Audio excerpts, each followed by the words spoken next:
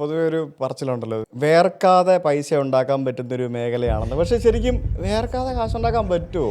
രാത്രിയും പകലും നിന്ന് കച്ചവടം ചെയ്യും, ടൈം നോക്കാണ്ട്. പണ്ടൊക്കെ ബ്രോക്കേഴ്സ് എന്ന് പറയുമ്പോഴത്തേക്കിന് ബ്രോക്കറോ എന്നൊക്കെ പറഞ്ഞ് കളിയാക്കുന്ന ഒരു കാലഘട്ടത്തിലല്ലേ നിങ്ങളൊക്കെ വളർന്നത്? സുജിത്തെ, എനിക്ക് അത് പറയുമ്പോൾ എനിക്ക് എൻ്റെ മനസ്സിൽ വേദന വരും, എൻ്റെ കണ്ണുനീര് വരും. സത്യം പറയുകയാണെങ്കിൽ ഞാൻ ബ്രോക്കർ എന്ന് പറഞ്ഞ് കളിയാക്കിയിട്ട് അതിലെനിക്ക് സങ്കടം വരുന്നുണ്ട്.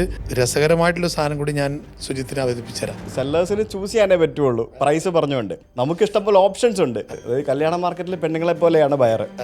ചെക്കന്മാർ തിരഞ്ഞെടുക്കാൻ ഇഷ്ടംപോലെ ഓപ്ഷൻസ് ഉണ്ട്. ചെക്കന്മാർക്ക് അങ്ങനല്ല, കുറച്ച് തിരിച്ചാ, കുറച്ച് കഷ്ടപ്പാടാണ്. പ്രത്യേകിച്ച് കൊച്ചി മാർക്കറ്റിലും ട്രിവാൻഡ്രം, കോഴിക്കോട്, കണ്ണൂർ, കോട്ടയം മാർക്കറ്റിലൊക്കെ ഒരു ബയർ ഇറങ്ങിക്കഴിഞ്ഞാൽ അപ്പോൾ റിയൽ എസ്റ്റേറ്റിന്റെ ആൾക്കാരുടെ ചവിട്ടിലെത്തും. ഇന്നാൾ ഇന്നത് നോക്കുന്നുണ്ട്. ആ ബയർ ഒന്ന് കിട്ടുക എന്ന് പറയുമ്പോഴാണ് നമ്മൾ നിങ്ങളത് കൊടുക്കണമെന്ന് സെല്ലർമാർ കൂടുക. ജെന്യൂനായിട്ട് റിയൽ എസ്റ്റേറ്റ് മേഖലയിൽ പ്രവർത്തിക്കുന്ന വാങ്ങുന്ന ആൾക്കാരോട് പറയാനുള്ളത്, റിയൽ എസ്റ്റേറ്റ് മേഖലയിൽ പ്രവർത്തിക്കുന്ന ബ്രോക്കർമാരും ഡീലർമാരും അതൊരു പ്രൊഫഷണലായിട്ട് രാവിലെ ഷർട്ടും കുപ്പായിട്ട് വീട്ടിൽ നിന്ന് ഇറങ്ങുമ്പോൾ കുട്ടികളെ നോക്കാൻ വേണ്ടിയിട്ട്, കുട്ടികൾക്ക് ഭക്ഷണം കൊടുക്കാൻ വേണ്ടിയിട്ട്, അരി വാങ്ങാൻ വേണ്ടി, ശമ്പളം കൊടുക്കാൻ വേണ്ടി ഒരു തൊഴിലാണ് ഈ real estate.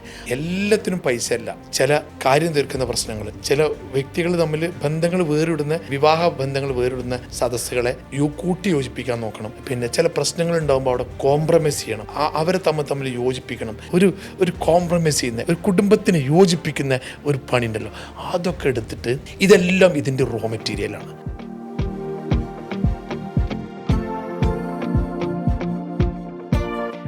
Welcome to the house of Bhakthan. Yes, അതാണ് ഞങ്ങളുടെ വീടിന്റെ പേര്, ഹൗസ് ഓഫ് ഭക്തൻ. ഈ വീടും സ്ഥലവും കൂടെ എത്ര രൂപ വകുപ്പുണ്ടാവും? കച്ചവടക്കാർ കാണുമ്പോഴേ വീട് അങ്ങനെയല്ലേ നോക്കുള്ളൂ, ലൊക്കേഷൻ അല്ലേ, എത്ര രൂപ വരും? ഞാനിത് വാങ്ങിച്ചാണ്, വാങ്ങിച്ചിട്ട് ഇപ്പോൾ ഒരു 7 മാസമായി. ഞാൻ വാങ്ങിച്ചത് റിനോവേറ്റ് ചെയ്ത് ഇവിടെ കാണുന്ന ഓരോ കല്ലുകൾ പോലും എന്റെയും ആർക്കിടെക്റ്റിന്റെയും ഭാവനയിലുണ്ടായ സാധനങ്ങൾ. ലോകത്തിലെ ഏറ്റവും ഒരു മനുഷ്യന് ജീവിക്കാൻ വേണ്ട സാധനം ഭക്ഷണമാണ്, അല്ല വെള്ളം. ഇതിന്റെ ഒരു ആവശ്യം ഇത് വരുമ്പോ തന്നെ കാണുന്നത് നല്ല കളർ, വളരെ നല്ല കളറായിട്ടുള്ള വെള്ളം, ഒരു ഐശ്വര്യമുള്ള വെള്ളം. Thank you, welcome.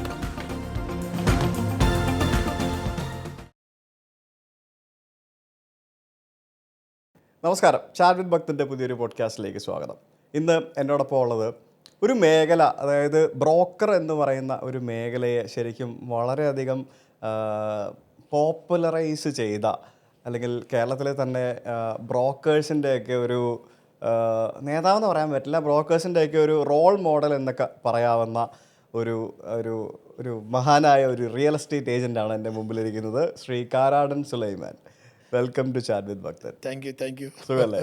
സുഖം. ആ പേര് ഞാൻ പണ്ട് പോലെ കേൾക്കുമ്പോഴേ നമ്മൾ കീരിക്കാടൻ ജോസ് എന്നൊക്കെ പറയുന്ന പോലത്തെ ഒരു ഫീലാ. കാര്യമുണ്ട്. സുജിത്തിനെ തന്നെ ഒരു 4-5 വർഷം മുമ്പ് എന്നെ കണ്ടു. അന്ന് തന്നെ സുജിത്തിൻ്റെ നമ്പറൊക്കെ ഞാൻ വാങ്ങി വെച്ചിരുന്നു. സുജിത്തിൻ്റെ ചില എല്ലാ പ്രോഗ്രാമുകളും ഞാൻ മിക്കതും കാണാറുണ്ട്. സത്യത്തിൽ അതൊക്കെ ഈ പുതിയ യങ്സ്റ്റേഴ്സിനൊക്കെ ഭയങ്കര ഒരു എനർജറ്റിക്, ഒരു ഭയങ്കര മോട്ടിവേഷനാണ്. എല്ലാവരും കുറേ ആൾക്കാർ അവതരിപ്പിക്കലുണ്ട്, പക്ഷേ സുജിത്തിൻ്റെത് വേറെ തന്നെ ഒരു ഡിഫറെൻറ്റ് സ്റ്റൈലാണ്. എന്തായാലും എനിക്ക് വലിയ സന്തോഷം സുജിത്തിൻ്റെ കൂടെ ഇങ്ങനെ ഒന്ന് ചാറ്റ് ചെയ്യാൻ കിട്ടിയൊരു അവസരം. Thank you very much. Thank you. ശരിക്കും ഞാനിപ്പം നമ്മൾ ഇരിക്കുന്ന വീട് വാങ്ങിച്ചിട്ട് ഇപ്പോൾ ഒരു 6-7 മാസം ആയതേ ഉള്ളൂ. ഞാനൊരു ബ്രോക്കറുടെ ഒരു സഹായത്തോടെയാണ് എനിക്ക് ഈ വീട് കിട്ടിയത്. സ്വാഭാവികമായിട്ട് എനിക്ക് നമ്മുടെ നാട്ടിൽ ഇപ്പോഴും ഒരു 90% കച്ചവടങ്ങൾ നടക്കുന്നത് ബ്രോക്കേഴ്സായിട്ടുള്ള ആളുകളുടെയൊക്കെ സഹായത്തോടു കൂടി തന്നെയാണ് അങ്ങോട്ടും ഇങ്ങോട്ടും നടക്കുന്നതെന്ന് തോന്നുന്നു. അപ്പോൾ ഞാൻ പുള്ളിക്ക് കുറച്ച് മുമ്പ് മെസ്സേജ്, ഇങ്ങനെ ഒരാൾ പോഡ്കാസ്റ്റിന് വരുന്നുണ്ട്. എന്നാലും പുള്ളിനോട് പറഞ്ഞു, പുള്ളി ഞങ്ങളുടെയൊക്കെ ഒരു റോൾ മോഡലാണ്, കേരളത്തിലെ തലവട്ടപ്പനാണെന്നൊക്കെ പറഞ്ഞ്, ലൈക്ക് എവ്രിബഡി റെസ്പെക്റ്റ് യു, അല്ലെങ്കിൽ എവ്രിബഡി പല ആൾക്കാരും ഈ ഒരു മേഖലയിലുള്ളവരും ഇല്ലാത്തവരുമൊക്കെ കാരാടൻ സുലൈമാൻ എന്ന് പറഞ്ഞൊരു വ്യക്തിയെ ഒരു റോൾ മോഡലായിട്ട് കാണുകയും, അല്ലെങ്കിൽ അതിൻ്റെ ഒരു കറക്റ്റ് വാക്ക് എനിക്ക് പറയാൻ പറ്റുന്നില്ല, ലൈക്ക് ഒരു ഗോഡ് ഫാദർ ആയിട്ടൊക്കെ വേണമെങ്കിൽ കാണുന്നു എന്ന് പറയാൻ പറ്റും. ശരിക്കും ഈ താങ്കളുടെ പ്രൊഫഷൻ എന്താണെന്ന് നമുക്കറിയാം.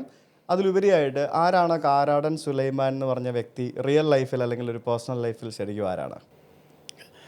സുജിത്ത്, നമ്മൾ റിയൽ എസ്റ്റേറ്റിൽ ഇങ്ങനെ ഇവരൊക്കെ പറയുന്ന മാതിരി നമ്മുടെ ഒരു ഹാർഡ് വർക്ക് ചെയ്യുക എന്നുള്ളതാണ്. വർക്ക് ചെയ്തുകൊണ്ട് മുന്നോട്ട് പോകുമ്പോൾ ഇവരൊക്കെ നമുക്ക് തരുന്നൊരു അംഗീകാരമാണ് എന്ന് ഞാൻ വിചാരിക്കുന്നത്. അല്ലാണ്ട് നമ്മൾ അംഗീകാരത്തിന് വേണ്ടിയിട്ടുള്ള ഒരു സംഭവം നമ്മൾ ചെയ്യുന്നില്ല. നമ്മൾ ഡേ ആൻഡ് നൈറ്റ് ബ്രോക്കറായിട്ടും ഡീലറായിട്ടും റിയൽ എസ്റ്റേറ്റ് മേഖലയിൽ ഏറ്റവും വലിയ സംഭവം സുജിത്തെ ഒരു കണക്ഷൻ ബിൽഡ് ചെയ്യുക എന്നുള്ളതാണ്. അത് ചെറുപ്പം മുതലേ കിട്ടുന്ന ചാൻസിലൊക്കെ ആരും ഒഴിവാക്കില്ല. അവരൊക്കെ കിട്ടിയിട്ട് നമ്മളെ ഫോണിൽ നമ്പർ എടുത്തിടും. അങ്ങനെ വർക്ക് ചെയ്യുന്ന ഒരു സ്വഭാവമാണ്. അതിൽ കിട്ടുന്ന ഒരു പേരായിരിക്കും ഇപ്പോൾ നിങ്ങൾ പറഞ്ഞ പിന്നെ ഒരു സംഭവം. അല്ലാണ്ട് ഞാൻ അതിനായിട്ടല്ല നടക്കുന്നത്. ഇപ്പോഴും ഇന്നും പിന്നെ ഒരു 3 ആൾക്കാരായിട്ട് സംസാരിച്ചിട്ടാണ് വരുന്നത്. ഇപ്പോൾ സുജിത്തിനടുത്തേക്ക് വരുന്നത്. ശരിക്കും ഈ കാരാടൻ എന്നുള്ളത് വീട്ടുപേരാണോ? കാരാടൻ നിന്നുള്ള വീട്ടുപേരാ. അതിൽ ഒരു രസകരമായിട്ടുള്ള സംഭവം, ഞാൻ 2000 ഒരു ഓഫീസ് മാവൂർ റൂട്ടിലിടുമ്പോൾ എൻ്റെ കൂടെ 2-3 പയ്യന്മാരുണ്ടായിരുന്നു. അപ്പോൾ രാമു എന്ന് പറഞ്ഞ എൻ്റെ അടുത്തൊരു ചാർട്ടർ അക്കൗണ്ടൻറ്റും കമ്പനി സെക്രട്ടറിയൊക്കെ ആയിട്ടുള്ള ഒരാൾക്കാരുണ്ട്. പിന്നെ അതുപോലെ തന്നെ 2-3 ആൾക്കാരുണ്ടായിരുന്നു. അവരിങ്ങനെ കുറേ പേരുകൾ കൊടുന്നപ്പോൾ ഒരു 10-15 പേര് കൊടുത്തു, ഇംഗ്ലീഷിലുള്ള പേരുകൾ. 2000 സെപ്റ്റംബറാണ്. ഞാൻ പെട്ടെന്ന് എന്ത് ചെയ്തു വെച്ചാൽ ഇതെല്ലാം അങ്ങ് ചീന്തി കളഞ്ഞിട്ട്,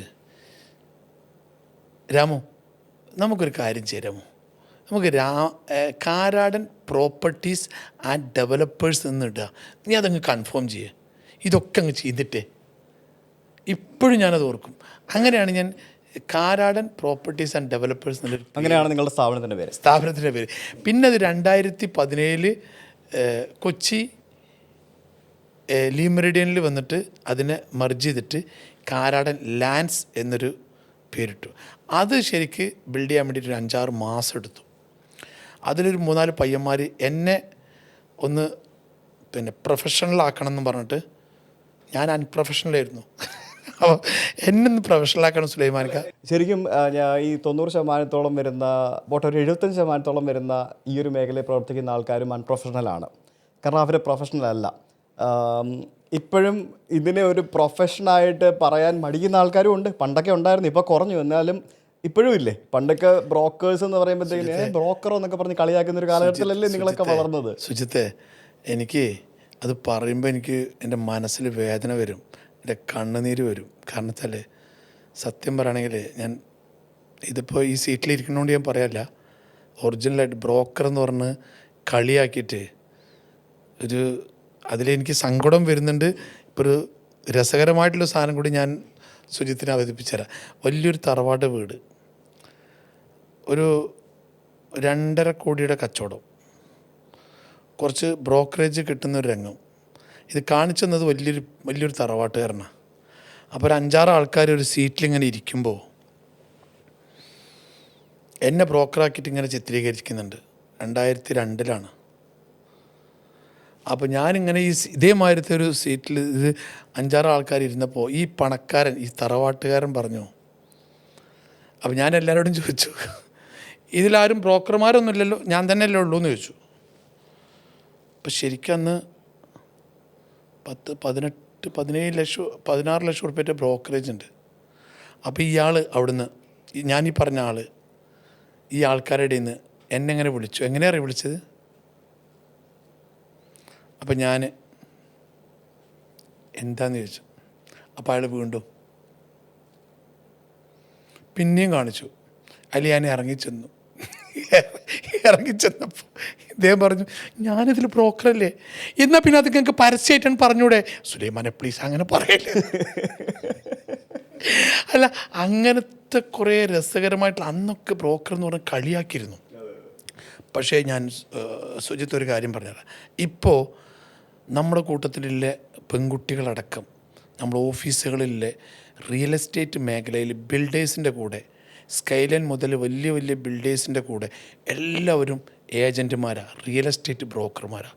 അവരൊക്കെ പറയുമ്പോണ്ടല്ലോ ഇപ്പോൾ ഒരു അന്തസ്സാണ്. എന്ത്, ഞാൻ റിയൽ എസ്റ്റേറ്റിലെ ഒരു ഏജൻ്റാണ്, ഒരു മീഡിയേറ്ററാണ്, ഒരു ബ്രോക്കറാന്ന് പറയുമ്പോൾ അതിൻ്റെ അടിസ്ഥാനത്തിലാണ് ഇന്ന് ആ ഒരു പ്രൊഫഷണലാക്കാൻ വേണ്ടിയിട്ട്, ഞാനത് പറയട്ടെ നിങ്ങളോട്, ഒരു ബ്രോക്കർ അക്കാഡമി TBA എന്ന് പറഞ്ഞിട്ട് ഒരു സംഭവം ഇപ്പോൾ തുടങ്ങിയിട്ടുണ്ട്.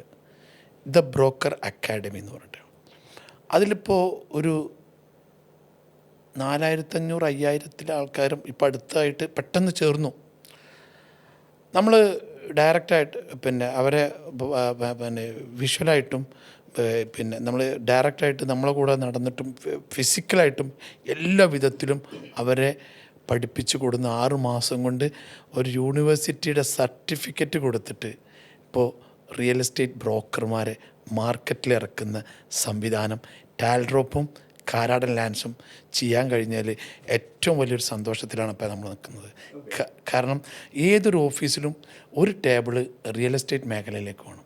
അല്ലെങ്കിൽ ഒരു ബിൽഡേഴ്സിന് ഇപ്പോൾ ശോഭ പോലത്തെ വലിയ വലിയ ഡമാക്ക് പോലത്തെ ബിൽഡേഴ്സിനും എല്ലാവർക്കും ആവശ്യം റിയൽ എസ്റ്റേറ്റ് പഠിച്ച ഒരു കുട്ടികളാണ്. മറ്റത് MBA BBA അല്ലേ പഠിക്കുന്നുള്ളൂ. അപ്പോൾ ഈ ഒരു മേഖല പഠിക്കാൻ ആദ്യമായിട്ടാണ് എൻ്റെ അറിവിൽ റിയൽ എസ്റ്റേറ്റിൽ ഒരു ബ്രോക്കർ അക്കാഡമി എന്ന് പറഞ്ഞാൽ ആദ്യമായിട്ട് തുടങ്ങാൻ കഴിഞ്ഞാൽ ഞാനും ടാൽഡ്രോപ്പിൻ്റെ കൂടെ ചെയ്തതിൽ വലിയ സന്തോഷത്തിലാണ് ഞാൻ. It's an very interesting topic. Real estate broker ആകാൻ വേണ്ടി ഒരു പുതിയ കോഴ്സ് അവതരിപ്പിക്കുന്നു. 6 മാസത്തെ കോഴ്സ്. ശരിക്കും അത് ഭയങ്കര ഇൻട്രസ്റ്റിംഗ് ആണ്. എന്താണ് ശരിക്കും അത് ലൈക്ക് ഇതൊരു ഒരു ഒരു സ്ഥാപനത്തിൽ പോയി പഠിക്കുന്ന ഒരു കോഴ്സാണോ? എങ്ങനെയാണിത്? എവിടെയാണിത്? എങ്ങനെയാണ് അതിൻ്റെ പരിപാടി? നമ്മൾ പിന്നെ അതിൽ കയറി കഴിഞ്ഞാൽ ഓരോരുത്തരുടെ റിയൽ എസ്റ്റേറ്റ് മേഖലയിൽ വേൾഡിലുള്ള എല്ലാവരുടെയും ടോക്കുകൾ കേൾക്കാൻ പറ്റും. നമ്മൾ ഫിസിക്കലായിട്ട് നമ്മളെ കൂടെ കുറച്ച് കാലം നടന്ന് അവർക്ക് പ്രാക്ടിക്കൽ, അതായത് ഒരു ഓഫീസിൽ ചെന്നിട്ട് അല്ലെങ്കിൽ ഒരു ബിൽഡറെ ചെന്നിട്ട് ഒരു റിയൽ എസ്റ്റേറ്റ് ഇപ്പോൾ സുജിത്തിനിപ്പോൾ ഒരു ബിൽഡിംഗ് വേണം കൊച്ചിയിൽ, പിന്നെ കോഴിക്കോട്, ട്രിവാൻഡ്രത്ത് വേണം. അത് എങ്ങനെ ഒരു ബയറെ കിട്ടും നമുക്ക് എന്നുള്ളത് പഠിപ്പിക്കും. അതെങ്ങനെ ക്ലോസ് ചെയ്യാൻ പറ്റും, സെല്ലർ എന്താണ് പറയുന്നത്, സെല്ലറുടെ ബ്രോക്കറേജ് എങ്ങനെയാണ്, അവരോട് എങ്ങനെയാണ് പെരുമാറേണ്ടത്, അവരോട് എങ്ങനെയാണ് സംസാരിക്കേണ്ടത്. അതായത് ഒരു റിയൽ എസ്റ്റേറ്റ് മേഖലയിൽ ഒരാൾക്ക് വേണ്ട സ്വഭാവം മുതൽ എല്ലാ സംഭവം. നമ്മൾ ചില സ്ഥലത്തേക്ക് നമ്മൾ കാറെടുത്ത് പോകണം, ചില സ്ഥലത്തേക്ക് നമ്മൾ സൈക്കിൾ എടുത്ത് പോകണം, ചില സ്ഥലത്ത് നടന്നു പോകണം, ചില സ്ഥലത്ത് പറയേണ്ട രീതി, പൊങ്ങച്ചം പറയരുത്, അങ്ങനത്തെ വേണ്ട എല്ലാ ട്രിക്കുകളും മനസ്സിലായില്ലേ ബ്രോക്കർ അക്കാഡമിയിൽ വന്നാൽ പഠിക്കാൻ പറ്റും. ഈ നമ്മൾ ചെന്നിട്ട് ചില ബള എന്ന് പറയുമ്പോൾ എന്നാൽ വേണ്ടെന്ന് പറയും ചില ആൾക്കാർ. എങ്ങനെ ഒരു വലിയ ഒരു പണക്കാരനായ ആളത്ത് നിൽക്കണം, ഒരു ബയ്യറത്ത് എങ്ങനെ നിൽക്കണം, അല്ലെങ്കിൽ യൂസഫ് അലിഖാനോട് എങ്ങനെ സംസാരിക്കണം, രവി പിള്ള സാറിനോട് എങ്ങനെ സംസാരിക്കണം, ആസാദ് മൂപ്പനായിട്ട് എങ്ങനെ സംസാരിക്കണം. ഒരു സാധാരണ ഒരു ഡ്രസ്സൊന്നും ഇടാതെ കോടീശ്വരന്മാർ വരും, ഒരു നാടൻ കുപ്പായം തുണിയൊക്കെ, അവരോട് എങ്ങനെ പെരുമാറണം, അവരെ ഒഴിവാക്കണോ വേണ്ടേ, അവർ ജനുവൻ ബയറാണോ, എങ്ങനെ മനസ്സിലാക്കാൻ കഴിയും. ഇങ്ങനെ വേണ്ട ആ മേഖലയിൽ വേണ്ട ഒരാളോട് എങ്ങനെ പെരുമാറണം തൊട്ടിട്ട് എങ്ങനെ ഭക്ഷണം കഴിക്കണം, അവർക്ക് എന്ത് വാങ്ങിക്കൊടുക്കണം, പോക്കറ്റിൽ നമ്മൾ കൈയിടണോ അവരിടണോ, അവരെത്ര സമയത്ത് വിളിക്കണം, അവരുടെ സ്വഭാവം എങ്ങനെ നോക്കിയിട്ട് നിങ്ങളോട് സംസാരിക്കുന്ന രീതി, സമയം എല്ലാം നമ്മളതിൽ പഠിപ്പിക്കുന്നുണ്ട്. നമ്മളൊരാളെ അപ്രോച്ച് ചെയ്യുന്ന ഒരു രീതി വ്യത്യാസമാണ്, നമുക്കറിയാം. ഓരോ ആൾക്കാരെ പല രീതിയിൽ അപ്രോച്ച് ചെയ്യും. ഏത് സമയത്ത് വിളിക്കണം എന്നുള്ളൊരു പോയിന്റ് ഇപ്പോൾ പറഞ്ഞു. അങ്ങനെ ഫോൺ വിളിച്ച് സംസാരിക്കുന്നതിനും ഒരു ലോജിക് ഉണ്ടോ? സുജിത്തെ സത്യം ഉണ്ടല്ലേ? സുജിത്തെ കേട്ടോ, നിങ്ങൾക്കും പറഞ്ഞപ്പോൾ അത് കാര്യം. കാരണം നിങ്ങൾ എന്നെ പരിചയപ്പെടുന്നെന്ന് വെറുതെ ഒരു കാര്യം ചോദിച്ചു വെക്കുക, എപ്പോഴാണ് കിടക്കാറ്, രാവിലെ എണീക്കില്ലേ, അപ്പോൾ അത് മനസ്സിലായി. ഏത് ഈ ഇപ്പോൾ നമ്മളതിൽ നിസ്കരിക്കുന്ന ആൾക്കാരൊക്കെ 5 മണിക്ക് എണീക്കും. 5:30 മണി നിസ്കരിച്ച് കഴിഞ്ഞാൽ അവരോട് സംസാരിക്കാൻ നല്ല ഒരു എനർജി ആയിരിക്കും. ചില ആൾക്കാർ 9:00 വിളിക്കുമ്പോൾ എണീറ്റിട്ടേ ഉണ്ടാവുള്ളൂ. ഉച്ചയ്ക്ക് എണീക്കുന്ന ആൾക്കാരുണ്ട്. അപ്പോൾ അവരോട് ആ സമയത്തൊക്കെ പിന്നെ അവർക്ക് ചിലത് ഒരു മൂഡെന്ന് പറയും. അത് നമ്മൾ സംസാരിക്കുമ്പോൾ ഒരു ഫീലിംഗ് ഉണ്ടാകുന്ന സമയത്ത് നമ്മളെ ഫോൺ ചെല്ലുക, അല്ലെങ്കിൽ എപ്പോൾ സംസാരിക്കാൻ പറ്റുമോ എന്നൊക്കെ ചോദിക്കുക. അപ്പോൾ നല്ലൊരു സ്ഥലത്ത് ഒരു അറ്റ്മോസ്ഫിയറും, അതായത് നമ്മളിപ്പോൾ ഒരു കോഫി ഷോപ്പ് അല്ലെങ്കിൽ അവരുടെ വീടിൻ്റെ ഒരു മരം അങ്ങനെയൊക്കെ ചെന്നിരിക്കുമ്പോൾ സംസാരിക്കുമ്പോൾ അവർക്കും ഒരു ഞാനൊരു കച്ചവടത്തിനേ സുഹൃത്തിന് കേൾക്കണോ, ഒരാളടുത്ത് കച്ചവടത്തിന് പോയി, രാത്രി പോയിട്ട് 4 ബ്രോക്കർമാർ ഫെയിലായിട്ട് പോന്നു. ഞാനൊന്ന് ഓപ്പറേറ്റ് മാവൂർ റൂട്ടിലാണ് കോഴിക്കോട്. അപ്പോൾ ഞാനൊന്ന് പോയിട്ട് ഓപ്പറേറ്റ് ചെയ്ത് നോക്കട്ടായിരുന്നു. അപ്പോൾ ഡോക്ടർ സുലൈമാൻ റിയൽ എസ്റ്റേറ്റിൻ്റെ ഒരു ബ്രോക്കർ, ഒരു ഡീലർ, എൻ്റെ കൂടെ അനീഫാജി എന്ന് പറഞ്ഞ ഒരാളുണ്ടായിരുന്നു. ഞങ്ങൾ രാവിലെ വീട്ടിൽ പോയി, അതിരാവിലെ. അപ്പോൾ ഞാൻ ഇങ്ങനെ ചെന്ന് വീടൊക്കെ നോക്കി, ബെല്ലടിച്ച്, ഇത് വലിയ വീടാണല്ലോ, ഉഷാറായി. അയാൾ കയറ്റിയിരുത്തി. എവിടുന്നാ? എൻ്റെ പേര് സുലൈമാൻ, കോഴിക്കോടുന്നാ. ഇന്നലെ രാത്രി ഒരു 4 ആൾക്കാർ വന്നിരുന്നു, ആ ബിൽഡിങ് നമ്മളതാണ്, നിങ്ങൾ നല്ലൊരു വിലയും പറഞ്ഞു എന്ന് പറഞ്ഞു. അപ്പം എന്തോ ഓരോ മേലെ എന്തോ ഒരു ചെറിയ പ്രശ്നമായിട്ട് നിങ്ങൾ പിരിഞ്ഞു എന്ന് പറഞ്ഞു. ഞാനൊന്ന് സംസാരിക്കാൻ വേണ്ടി വന്നതാ. ഞാൻ അയാളെങ്ങനെ മനസ്സിലാക്കി, അയാളുടെ മൂഡ് എങ്ങനെയാണെന്ന്, അയാളെങ്ങനെയാണ് അപ്പോൾ അയാളുടെ വീട്ടിൽ കല്യാണമൊക്കെ നടക്കുന്ന ഒരു തിരക്കിലാണ്, പെയിൻറ്റിങ്ങൊക്കെ നടക്കുന്ന ഒരു തിരക്കിലാണ്. ഞാനും അനീഫാജിയും ഇരുന്നു, സംസാരിച്ചു. ഒരു അരമണിക്കൂർ കൊണ്ട് ഞാൻ അയാളെ പറഞ്ഞ് ധരിപ്പിച്ച് ആ കച്ചവടം ക്ലോസ് ചെയ്തു. അയാളുടെ വീട്ടിൽ നിന്ന് ഒരു 10 lakhs അഡ്വാൻസ് തന്നു. അതൊരു നമ്മളയാളെ പ്രയാസപ്പെടുത്തുക അല്ലെങ്കിൽ നമ്മളയാളെ അധികം സൂചിപ്പിക്കുക ഒന്നുമില്ല. എന്താണോ ആ സാഹചര്യം, ആ സാഹചര്യത്തിന് അനുസരിച്ചുള്ളൊരു ടോപ്പിക്ക്, അയാൾക്ക് വേണ്ട ഒരു ടോപ്പിക്ക് നമ്മളവിടെ അവതരിപ്പിച്ചു. ഇതാണ് ഒരു റിയൽ എസ്റ്റേറ്റിലെ ഒരാൾക്ക് വേണ്ട ഒരു ദേഷ്യം കുറക്കണം, നല്ല മര്യാദ വേണം, പിന്നെ നമ്മൾ പെരുമാറുമ്പോൾ എപ്പോഴും ചിരിക്കണം. സുജിത്ത്, നമ്മൾ ഒരു ഗൗരവത്തിലൊന്നും ഇതൊക്കെ ഒരു ഇൻവെസ്റ്റ്മെൻ്റ് അല്ലല്ലോ. ഇൻവെസ്റ്റ്മെൻറ്റ് നമ്മുടെ ബോഡിയിൽ നിന്ന് ബിൽഡ് ചെയ്യുന്ന സാധനമാണ് റിയൽ എസ്റ്റേറ്റിലെ ഇൻവെസ്റ്റ്മെൻറ്റ്. പിന്നെ കണക്ഷനും. സുജിത്തിനോട് ഇപ്പോൾ ഞാൻ ചിരിച്ചിട്ടില്ല, ഞാൻ ചിരിക്കുന്നേ അല്ല. എന്തായിരിക്കും സ്ഥിതി? എനിക്ക് ബോറടിക്കും. അപ്പോൾ അങ്ങനത്തെ കുറേ കാര്യങ്ങൾ ഇതിൽ മനസ്സിലാക്കുന്നത്. അതാണ് നമ്മുടെ ഈ ബ്രോക്കർ അക്കാഡമിയിൽ ഞങ്ങൾ പഠിപ്പിച്ചുകൊണ്ടിരിക്കുന്നത്. കാരണം അതിലെന്ന് പറഞ്ഞാൽ ഒരാൾ ബ്രോക്കർ അക്കാഡമിയിൽ നിന്ന് TBA നിന്ന് ഒരാൾ പുറത്തിറങ്ങി വരുമ്പോൾ ധൈര്യമായിട്ട് ഏത് കമ്പനിക്കും അവരെ അപ്പോയിൻമെൻറ്റ് കൊടുക്കുക. അവരെ ഒരു സാലറിക്കായിട്ട് ഒരു റിയൽ എസ്റ്റേറ്റ് മേഖല ഒരാൾ ആ ഓഫീസിലുണ്ടെങ്കിൽ TBA സർട്ടിഫിക്കറ്റ് ഉണ്ടെങ്കിൽ അത് അപ്രൂവലായിരിക്കും. ഞാൻ ഇനി ചോദിക്കാം, അതായത് ഈ ഒരു ബ്രോക്കർ എന്ന് പറയുമ്പോഴത്തേക്കിനും കൂടുതലും ആളുകൾ സ്വന്തമായിട്ട് ചെയ്യുന്ന പരിപാടികളായിരിക്കുമല്ലോ. നമ്മുടെ നാട്ടിൽ അങ്ങനെയാണല്ലോ. ഇപ്പോൾ ഏതൊരു വ്യക്തിയും ഒരു ബ്രോക്കറാണെന്ന് വേണേൽ പറയാം, ഏതെങ്കിലും തരത്തിൽ, ഇല്ലേ? ഇപ്പോൾ പ്രത്യേകിച്ച് റിട്ടയർഡായിട്ടുള്ള ആൾക്കാർ ധാരാളമായിട്ട് ഈ ഒരു പരിപാടി, കല്യാണ ബ്രോക്കറും ഉണ്ട്, ഇതും ഉണ്ട്. കല്യാണ ബ്രോക്കർ ഇപ്പോഴും ഉണ്ട് കേട്ടോ, ഇപ്പോഴും ഉണ്ട്. എനിക്കിപ്പോഴും ഓർമ്മയുണ്ട്, എൻ്റെ ശ്വേതയുടെയൊക്കെ കല്യാണ ആലോചനയൊക്കെ ഇങ്ങനെ ബന്ധുക്കൾ വഴി വന്ന കണക്ഷൻസാണ്. അതൊരു ടൈപ്പ് ഓഫ് ബ്രോക്കർ പരിപാടിയാണ്. അപ്പോൾ പൈസ ഇൻവോൾവ്മെൻ്റ് ഇല്ല എന്നുള്ളതേ ഉള്ളൂ. പിന്നെ സ്ഥലക്കച്ചവടം ചെയ്യുന്ന ആൾക്കാർ എനിക്കറിയാം, അങ്ങനെ പലതരത്തിലുള്ള ആൾക്കാരുണ്ട്. അപ്പോൾ ബ്രോക്കർ അക്കാഡമിയിൽ നിന്നും ഒരാൾ പഠിച്ചിട്ട് എന്തെങ്കിലും ഒരു ജോലി എന്നുള്ള രീതിയിലേക്കൊക്കെ പോകാൻ പറ്റുമോ? ലൈക്ക് അങ്ങനെ അത് സ്വന്തമായിട്ടൊരു ബിസിനസ് ചെയ്യാനുള്ള എല്ലാവരും നോക്കുകയുള്ളൂ. തീർച്ചയായിട്ടും ജോലിക്ക് ഇപ്പോൾ പല സ്ഥലത്തുനിന്നും റിയൽ എസ്റ്റേറ്റ് മേഖലയിൽ ഇപ്പോൾ നമ്മളെ ബിൽഡേഴ്സിന് ഏറ്റവും കൂടുതൽ സെയിൽ നടത്താൻ വേണ്ടിയിട്ട് റിയൽ എസ്റ്റേറ്റ് എക്സ്പീരിയൻസിലെ ആൾക്കാരെ വേണം. ഓക്കെ. അതായത് അപ്പോൾ സാധാരണ MBA മാർക്കറ്റിംഗ് ഒന്നും പോരാ, അതിന് പുറത്ത് ഒരു ആഡ് ഓൺ ആണ്. മാർക്കറ്റിംഗ് ആയാലും ഇതിൻ്റെ ഞാൻ പറഞ്ഞല്ലോ കുറച്ച് ക്ലോസ് ചെയ്യാന്ന് പറയുന്നൊരു കഴിവ്. ക്ലോസ് ചെയ്യാന്ന് പറയുന്നത് ഭയങ്കര കഴിവാണ് സുജിത്ത്. ചെറുതല്ല, വലിയ ഒരു ക്ലോസിങ് കപ്പാസിറ്റി എന്ന് പറഞ്ഞാൽ വലിയൊരു കഴിവാണ്. അതായത് ഇപ്പോൾ എൻ്റെ ദുബായ് ഓഫീസിൽ നിക്കോൺ എന്ന് പറഞ്ഞ ഞങ്ങളൊരു മാനേജറുണ്ട്. അവനൊരു ദിവസം ഒരു പരിപാടി വെച്ചിട്ട് ക്ലോസ് ചെയ്യായിട്ട് അവൻ്റെ ഒരു സ്ഥലം, ഞങ്ങളെ സ്റ്റാഫൊക്കെ പാടെ കൂടി നിക്കോണൊക്കെ പാടെ കൂടി കരയുന്നുണ്ട്. ഞാനിത് കണ്ടു. Closing time 8 o'clock evening. എന്താ നിക്കോണേ? അല്ല സുലൈമാൻ സാറേ, നീ ക്ലോസിങ്ങിലായിട്ട് നിങ്ങളൊക്കെ എന്തിനാണ് ഇങ്ങനെ കരയണത്? ഒരു വിഷമം കാണാം നീ. ഒരു വിഷമം എന്ന് പറഞ്ഞാൽ അത്രത്തോളം വിഷമം.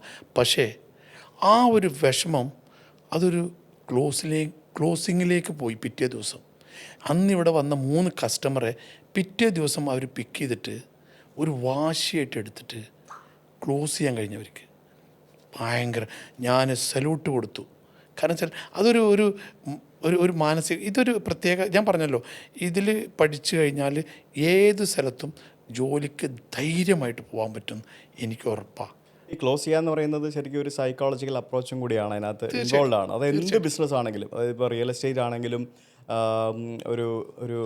ഒരു വണ്ടി എടുക്കാൻ വേണ്ടി ഡബിൾ മൈൻഡഡ് ആയിട്ട് വരുന്ന ഒരാളെ ആ വണ്ടി തന്നെ എടുപ്പിക്കാനുള്ള ഒരു ട്രിക്ക്, അത് ക്ലോസിംഗ് ആണ്. പിന്നെ അഡ്മിഷൻ എടുക്കാൻ പോകുന്ന കുട്ടികളെ ക്ലോസ് ചെയ്യുന്ന ഏജന്റുമാർ, അപ്പോൾ ഏത് മേഖലകളിലും ഈ ക്ലോസിംഗ് എന്ന് പറയുന്നത് ഒരു ഇൻട്രസ്റ്റിംഗ് സംഭവമാണ്. പിന്നെ സുജിത്ത് പറഞ്ഞൊരു സംഭവം ഞാൻ റിപ്പീറ്റ് ചെയ്യാം. നമ്മുടെ നാട്ടിൽ ഈ കല്യാണ ബ്രോക്കർ എന്ന് പറയുന്ന ഒരു സംഭവം ഉണ്ടായിരുന്നു. ഇപ്പോൾ ഒരു കുടയും പിടിച്ചിട്ട് നടന്നിരുന്ന ഒരാൾക്കാരായിരുന്നു. ശരിക്കും അവർക്ക് സല്യൂട്ട് കൊടുക്കണം സുജിത്തെ.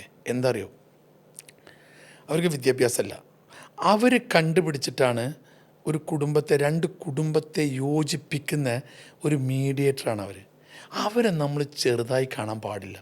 കാരണം എന്താ പറയുക, സമൂഹത്തിൽ അല്ലെങ്കിൽ നമ്മുടെ വീട്ടിലൊക്കെ ആദ്യകാലത്ത് അവർക്ക് ഇരിക്കാൻ നിങ്ങൾ അവിടെ നിൽക്കുക, പുറത്ത് നിൽക്കുക, പിന്നീടാണ് അവരകത്ത് കയറിയിരിക്കുന്നത്. ഇപ്പോൾ അവരെ നല്ലോണം റെസ്പെക്റ്റ് ചെയ്യുന്നുണ്ട്.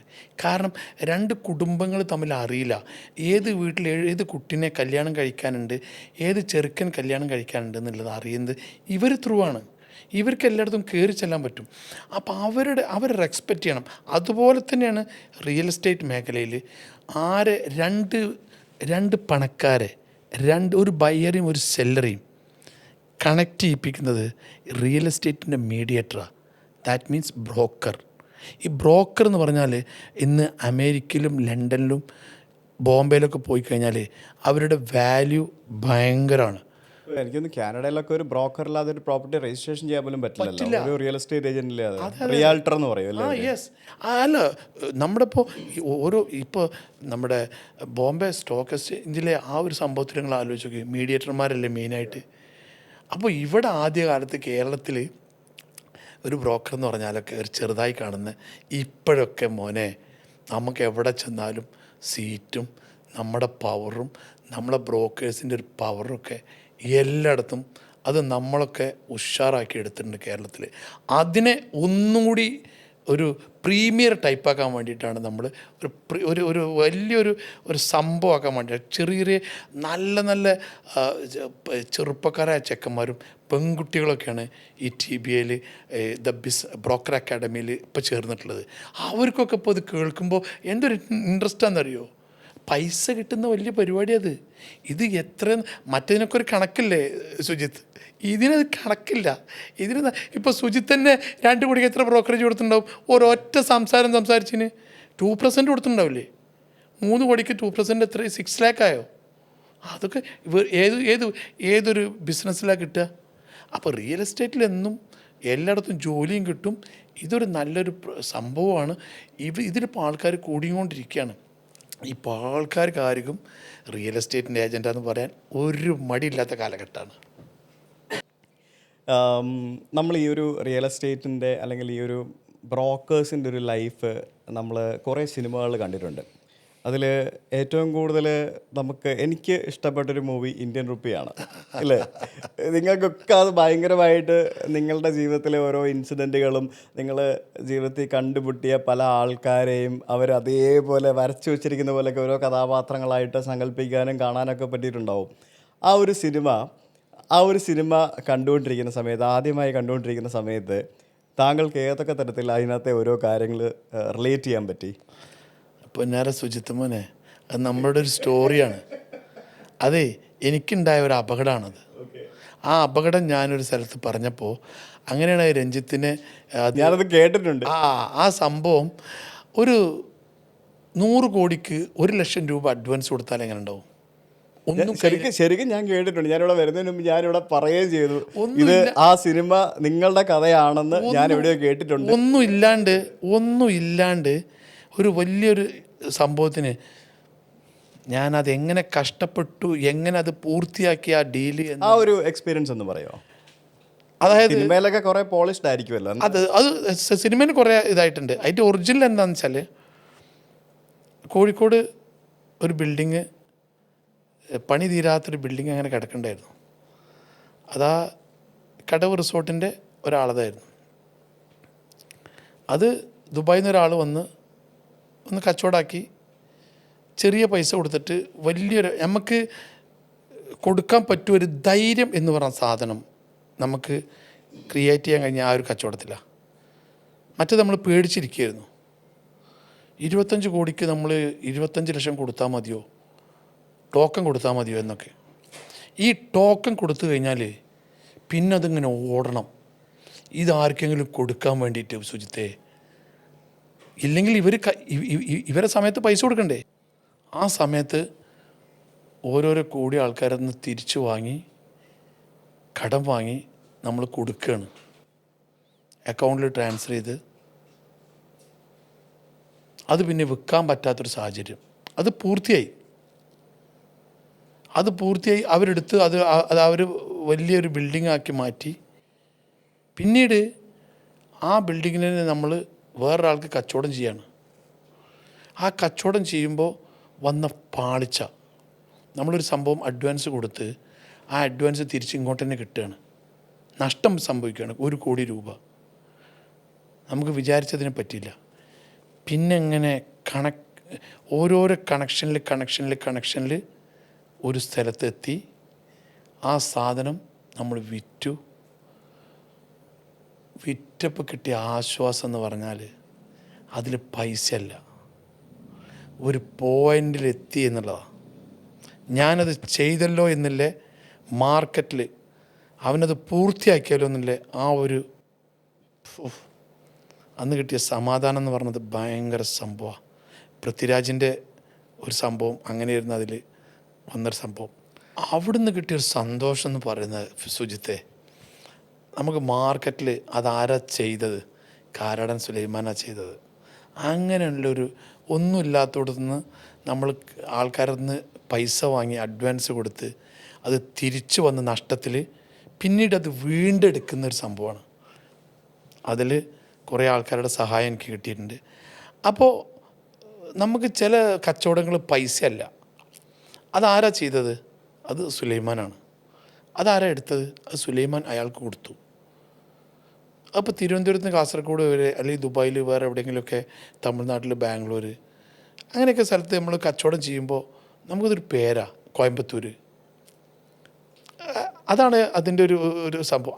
അതിൽ നിന്ന് ഉത്ഭവിച്ചതാണ് ആ ഒരു സിനിമ എന്നാണ് എനിക്ക് തോന്നുന്നത്. ഇൻട്രസ്റ്റിംഗ്. എനിക്ക് തോന്നുന്നു ധാരാളം സിനിമകൾ ചെയ്യാൻ പറ്റുന്ന കഥകൾ താങ്കളുടെ ജീവിതത്തിൽ നടന്നിട്ടുണ്ടാവും എന്നെനിക്ക് ഉറപ്പാണ്. നമ്മുടെ ജീവിതത്തിൽ നടക്കുന്ന പല പോസിറ്റീവ് കാര്യങ്ങളും നല്ല കാര്യങ്ങളും നമ്മൾ പെട്ടെന്ന് മറന്നു പോകും. പക്ഷേ നമ്മുടെ ജീവിതത്തിൽ നടന്ന ഒരു ദുരന്തം അല്ലെങ്കിൽ നമ്മൾ ചെയ്ത സ്ട്രഗിൾ നമ്മളങ്ങനെ പെട്ടെന്ന് മറന്നു പോവില്ല. നമ്മളത് ശരിക്കും എപ്പോഴും ഓർത്തിരിക്കും. അങ്ങനെ എന്തെങ്കിലും തരത്തിലുള്ള, ഈ പറഞ്ഞതല്ലാതെ എന്തെങ്കിലും തരത്തിലുള്ള ഒരു റോങ് ഡെസിഷനോ അല്ലെങ്കിൽ ഒരു ഞാനത് ചെയ്യാൻ പാടില്ലായിരുന്നു അല്ലെങ്കിൽ ഞാനത് ചെയ്തത് തെറ്റായിപ്പോയി എന്ന് റിയലൈസ് ചെയ്തൊരു ഇൻസിഡൻറ്റ് വേറെ എന്താണ് ഉണ്ടായിട്ടുള്ളത്? സുജിത്തെ, ഈ നിപ്പ, കൊറോണ, വെള്ളപ്പൊക്കം, അത് മൂന്നും 17, 18 മുതൽ 19, 20, 21 കാലഘട്ടങ്ങളിൽ ഇതെല്ലാം വന്നപ്പോൾ ബാക്ക് ടു ബാക്ക് ആയിരുന്നു. ഈ കൊറോണ വന്നപ്പോൾ പുതിയ കുട്ടികളോട് ഒന്ന് സുജിത്ത് പറഞ്ഞ്, ഇവിടെ ഒരു വാഹനം ഓടിയിട്ടില്ലായിരുന്നു, പുറത്തേക്ക് ഇറങ്ങാൻ പാടില്ലായിരുന്നു, അങ്ങനെ ഒരു കാലഘട്ടം ഇവിടെ ഉണ്ടായിരുന്നു എന്ന് പറഞ്ഞാൽ വിശ്വസിക്കുമോ? ഇല്ല. ആ സമയത്ത് കുറേ പ്രോപ്പർട്ടികൾക്ക് നമ്മൾ, ഊട്ടി മുതൽ കുറേ പ്രോപ്പർട്ടികൾക്ക് നമ്മൾ അഡ്വാൻസ് കൊടുത്തിരുന്നു. ഇത് പൂർത്തീകരിക്കാൻ പറ്റാത്ത ഒരവസരം.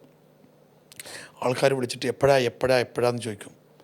ഒന്നും വിൽക്കുന്നില്ല, ഒന്നും പോകുന്നില്ല, ഫ്ലൈറ്റ് കയറാൻ പറ്റില്ല, ഒരു ഇഞ്ചക്ഷൻ ചെയ്യാണ്ട് ഫ്ലൈറ്റിൽ അങ്ങോട്ടും ഇങ്ങോട്ടും കയറാൻ പറ്റാത്തൊരു കാലഘട്ടം.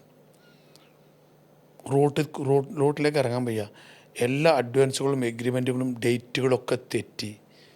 മോനെ, ആ ഒരു സാഹചര്യം അതിന്ന് മറികടക്കുക എന്ന് പറഞ്ഞാൽ എങ്ങനെ മറികടക്കാൻ ഞാൻ ഇരുന്ന് ചിന്തിച്ചു. അപ്പോൾ വർക്കിൻ്റെ ടൈം അങ്ങോട്ട് കൂട്ടി. 8 എന്നുള്ളത് 12, 13 മണിക്കൂർ ഫോണിലിരുന്ന് വർക്ക് ചെയ്തിട്ട് യാത്രകൾ കൂട്ടി, ബന്ധങ്ങളെ കൂടുതലെടുത്തു. മറവിക്ക് വേണ്ടി, മറക്കാതിരിക്കാൻ വേണ്ടിയിട്ട് ഡയറിയിൽ നോട്ട് ചെയ്യുക. അങ്ങനെ ഒപ്പം നടക്കുന്ന കുട്ടികളൊക്കെ പാടെ ഞാൻ മെമ്മറി, നാളെ അത് വിളിക്കണം കേട്ടോ, നാളെ ഇത് വിളിക്കണം കേട്ടോ, നാളെ ഇത് മറക്കരുത് കേട്ടോ എന്നൊക്കെ പറഞ്ഞ് നമ്മൾ ഓർമ്മിപ്പിക്കും. എന്തിനാ ഓർമ്മിപ്പിക്കുന്നത് വിചാരിച്ചാൽ നമുക്ക് ഇത് വിട്ടുപോകാതിരിക്കാൻ. ഒരു ബയറെ മാർക്കറ്റിൽ നിന്ന് കിട്ടിയാൽ നമ്മുടെ മനസ്സിൽ നിന്ന് മറക്കാൻ പാടില്ല. അപ്പോൾ എപ്പോഴും നമ്മളത് നോട്ട് ചെയ്തിടണം. അപ്പോൾ അങ്ങനെ മണിക്കൂറുകൾ കൂട്ടി 2021, 22 വിപിൻ എന്ന് പറഞ്ഞ ഒരാൾ നമുക്ക് ഒരു കമ്പനിയുടെ CEO ആയിട്ട് കിട്ടി. അദ്ദേഹത്തിൻ്റെ നേതൃത്വത്തിൽ നല്ലൊരു ടീമിനെ ബിൽഡ് ചെയ്യാൻ പറ്റി. ആ ഹാർഡ് വർക്കും ചെയ്ത് ഞങ്ങൾ ഭയങ്കരമായിട്ട് ഉഷാറായിട്ട് അങ്ങനെ വർക്ക് ചെയ്തിട്ടാണ് പിന്നെ നമ്മൾ ആ ഒരു ടെൻഷനായൊരു പോയിൻ്റ്, ടെൻഷൻ എന്ന് പറഞ്ഞാൽ ഇപ്പോൾ സുജിത്ത് ചോദിച്ച ആ ഒരു അപകട മേഖല ഉണ്ടല്ലോ, അത് തരണം ചെയ്യാൻ വേണ്ടിയിട്ട് കുറേ ആൾക്കാരുടെ പിന്നെ എന്താ പറയുക പ്രയാസങ്ങൾ ഉണ്ടാക്കിയിട്ട് നമ്മൾ അവർക്ക് ടൈമിന് കൊടുക്കാൻ പറ്റിയില്ല. കാരണം അവർക്ക് റീസൺ മനസ്സിലാവും, അതിൻ്റെ റീസൺ എന്താണെന്നുള്ളത് അവർക്ക് മനസ്സിലാവും. വെള്ളപ്പൊക്കം വന്ന കാലത്തുണ്ടായിരുന്നു, നിപ്പ വന്ന കാലത്തുണ്ടായിരുന്നു, കൊറോണ വന്ന കാലത്തുണ്ടായിരുന്നു. പിന്നെ ഈ വിനാശകാല വിപരീത ബുദ്ധി എന്ന് പറഞ്ഞൊരു സാധനം ഉണ്ടല്ലോ, അത് ചിലപ്പോൾ ലെഫ്റ്റ് പോകേണ്ടത് റൈറ്റ് പോവും. അങ്ങനെ ചില അപകടങ്ങൾ എനിക്ക് പറ്റിയിട്ടുണ്ട്. അതിലെനിക്ക് കുറേ വിശ്വസ്തത, എനിക്ക് ഇൻവെസ്റ്റ് ചെയ്തിരുന്ന കുറേ ആൾക്കാരെ എനിക്ക് ഇൻവെസ്റ്റ് ചെയ്യാണ്ടിരുന്നു. കാരണം എൻ്റെ എല്ലാ വിശ്വാസവും നഷ്ടപ്പെട്ടൊരു സമയം. കാരണം ഞാൻ വലിയ ലോഡ് എടുത്തിട്ട് ആ ലോഡ് കംപ്ലീറ്റ് ഒരു സ്ഥലത്ത് ജാമായിപ്പോയി, കുടുങ്ങിപ്പോയി. അപ്പോൾ പിന്നെ അത് തരണം ചെയ്യാൻ വേണ്ടിയിട്ടും കുറേ പ്രയാസപ്പെട്ടു. അങ്ങനെ കുറേ റോങ് ഡിസിഷൻ നമ്മളെ ലൈഫിൽ വന്നിട്ടുണ്ട്. അതുപോലെ നമുക്ക് ഇതൊക്കെ നമ്മൾ നേടിയെടുക്കുമ്പോൾ നമുക്ക് കിട്ടിയ സന്തോഷവും എടുത്ത് പറയാതിരിക്കാൻ വയ്യ. ഇതിൻ്റെയൊക്കെ അടിസ്ഥാനം ഹാർഡ് വർക്കാണ് സുജിത്തെ, ഹാർഡ് വർക്ക്. നമ്മൾ ഏതൊരു ബിസിനസ് ആണെങ്കിലും ഇതിൽ ഫോളോ അപ്പ് എന്ന് പറയുന്നത് ഇമ്പോർട്ടൻ്റ് ആയിട്ടുള്ള ഒരു ടാസ്ക്കാണ്. അതിലാണ് പലതും പാളിപ്പോകുന്നതും സക്സസ് ആവുന്നതും. ഇപ്പോൾ ഒരു ഇൻഷുറൻസ് കമ്പനിയാണെങ്കിൽ പോലും, ഇൻഷുറൻസ് കൊടുക്കുന്ന ഒരാളാണെങ്കിൽ പോലും, അയാൾ എന്നോട് പറയും, സുഹൃത്തെ നമുക്കൊരു ഇൻഷുറൻസ് എടുക്കണം കേട്ടോ. ഞാൻ പറഞ്ഞാൽ ശരി ചേട്ടാ, ഞാൻ ആദ്യം ഒഴിവാക്കുമല്ലോ. പിന്നെ രണ്ടാമത് പിന്നെ പുള്ളിയും കാണുമ്പോൾ പറയും ചേട്ടാ ഒരു ഇൻഷുറൻസ് ഒഴിവാക്കും. പിന്നെ പുള്ളിയെ കാണുമ്പോഴത്തേക്കും ഞാൻ ഓടും, ഇല്ലേ? അങ്ങനെയാണ് ഫോളോ അപ്പ് റോങ് ആയി പോകുന്നത്. അപ്പോൾ അവിടെയാണ് നമ്മൾ നേരത്തെ പറഞ്ഞ ആ ഒരു സ്ട്രാറ്റജി, അതായത് എങ്ങനെ ഫോളോ അപ്പ് ചെയ്യണം, ഏത് രീതിയിൽ ഫോളോ അപ്പ് ചെയ്യണം, എത്ര ഫ്രീക്വൻ്റ് ആയിട്ട് ഫോളോ അപ്പ് ചെയ്യണം, എങ്ങനെ കറക്റ്റ് സമയത്ത് ഫോളോ അപ്പ് ചെയ്യണം എന്നൊക്കെ ഉള്ളത്. അതിലുള്ള അഡ്വൈസ് എന്താണ് ആ ഒരു സുജിത്ത്? എന്താണ് റിയൽ എസ്റ്റേറ്റിൻ്റെ റോ മെറ്റീരിയൽ എന്ന് പറഞ്ഞാൽ എന്താണ്? ഒരു സിമെൻറ്റിന് അതിൻ്റേതായിട്ടുള്ള സംഗതി ഇടണം. പിന്നെ അതായത് ഓരോരോ സംഭവം നമ്മൾ സ്ക്രാപ്പ് ഇട്ടാലേ പിന്നെ സ്റ്റീൽ വരുള്ളൂ, കമ്പി വരുള്ളൂ. അങ്ങനെ ഓരോ സംഭവത്തിനും ഓരോരോ റോ മെറ്റീരിയൽ ഉണ്ട്. ഞങ്ങളുടെ ഫീൽഡിലെ റോ മെറ്റീരിയൽ എന്താണ് ഞാൻ ചോദിക്കട്ടെ. നിങ്ങൾ പറഞ്ഞ നമ്പർ 1 ഫോളോ അപ്പാണ്, ബന്ധങ്ങളാണ്. ഈ ബന്ധങ്ങളും ഈ ഫോളോ അപ്പും ഇതൊക്കെ പാടെ കൂട്ടി യോജിപ്പിക്കുന്നതാണ് ഞങ്ങളുടെ റിയൽ എസ്റ്റേറ്റ് എന്ന് പറഞ്ഞ സംഭവം. ഇപ്പോൾ സുജിത്ത് പറഞ്ഞൊരു കാര്യം,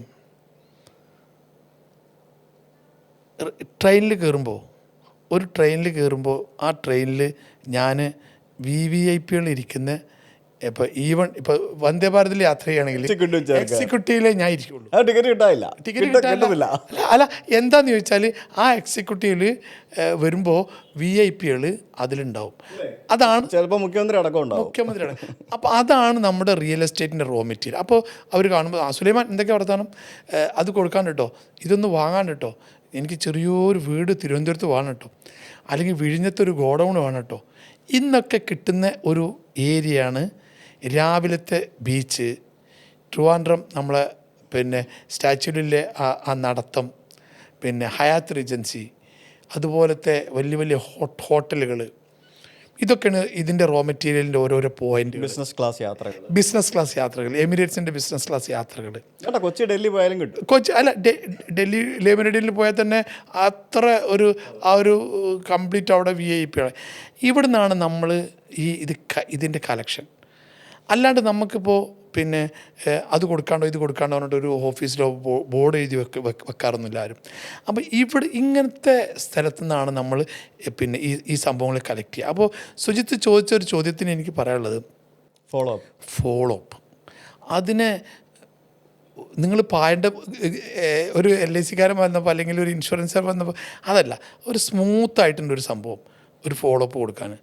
എന്തായി എന്ന് ചോദിച്ചിട്ട് അങ്ങനെ ഒരു ഫോളോ അപ്പ്, ഒരു സ്മൂത്തായിട്ടുള്ള ഒരു ഫോളോ അപ്പാണ് റിയൽ എസ്റ്റേറ്റിന് അത്യാവശ്യം.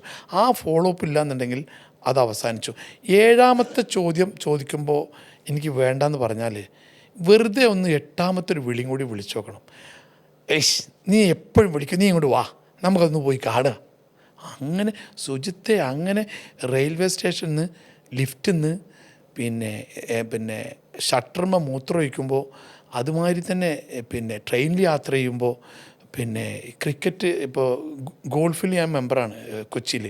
അവിടെ വരുന്ന ടീമിനെ ചെയറിലിരുന്നിട്ട് കോഫി കുടിക്കുമ്പോൾ ഹലോ എന്ന് പറഞ്ഞപ്പോൾ അഗർവാൾ എന്ന് പറഞ്ഞിട്ട് ഒരാളെ പരിചയപ്പെട്ട് അങ്ങനെ പിന്നെ രത്തൻലാൽ ദിദ്വാനിയ. ഈ ഗോൾഫ് മെമ്പറാണെന്ന് പറഞ്ഞില്ലേ, അവിടെ ശരിക്കും ഗോൾഫ് കളിക്കാൻ വേണ്ടി പോകുന്നതാണോ നെറ്റ്വർക്കിങ്ങിന്? വെറുതെ ഇതൊക്കെയാണ് ബിസിനസ് ട്രിക്കുകൾ എന്ന് പറയുന്നത്, ഇതൊക്കെയാണ് കിട്ടേണ്ട സാധനങ്ങൾ. കറക്റ്റ്, അതാണ് അതിൻ്റെ. ഞാൻ അവിടെ ഗോൾഫിലെ മെമ്പറാവാൻ കാരണം എന്താ, ഗോൾഫിൽ നിന്ന് എനിക്ക് നല്ല ഒരു അഗർവാൾ, രത്തൻലാൽ ദിദ്വാനിയ, പിന്നെ അഭിജിത്ത് രാജൻ, ഗാമൻ ഇന്ത്യയിലൊക്കെ പോയി ഞാൻ കച്ചവടം ചെയ്തിട്ടുണ്ടായിരുന്നു. അതൊക്കെ നമുക്ക് ഇങ്ങനത്തെ ഓരോ കണക്ഷൻസിൽ നിന്ന് കിട്ടുന്നതാണ്. ബിസിനസ് ക്ലാസ്സിൽ നിന്ന് കിട്ടിയ ഒരാളുണ്ട് ഡൽഹിയിൽ, അവർ ത്രൂ ഞാൻ പ്രധാനമന്ത്രിയെ കണ്ടു. മനസ്സിലായില്ലേ? ബിസിനസ് ക്ലാസ്സിലൊരു യാത്ര കൊണ്ട് ഞാൻ പ്രധാനമന്ത്രിൻ്റെ അടുത്ത് വരെ എത്തി. എൻ്റെ ഇതിലൊരു ഫോട്ടോ ഉണ്ട്. ഞാൻ പിന്നെ അസറുദ്ദീൻ ക്രിക്കറ്റ് പ്ലെയർ ആകുമ്പോൾ പിന്നെ അസറുദ്ദീനെ ഞാനായിരുന്നു കേരളത്തിൽ ഇങ്ങനെ അസറുദ്ദീനെ കൊണ്ടുവരുന്നിരുന്നത്. ആ കാലത്ത് അസറുദ്ദീൻ ഞാനും ഭയങ്കര ഫ്രണ്ടായിരുന്നു. ഇവിടുത്തെ ഉദ്ഘാടനങ്ങളൊക്കെ സുലൈമാനായിരുന്നു അദ്ദേഹത്തിൻ്റെ കൂടെ. റൊണാൾഡിനോ വന്നപ്പോൾ ഞാൻ ഉണ്ടായിരുന്നു കൂടെ. ഞാനായിരുന്നു അദ്ദേഹത്തിനെ കൊച്ചിയിൽ നിന്ന് ഫ്ലൈറ്റ് ചാർട്ട് ചെയ്തിട്ട്, കോഴിക്കോട് നിന്ന് ഫ്ലൈറ്റ് ചാർട്ട് ചെയ്തിട്ട് കൊച്ചിയിൽ വന്ന് കൊച്ചിയിൽ നിന്ന് ഇവിടെ താമസിപ്പിച്ചിട്ട് പറഞ്ഞതൊക്കെ ഞാനായിരുന്നു. പണ്ട് ഞങ്ങൾ ഒരുമിച്ച് സുജിത് ഭക്തനും കാരാടൻ സുലൈമാനും ഒക്കെ ചേർന്ന് ഒരുമിച്ച് ഒരു ഹെലികോപ്റ്ററിലൊക്കെ പോയിട്ടുണ്ട്. അതെ, ഒരു 5 കൊല്ലം മുന്നേ. 5 കൊല്ലം മുമ്പ് സുജിത്ത് നമ്മളൊരു ഹെലികോപ്റ്ററിൻ്റെ ഒരു സർവീസ് നടത്തി. ഭയങ്കര രസമായിരുന്നു അത്. അതൊരു ഉദ്ഘാടനത്തിന് പോയതാ, കൂട്ടിലങ്ങാടി, മലപ്പുറം അല്ലേ? അല്ല, അങ്ങനെ ഞാൻ നേരത്തെ പറഞ്ഞ് ഞാൻ കംപ്ലീറ്റ് ചെയ്തില്ല. നമുക്ക് ഈ മേഖലയിൽ നമുക്ക് വേണ്ട ആയുധങ്ങൾ ഹെലികോപ്റ്റർ, മെർസിഡീസ്, ഓടി അല്ലെങ്കിൽ കാറ്, അംബാസഡർ, ഫിയറ്റ് മുതൽ ബൈക്ക് മുതൽ സൈക്കിൾ വരെ ഇതിനാവശ്യമാണ്. പിന്നെ നമ്മൾ ഹയാത്തിലും ഉണ്ടാവും, സാധാരണ ഹോട്ടലും ഉണ്ടാവും, അബാദ് പ്ലാസയിലുണ്ടാവും, ഹൈസണിലുണ്ടാവും. അത് നമ്മുടെ ഒരു കാറ്റഗറി അനുസരിച്ചിട്ട് നമ്മൾ അവരോട് സംസാരിക്കുന്ന ഒരു രീതിയായിരിക്കും. അപ്പോൾ number 1, follow up the best real എസ്റ്റേറ്റിൽ ഏറ്റവും വലിയ ആവശ്യം. ഓക്കെ, അടുത്ത ചോദ്യം. എനിക്കൊരു സ്ഥലം അല്ലെ ഒരു വീട് കണ്ടു, ഇഷ്ടപ്പെട്ടു, എനിക്കത് വേണം. അത് കുറേ നാളായിട്ട് വെറുതെ കിടക്കുന്ന സ്ഥലമാണ്. ആ സ്ഥലത്തിൻ്റെ ഓണറിനെ എനിക്കറിയാം, അല്ലെങ്കിൽ ആ സ്ഥലത്തിൻ്റെ ഓണറെ ഞാൻ പല രീതിയിൽ കണക്ട് ചെയ്ത്, ഞാൻ നേരിട്ടല്ല, എനിക്ക് അറിയാം. അത് പുള്ളിക്കത് വിറ്റിട്ട് പ്രത്യേകിച്ച് കാര്യമൊന്നുമില്ല, എന്നാൽ വിൽക്കുകയാണെങ്കിൽ പുള്ളിക്ക് നല്ലതുമാണ്. അതായത് വിൽക്കണമെന്ന് വിചാരിച്ച് കിടക്കുന്നൊരു സ്ഥലമല്ല. പക്ഷേ എനിക്ക് ആസ് എ ബയർ എനിക്ക് ആ സ്ഥലം അല്ലെ അവിടുത്തെ ഒരു വീട് എനിക്ക് ഒത്തിരി ഇഷ്ടപ്പെട്ടു, എനിക്കൊന്ന് വാങ്ങണം. എന്താണ് നിങ്ങളതിനകത്ത് ചെയ്യുന്നത്? ഞാൻ ഇക്കനെ കോൺടാക്ട് ചെയ്യുകയാണ്, ഇക്ക എനിക്ക് ആ സ്ഥലം വേണം, കിട്ടിയാൽ കൊള്ളാമെന്നുണ്ട്, നമുക്കത് എങ്ങനെ എടുക്കാൻ പറ്റും? സുജിത്തെ, എന്ത് സ്ട്രാറ്റജി യൂസ് ചെയ്യും? ഞാനേ അദ്ദേഹം കൊടുക്കാൻ വെച്ചതല്ല, എങ്കിലും ഞാനൊന്ന് പരിശ്രമിക്കട്ടെ. എൻ്റെ ഒരു ഐഡിയപരമായിട്ട് ഞാൻ അദ്ദേഹത്തിനോടൊന്ന് സംസാരിക്കട്ടെ, വെയിറ്റ് ചെയ്യൂ എന്ന് പറയും. ഞാൻ പോയിട്ട് അദ്ദേഹത്തിന് എന്ത് ടൈപ്പ് ആളാണെന്ന് മനസ്സിലാക്കണം ആദ്യം. ഇരുന്നിട്ട് കുറേ നേരം പെട്ടെന്ന് തന്നെ ഇതങ്ങ് പറയരുത്.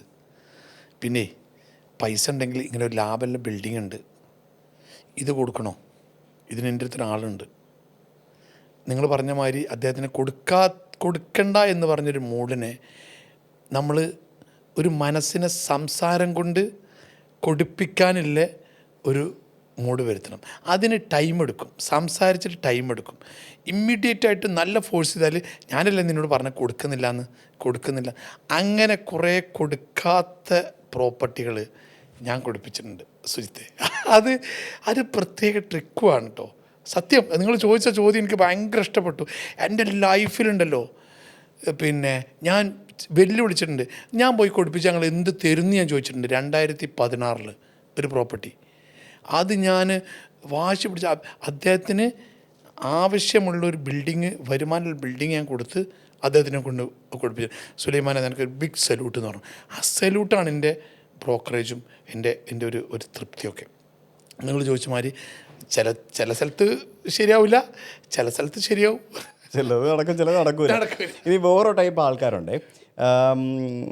ഇപ്പോൾ ഒരു പ്രസ്ഥാനം ഒരിടത്ത് വളർന്ന് പന്തലിച്ച് വലുതായി, അപ്പോൾ അതിനടുത്തുള്ള കുറച്ച് സ്ഥലം കൂടെ കിട്ടിയാൽ അവർക്കതൊന്ന് എക്സ്പാൻഡ് ചെയ്യാം, അവരുടെ ബിസിനസ് എക്സ്പാൻഡ് ചെയ്യാം എന്നുള്ള രീതി വരും.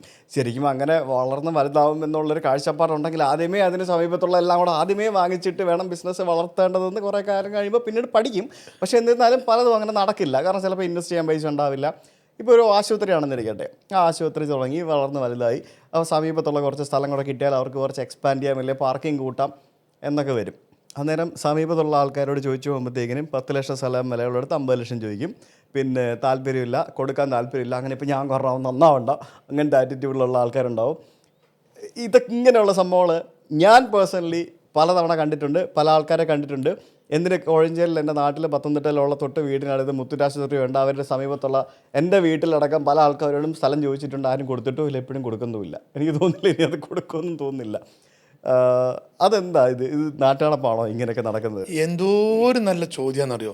പുതിയ ജനറേഷനും ഈ അപ്പൂപ്പന്മാർ വെച്ചിരിക്കുന്ന കുറേ ആൾക്കാർക്കും കൂടി അറിവിലേക്കും കൂടി ഞാനും സുജിത്തും കൂടി പറയുന്ന ഒരു സംഭവം ഇപ്പോൾ ആവശ്യമാണ്. കാസർഗോഡ് മുതൽ തിരുവനന്തപുരം വരെ ഞാനങ്ങോട്ട് എണ്ണി പറയുകയാണെങ്കിൽ ആശുപത്രികൾ, മാളുകൾ, പിന്നെ തൊട്ടടുത്ത് കച്ചവടം ചെയ്ത് വലുതായ സുജിത്തെ എന്തൊരു ചോദ്യമാണെന്ന് പറയുന്നത്. സത്യം പറയുകയാണെങ്കിൽ ചില ആൾക്കാർ എനിക്കിനി അത് വേണ്ട, അതായത് നമ്മളെ കേരളത്തിലല്ല ഏറ്റവും വലിയ പണക്കാരനായ ആളടക്കം ഞാൻ ഇനി ആളത് എടുക്കില്ല എന്ന് പറയും. നമ്മൾ ട്രാവൻകൂർ മാളിൻ്റെ മുന്നിൽ ഒരു ബിൽഡിംഗ് കണ്ടിട്ടുണ്ടോ?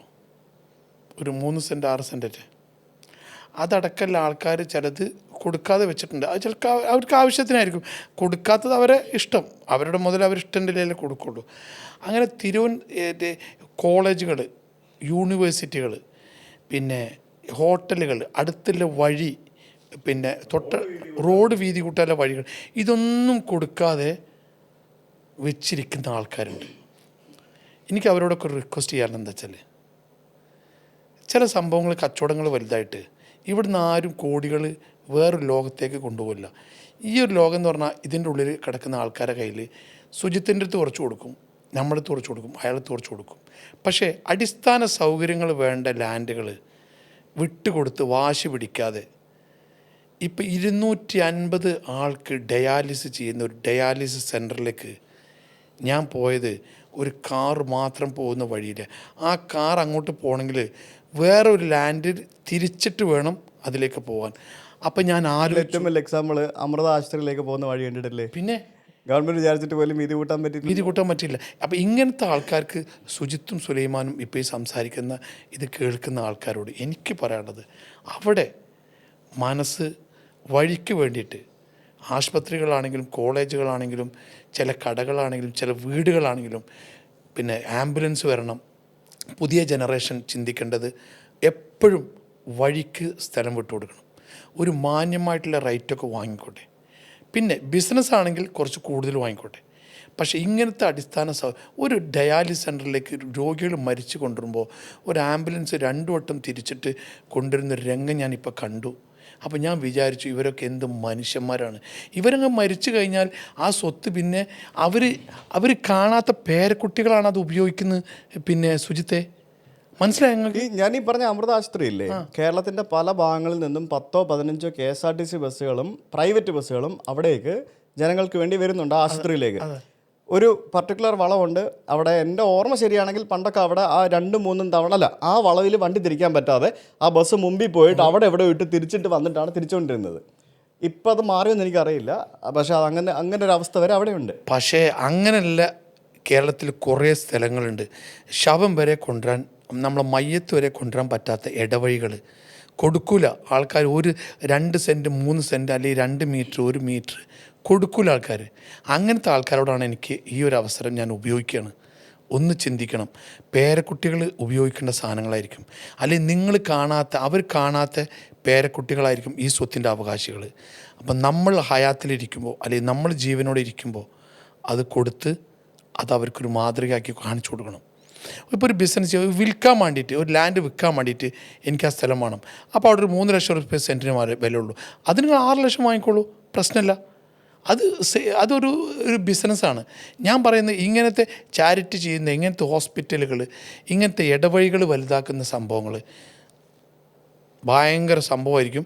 അതിനെല്ലാവരോടും എനിക്ക് റിക്വസ്റ്റ് ചെയ്യാനുള്ളത്, വിട്ടുവീഴ്ച ചെയ്തിട്ട് ആ ലാൻഡുകളും വഴികളും വീതി കൂട്ടി, ഹോസ്പിറ്റലാണെങ്കിലും സ്കൂളാണെങ്കിലും കോളേജാണെങ്കിലും. പിന്നെ സുജിത്ത് ചോദിച്ചൊരു ചോദ്യം ഞാൻ പറഞ്ഞുതരാം. ഇപ്പോൾ ഒരാൾക്കൊരു കോളേജ് എടുത്തു, ആ കോളേജ് എടുത്തൊരു വീടുണ്ട്, ആ വീട് ഇയാൾ തന്നെ എടുക്കും. ഈ മുതലാളിനെ എടുക്കും എൻ്റെ അടുത്ത് എന്നിട്ട് കാലും കയറ്റി ചിലപ്പോൾ അങ്ങനെ ഇരിക്കും. ചില മുതലാളിമാരുണ്ട് മോനെ, അവനാ ഇരുത്തവിടെ ഇരിക്കുക, എനിക്ക് ഞാൻ അവൻ എത്രക്ക് എന്നാൽ ഫ്രീ എന്നാലും അത് വേണ്ടെന്ന് പറയുന്ന കുറേ ആൾക്കാരുണ്ട്. അപ്പോൾ അങ്ങനത്തെ ആൾക്കാരെ നിങ്ങൾ ശ്രദ്ധിച്ചോളി, അവരാണ് നല്ല കൂട്ടർ. കാരണം വെച്ചാൽ അവനൊരു മര്യാദ വിലക്ക് കൊടുക്കുക, അന്ന് തന്നെ കൊടുക്കുകയാണെങ്കിൽ അത് വാങ്ങും. അല്ല അവൻ അനധികൃതമായിട്ട് ചോദിക്കുകയാണെങ്കിൽ അവിടെ ഇടുന്ന എത്ര മുതലാളിമാരുണ്ട്. ഞാൻ ആ മുതലാളിമാർക്കൊരു ബിഗ് സല്യൂട്ട് തരികയാണ്. കാരണം വെച്ചാൽ എടുക്കരുത്, അത് അവിടെ തന്നെ കിടക്കണം. അവർക്ക് അല്ലെങ്കിൽ തന്നെ അവരുടെ കാര്യങ്ങളാണ്. ഇപ്പോൾ ഹൈലൈറ്റ് മുതൽ കോഴിക്കോട് ഇങ്ങോട്ട് നോക്കിക്കഴിഞ്ഞാൽ തന്നെ കാസർഗോഡ് മുതൽ തിരുവനന്തപുരം വരെ നമുക്ക് കാണാൻ പറ്റും ഇങ്ങനത്തെ സംഗതികൾ. പിന്നെ നമ്മൾ ഈ റിയൽ എസ്റ്റേറ്റിൽ ഏറ്റവും കൂടുതൽ കാണുന്നൊരു സംഭവമാണ്, പ്രത്യേകിച്ച് ഈ സ്ഥലം വാങ്ങാൻ പോകുമ്പോഴും അല്ലെ കൺസ്ട്രക്ട് ചെയ്യാൻ പോകുമ്പോഴൊക്കെ ഈ നിലം പുരയിടം പ്രശ്നങ്ങൾ.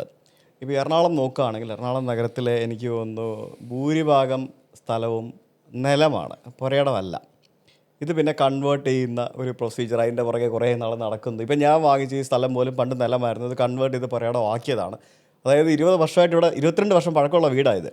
22 വർഷം പഴക്കമുള്ള വീടായിരുന്നു. കഴിഞ്ഞ വർഷം എന്തോ ആണ് ഞാനിത് ആധാരം എഴുതുന്നതിന് മുമ്പാണിത് നിലം കൺവേർട്ട് ചെയ്ത് പുരയിടമാക്കുന്നത്. ശരിയാണ്, നിലം സംരക്ഷിക്കണം, പാടങ്ങൾ സംരക്ഷിക്കപ്പെടേണ്ടതാണ്. പക്ഷേ പാടങ്ങൾ പലതും അതൊരു കോൺട്രവേഴ്ഷ്യൽ തിങ്ങാണ്. പക്ഷേ എന്നിരുന്നാലും ഈ ഒരു ലീഗൽ തിങ് കുറച്ചും കൂടെ ഒക്കെ ഈസി ആക്കി കൊടുക്കേണ്ടതല്ലേ ഈ നിലം പുരയിടം അങ്ങനെയുള്ള പരിപാടികളൊക്കെ. സുജിത്തെ, കാലഘട്ടം 48 സ്വാതന്ത്ര്യം കിട്ടിയ മുതൽ നിയമങ്ങൾ മാറ്റിക്കൊണ്ട് വരണം, അപ്ഡേഷൻ ആക്കിക്കൊണ്ട് വരണം. ഇതില്ലാത്തൊരു കുഴപ്പം നമുക്കുണ്ട്. ശരിക്കും ഒരു ഒറ്റ വിൻഡോയിൽ എല്ലാം കിട്ടുന്നൊരു സംവിധാനം കേരളത്തിലുണ്ടെന്നുണ്ടെങ്കിൽ അത് കേരളത്തിൽ കൊടുന്നിരുന്നു. പേരിലുണ്ടല്ലോ സിംഗിൾ വിൻഡോ. ഈ സിംഗിൾ വിൻഡോയിൽ നമ്മളുടെ ഇൻവെസ്റ്റ്മെൻറ്റ്, കേരളത്തിലെ ഏറ്റവും വലിയ പണക്കാർ പോയിട്ട് ഇൻവെസ്റ്റ് ചെയ്യുന്നത് അതർ സ്റ്റേറ്റുകളിലാണ്. അതിൻ്റെ റീസൺ അതർ കൺട്രീസ് ഓൾസോ. താങ്കൾ ദുബായിൽ ബിസിനസ് ചെയ്യുന്നില്ലേ? Dubai also. എന്താണ് ഇതിൻ്റെ റീസൺ? എന്തുകൊണ്ടാണ് അച്ഛനും അമ്മയും കാണാൻ വേണ്ടിയിട്ട് ഓണത്തിനും വിഷുവിനും പെരുന്നാളിനും മാത്രം മക്കളെയും കൂട്ടിയിട്ട് കേരളത്തിൽ വന്നിട്ട് അച്ഛനെയും അമ്മനെയും കണ്ട് തിരിച്ചു പോയിട്ട് ബിസിനസ് ചെയ്യുന്ന ഇൻവെസ്റ്റ്മെൻറ്റ് കംപ്ലീറ്റ് ബാംഗ്ലൂരും ഡൽഹിയിലും ബോംബെയിലും കൊണ്ട് ഇൻവെസ്റ്റ് ചെയ്യുന്നതിൻ്റെ റീസൺ എന്താണ്? ഇങ്ങനത്തെ ചില കുടിമരങ്ങൾ, കുറച്ച് പെർമിഷൻ കൊടുക്കാതിരിക്കൽ, ചില വ്യവസ്ഥകൾ മാറ്റി. പക്ഷേ ഞാൻ പുതിയ ഗവൺമെൻറ്റും എനിക്ക് അഭിപ്രായം മാറി വരുന്നുണ്ട്. ചിന്താഗതികളും ഒന്ന് സ്പീഡാക്കി കൊടുത്താൽ നമ്മുടെ ഫണ്ട് കേരളത്തിൽ തന്നെ. ഈ മോനെ, കേരളത്തിൻ്റെ ഭംഗി എന്ന് പറയുന്നത് സുജിത് ഭക്തൻ മനസ്സിലാക്കണം. ഇത്ര ഗോഡ്സ് ഓൺ കൺട്രി എന്ന് പറഞ്ഞാൽ ഈ പണ്ട് പട്ടിണിയുള്ള കാലമായിരുന്നു. ആ കാലത്ത് സുജിത്തിൻ്റെ അച്ഛനെ ആലോചിച്ച് നോക്ക്, എൻ്റെ ഉപ്പ. അന്ന് അവർക്ക് നമുക്ക് ഭക്ഷണം ഉണ്ടാക്കി തരുന്ന ഒരു ഓട്ടത്തിലും ചാട്ടത്തിലും പണിയിലുമായിരുന്നു. ഇന്ന് പ്രകൃതി ആസ്വദിച്ചുകൊണ്ട് അന്ന് ആസ്വദിക്കാത്ത എല്ലാ മലകളും പുഴകളും തീരങ്ങളും ആലപ്പുഴകളും പിന്നെ അന്നുണ്ടായിരുന്നു കടൽ, അന്നുണ്ടായിരുന്നു മല, അന്നുണ്ടായിരുന്നു ചുരങ്ങൾ. അന്ന് അവർക്ക് ആസ്വദിക്കാൻ കഴിഞ്ഞിട്ടില്ല. ഇന്ന് അത് ആസ്വദിച്ചിരിക്കുകയാണ് ഇപ്പോൾ. അപ്പോൾ കാലഘട്ടത്തിനനുസരിച്ച് അപ്ഡേറ്റഡ് ആയിരിക്കും. നമ്മളിപ്പോൾ എന്താണ് ഇൻസ്റ്റഗ്രാമും ഫേസ്ബുക്കൊക്കെ യൂസ് ചെയ്യാൻ കാരണം ഇതിലാണ് ഇപ്പോൾ നമുക്ക് ബിസിനസ് കിട്ടുന്നത്. എന്തിനാണ് ഇങ്ങനത്തെ ഒരു സംഭവങ്ങളൊക്കെ ചെയ്യുന്നത്? അപ്പോൾ അതേമാതിരി തന്നെ നിയമങ്ങൾ ചിലത് ഇപ്പോൾ പുരയിടാക്കുന്നതിലൊക്കെ കുറച്ച് സ്പീഡാക്കി. ഇനിയിപ്പോൾ അതിപ്പോൾ ഈ പുതിയ ഗവൺമെൻറ് റവന്യൂ മിനിസ്റ്ററും CM ഒക്കെ നല്ല ആൾക്കാരൊക്കെ ആയി വന്ന് ഇപ്പോൾ അതൊന്നിനും കാലങ്ങളനുസരിച്ചിട്ട് മാറ്റങ്ങൾ വരണം. ആ മാറ്റങ്ങൾ വന്നാൽ പറഞ്ഞപ്പോൾ ഇന്ന് രാവിലെ അച്ഛൻ ഒരു ഡോക്യുമെൻ്റ് എടുത്തുകൊണ്ട് തന്ന് കാണിക്കുന്നത്, അതായത് എനിക്ക് 37 വയസ്സ് കഴിഞ്ഞു. എൻ്റെ 3ാമത്തെ വയസ്സിലാണ് നാട്ടിൽ അച്ഛൻ ഒരു വീതം കിട്ടിയ ഒരു 8 സെൻറ്റ് സ്ഥലത്തൊരു വീട് വെക്കുന്നത്. അപ്പോൾ ഇത്രയും വർഷമായിട്ട് നമ്മളവിടെ താമസിക്കുന്ന സ്ഥലമാണ്. ഈ കഴിഞ്ഞ തവണ കരമടച്ചപ്പോഴത്തേക്കിനും അതിൻ്റെ പകുതി സ്ഥലം നിലമായി മാറി. ഇത്ര നാളും പുരയിടമായിരുന്നു. കഴിഞ്ഞ തവണ കരയടച്ച് വന്നപ്പോഴത്തേക്കിനും ഇതിൻ്റെ പകുതി സ്ഥലം നിലമായി മാറി. അത് എങ്ങനെ സംഭവിച്ചെന്ന് അറിയത്തില്ല. ഇനി നിങ്ങൾ അതിൻ്റെ പുറകെ നടക്കണം. ആ ഒരൊറ്റ എഴുത്തിലെ പ്രശ്നമാണ്. ആ വില്ലേജ് ഓഫീസിൽ നിന്ന് എഴുതിയ ഒരു പ്രശ്നം. ഇനി അതിന് പുറകെ നമ്മൾ നടക്കണ്ടേ? അതെ, ഇപ്പോൾ അതൊരു ക്ലറിക്കൽ മിസ്റ്റേക്ക് ആവില്ലേ? ഈ ഫെയർ വാല്യൂവിൻ്റെ കാര്യത്തിൽ തന്നെ കേരളത്തിൽ വലിയ പ്രശ്നങ്ങൾ നടന്നുകൊണ്ടിരിക്കുക. എല്ലാ കളക്ടർമാരുടെ ഓഫീസിലും കണ്ടമാനം ഫയലുകൾ പെൻഡിങ് ആണ്. ഇതൊക്കെ ഒരു തീർത്ത് കൊടുത്താൽ നമ്മുടെ കേരളത്തിലെ പണക്കാരുടെ ലിസ്റ്റ് നോക്കിയാൽ ബാംഗ്ലൂർ നോക്കിക്കഴിഞ്ഞാൽ ഏറ്റവും കൂടുതൽ പണക്കാർ മലയാളീസാണ്. എല്ലാ കച്ചവടത്തിൻ്റെ തലപ്പത്തും മലയാളീസാണ്. What is the reason? എന്താണ് അവർ ഇവിടെ കൊടുന്ന് ഇൻവെസ്റ്റ് ചെയ്യാത്തതിൻ്റെ ചില കാര്യങ്ങൾ എന്താണ്? ഇപ്പോഴത്തെ ഒരു ഗവൺമെൻറ് അതിന് മാറ്റം വരുത്തുന്നതാണ് നമ്മൾ വിചാരിക്കുന്നത്. എന്തായാലും മാറ്റങ്ങൾ വന്നു കഴിഞ്ഞാൽ ഇൻവെസ്റ്റ്മെൻറ്റ് പുറത്തു പോകാത്ത രീതിയിൽ നമ്മളുടെ കേരളത്തിൽ തന്നെ വരും എന്നുള്ളതാണ് എനിക്ക് പറയാനുള്ളത്. ഒന്ന് പിന്നെ ഇപ്പോൾ ഈ തരം മാറുന്ന രീതിയിൽ ആദ്യം മുതലേ കൊടുക്കുന്ന നിയമങ്ങളാണ് ചോദിച്ച ഒരു ചോദ്യത്തിന് എനിക്ക് പറയാനുള്ളത്. അതിൻ്റേതായിട്ടുള്ള കാലതാമസം ഒരു 6 മാസം 3 മാസം കൊണ്ടൊക്കെ ഇപ്പോൾ തരം തിരിച്ച് വരുന്നുണ്ട്. ഇപ്പോൾ എന്തായാലും സ്പീഡായിട്ടുണ്ട് സംഗതി. നമ്മളൊരു കച്ചവടം എന്ന് പറയുമ്പോഴത്തേക്കിനും വിൽക്കാൻ പോകുന്നവൻ എപ്പോഴും എനിക്ക് മാക്സിമം വില വേണം എന്നുള്ള, അല്ലെങ്കിൽ എനിക്കൊരു മോഹവില വേണം എന്നുള്ളൊരു കൺസെപ്റ്റും, വാങ്ങാൻ പോകുന്നവൻ എപ്പോഴും എത്ര ചവിട്ടി വാങ്ങിക്കാമോ അത്രയും ചവിട്ടി വാങ്ങാം എന്നുള്ള ചിന്തയിലായിരിക്കുമല്ലോ ഈ ഒരു ബിസിനസ് നടക്കുന്നത്. എങ്ങനെയാണ് ശരിക്കും ഡീൽ ചെയ്യുന്നത്? എനിക്ക് കുറച്ച് ആൾക്കാരെ അറിയാം. അവർക്ക് നമുക്കറിയാമല്ലോ ഒരു സ്ഥലത്തിന് ഒരു ഏകദേശം എത്ര വാല്യൂ ഉണ്ടാവുമെന്ന്. അപ്പോൾ അതിനും ഭയങ്കരമായിട്ട് അങ്ങോട്ട് കയറ്റി പറയാം. ഇപ്പോൾ ഒരു 3 കോടി രൂപയുടെ സ്ഥലവും പരിപാടിയാണെങ്കിൽ 5 കോടി എനിക്ക് വേണം, ഞാനതിൽ ഇത്രയും ചെയ്തിട്ടുണ്ട്, അത് ചെയ്തിട്ടുണ്ട്, 5 കോടി ഉണ്ടെങ്കിൽ ഞാൻ കൊടുക്കുകയുള്ളൂ, പക്ഷേ എന്നാൽ കൊടുക്കുകയും വേണം. ഇങ്ങനെ വിളിച്ചുകൊണ്ടിരിക്കുക, എനിക്കത് വിൽക്കണം എന്ന് പറഞ്ഞ് വിളിച്ചുകൊണ്ടിരിക്കുക. ജീവിതത്തിൽ ആ പൈസയ്ക്ക് കച്ചവടം നടക്കത്തില്ല എന്ന് അയക്കും അറിയാം, ബാക്കിയുള്ളവർക്കും അറിയാം. അങ്ങനെ കുറച്ച് ടീമുകളുണ്ടാവുമല്ലോ. എങ്ങനെയാണ് ഈ ഒരു 2 ആൾക്കാരെയും ഈക്വലായിട്ട് ഡീൽ ചെയ്ത് കൊണ്ടുപോകുന്നത്? കാരണം നിങ്ങൾക്ക് ബയറും വേണം സെല്ലറും വേണം, 2 പേരും വേണം. അതെ സുജിത് ശ്രദ്ധിച്ചോട്ടോ. സുജിത് വലിയ തമാശയാണ് അതിൻ്റെ രസം. അതായത് ഈ ഒരു വേൾഡിൽ ഒരു ലാൻഡിന് ഒരു ഫിക്സഡ് ആയിട്ടൊരു പ്രൈസില്ല. ഇപ്പോൾ ആകെയുള്ളതൊരു ഫെയർ വാല്യൂ ആണ്. ഇപ്പോൾ എറണാകുളം MG റോഡ് എടപ്പള്ളി, പിന്നെ Trivandrum statue, Kozhikode MG road അല്ല മാവൂർ റോഡ്, അങ്ങനെ കണ്ണൂർ, ഈ 4-5 സിറ്റികളിൽ, കോട്ടയം അടക്കമുള്ള സിറ്റികളിൽ നമുക്കൊരു സുജിത്ത് ഇപ്പോൾ റേറ്റിനെടുത്തു ഒരു 16 ലക്ഷത്തിനെടുത്തു. അപ്പോൾ മൗത്ത് പബ്ലിസിറ്റി, സുജിത്ത് ഇപ്പോൾ അവിടെ 16 ലക്ഷത്തിനല്ലേ എടുത്തത്. അപ്പോൾ സുജിത്ത് എത്ര ചോദിക്കണേ? സുജിത്ത് കൊടുക്കാനുള്ളതല്ല. സുജിത്ത് ഒരു റിയൽ എസ്റ്റേറ്റ് ഡീലറാണെങ്കിൽ അതിന് ഒരു 20-22 ചോദിക്കുള്ളൂ. എത്ര പെട്ടെന്ന് ഒരു കച്ചവടം നടന്നു കഴിഞ്ഞാൽ ആ നിമിഷം ഒരു ഡീലറാണെങ്കിൽ ആ ലാൻഡിൻ്റെ പ്രൈസ് മാറി. സുജിത്ത് മനസ്സിലാക്കണം. ഈവൻ ലാഭത്തിനാണ് കച്ചവടം. ഇപ്പോൾ എടുത്ത ആൾ ലാഭത്തിനാണെങ്കിൽ, സുജിത്ത് ഒരു ജെന്യൂൻ ബയറാണ്, അവിടെ ബിൽഡ് ചെയ്യാനാണെങ്കിൽ അത് പ്രശ്നമല്ല, അവിടെ മാർക്കറ്റ് കൂടില്ല. ഇപ്പോൾ സുലൈമാൻ എടുത്തു 20 ലക്ഷത്തിന്. പിന്നെ എന്നോട് അടുത്ത ഫോൺ വരികയാണ്, സുലൈമാനെ കൊടുക്കണോ? എത്ര? 25. അപ്പോൾ ആ മൗത്ത് പബ്ലിസിറ്റി എങ്ങനെ പോയി? സുലൈമാൻ ചോദിക്കുന്നത് 25 ആണ്. ഇതാണ് ഒരു മാർക്കറ്റ്. എത്ര പെട്ടെന്നാണ്, സ്വർണത്തിൻ്റെയിലേറെ സ്പീഡായിട്ടാണ് ഒരാൾ കൈമാറിയാൽ ആ കൈമാറിയ സ്ഥലത്ത് നിന്ന് പിറ്റേന്നാൾ പിന്നെ സുജിത്തെ തമാശ അങ്ങനെയല്ല, സുജിത്തിന് പൈസ ആവശ്യമില്ല. സുജിത്തിന് കൊടുക്കും വേണ്ട. സുജിത്ത് എടുത്തത് 20-നാണ്. 40 കിട്ടുമോ സുജിത്ത്? സുജിത്തിൻ്റെ നടക്കില്ല. സുജിത്ത് 40 ചോദിക്കുന്നത്. അങ്ങനെ ഉണ്ടല്ലോ. അങ്ങനെയാണ് ഇത്. ഈ മൗത്ത് പബ്ലിസിറ്റിയാണ് റിയൽ എസ്റ്റേറ്റിൻ്റെ ലാൻഡ് വാല്യൂ നിശ്ചയിക്കുന്നത്. അല്ലാണ്ട് ഇപ്പോൾ ഫിക്സഡ് ആയിട്ടൊരു റേറ്റ് നമ്മളില്ല. ഇപ്പോൾ എടപ്പള്ളിയിൽ 60 രൂപക്കാണ് കച്ചവടം നടന്നതെന്ന് പറഞ്ഞാൽ അതങ്ങനെ എത്രക്ക് അയാൾ വിറ്റത്? ഇയാൾ 10 ഫോണായിരിക്കും റിയൽ എസ്റ്റേറ്റിലെ ഏജൻറ്റുമാർ. 60 അവന് എത്ര? മറ്റാൾ ചോദിക്കുന്നത് 70. ഇതാണ് അതിൻ്റെ ഒരു പ്രൈസ്. അത് ഏത് ചെറിയ ലാൻഡ് എടുത്താലും 70 റുപ്യക്ക് 70,000 റുപ്യക്ക് എടുത്താലും അത് അയാൾ പിന്നെ 1 ലക്ഷമായി. 1 ലക്ഷം സുലൈമാൻ എടുത്താൽ അടുത്ത ആൾ രഞ്ജിത്ത് എടുക്കുമ്പോൾ 1.25. രഞ്ജിത്ത് അത് വേറൊരാൾക്ക് വിൽക്കുമ്പോൾ എന്തായി? പിന്നെ 1.25. 1.25 6 മാസം കൊണ്ട് 3 ഡീൽ നടന്നാൽ ആ 70ൻ്റെ സാധനം പെട്ടെന്ന് ഞാൻ വിറ്റപ്പോൾ 70 ഇപ്പോൾ അവിടെ 1.25. എങ്ങനെ കൂടി? 3 ഡീല് നടന്നപ്പോൾ കൂടി. അല്ലാതെ എന്ത് റീസണാണ് അവിടെ വരുന്നത്? ഒരു ഹോസ്പിറ്റലോ ഒരു റോഡോ ഒരു ഡെവലപ്മെൻറ്റോ വരാത്ത ഒരു ഏരിയയിൽ, ഇപ്പോൾ ലുലു എന്ന് പറയാം, ഹയാത്ത് എന്ന് പറയാം, അല്ലെങ്കിൽ വേറെ എന്തെങ്കിലും സ്ഥാപനങ്ങളെന്ന് പറയാം, അങ്ങനെയൊന്നും വരാത്ത സ്ഥലത്ത് തന്നെ പണ്ട് എയർപോർട്ട് എന്ന് പറയുമ്പോഴത്തേന് എല്ലാവരും ചാടി വീണിരുന്നു. എയർപോർട്ടിൻ്റെ അവിടെ ഒന്നും വലിയ കച്ചവടങ്ങളൊന്നും നടക്കുന്നില്ല. പക്ഷെ എന്നാലും പ്രൈസ് അങ്ങനെ ഒരു അധികം കൂടാത്ത രീതിയിൽ നിൽക്കുന്നത് ഇന്ന് എയർപോർട്ട് ഏരിയകളിൽ മാത്രമേ ഉള്ളൂ. അധികം കൂടാത്തത്. എനിക്ക് തോന്നുന്നു ഇപ്പോഴും എറണാകുളത്തിന് സമീപം അത്യാവശ്യം റേറ്റ് കുറച്ച് കിട്ടുന്ന സ്ഥലങ്ങൾ എന്ന് പറയുന്നത് നെടുമ്പാശ്ശേരി, ആ ഏരിയ, പെരിയാറിന് സമീപത്തുള്ള ഏരിയയൊക്കെ, ബാക്ക് സൈഡ് ഏരിയ ഒക്കെയാണ് തോന്നുന്നു അല്ലേ? തീർച്ചയായിട്ടും. ഓക്കെ. നമ്മുടെ കൊച്ചിയിലെ റിയൽ എസ്റ്റേറ്റിൻ്റെ നിരക്കൊക്കെ നമുക്ക് ഏകദേശം അറിയാമായിരിക്കും. ഏറ്റവും expensive MG road Edappally area ഒക്കെ ആയിരിക്കണം. എം ജി റോഡൊക്കെ വൈറ്റില പനമ്പള്ളി നഗർ വൈറ്റില പനമ്പള്ളി നഗർ ഒരു റെസിഡൻഷ്യൽ ഏരിയ ആയിട്ട് എനിക്ക് തോന്നുന്നു 30-35-40-50 വരെയൊക്കെ സെൻറ്റ് ചോദിക്കുന്ന പിന്നെ ഏരിയാസ് ഉണ്ട്. 50ക്ക് മേലെ ഉണ്ടെന്ന്. ഒരു കോടി മുതൽ 1.25 കോടി മുതൽ എം ജി റോഡ്.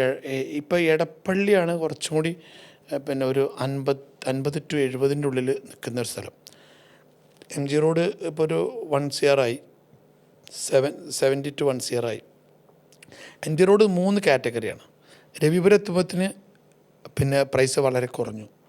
ഇപ്പുറത്ത് ഇങ്ങനെ ഷിമാട്ടിൻ്റെ ഈ ഇങ്ങോട്ട് നിൽക്കുന്നിടത്തോളം ആബാദിൻ്റെ അവിടെ നിന്ന് ഇങ്ങോട്ട് പിന്നെ കുറച്ച് പ്രൈസ് കൂടുതലാണ്. അങ്ങനെ 3 സെക്ഷനാണ് എം ജി റോഡ്. അത് പിന്നെ പനമ്പള്ളി നഗറിൽ ഒരു വേറെ തന്നെ ഒരു VIP ഏരിയയാണ്. നമ്മളെ കൊച്ചിയിലെ ഏറ്റവും നല്ലൊരു ഏരിയയാണ് പനമ്പള്ളി നഗറിൽ. അപ്പോൾ അവിടെ ഇപ്പോൾ നിങ്ങൾ പറഞ്ഞ ആ പ്രൈസൊക്കെ ആയി.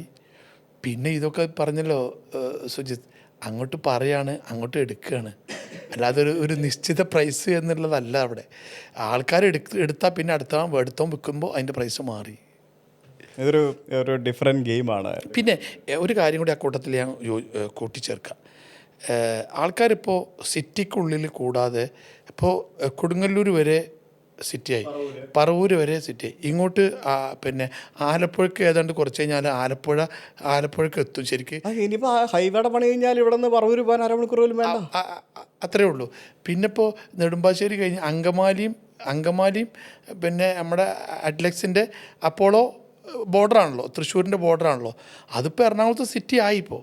ഇനി മെട്രോ കൂടി വന്നു കഴിഞ്ഞാൽ എല്ലാം ഒന്നിച്ചു തൃശ്ശൂർ എറണാകുളത്തിൻ്റെ ഭാഗമായിട്ട് മാറും. അപ്പോൾ അങ്കമാലി അഡ്ലക്സ് മുതൽ ഇങ്ങോട്ട് എറണാകുളത്തായി. പിന്നെ എല്ലാ ഏരിയയും എറണാകുളത്തിൻ്റെ ഒരു ഭാഗമായിട്ട് തന്നെ മാറിപ്പോൾ.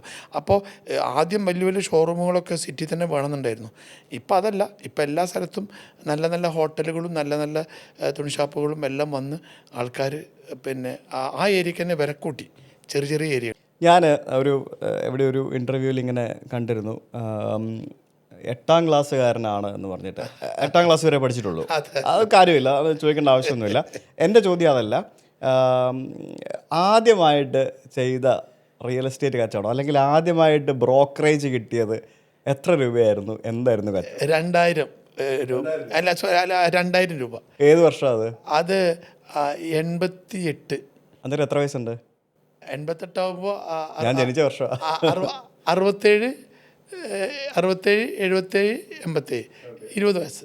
അപ്പോൾ 18 കഴിഞ്ഞു അന്ന്. ആ വയസ്സിലാണ് 2000 രൂപ ഗൂഡല്ലൂരിൽ നിന്ന് ഒരു സ്ഥലത്തേക്ക് പോകുമ്പോൾ ഒരാളെ കൂടെ ഇരുന്നിട്ട് ആ കൂട്ടത്തിൽ അവർക്ക് കിട്ടിയൊരു പൈസയിൽ നിന്ന് എനിക്ക് 2000 രൂപ ആദ്യമായിട്ട് തരുന്നത്. അത്ഭുതപ്പെട്ടു മോനെ. അന്ന് 2000 പൈസ ബിഗ് എമൗണ്ട്. Big amount.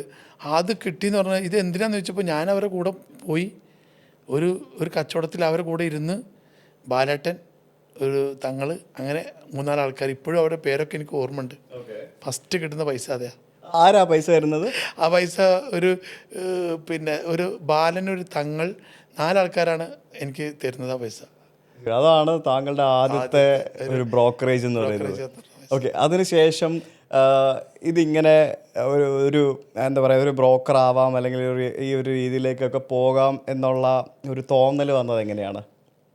അതെന്താ വെച്ചാൽ ഒരു കാറ് കച്ചവടം ചെയ്താൽ അന്ന് 1000-2000 രൂപയൊക്കെ കിട്ടുന്ന ഒരു കാലഘട്ടം ഉണ്ടായിരുന്നു.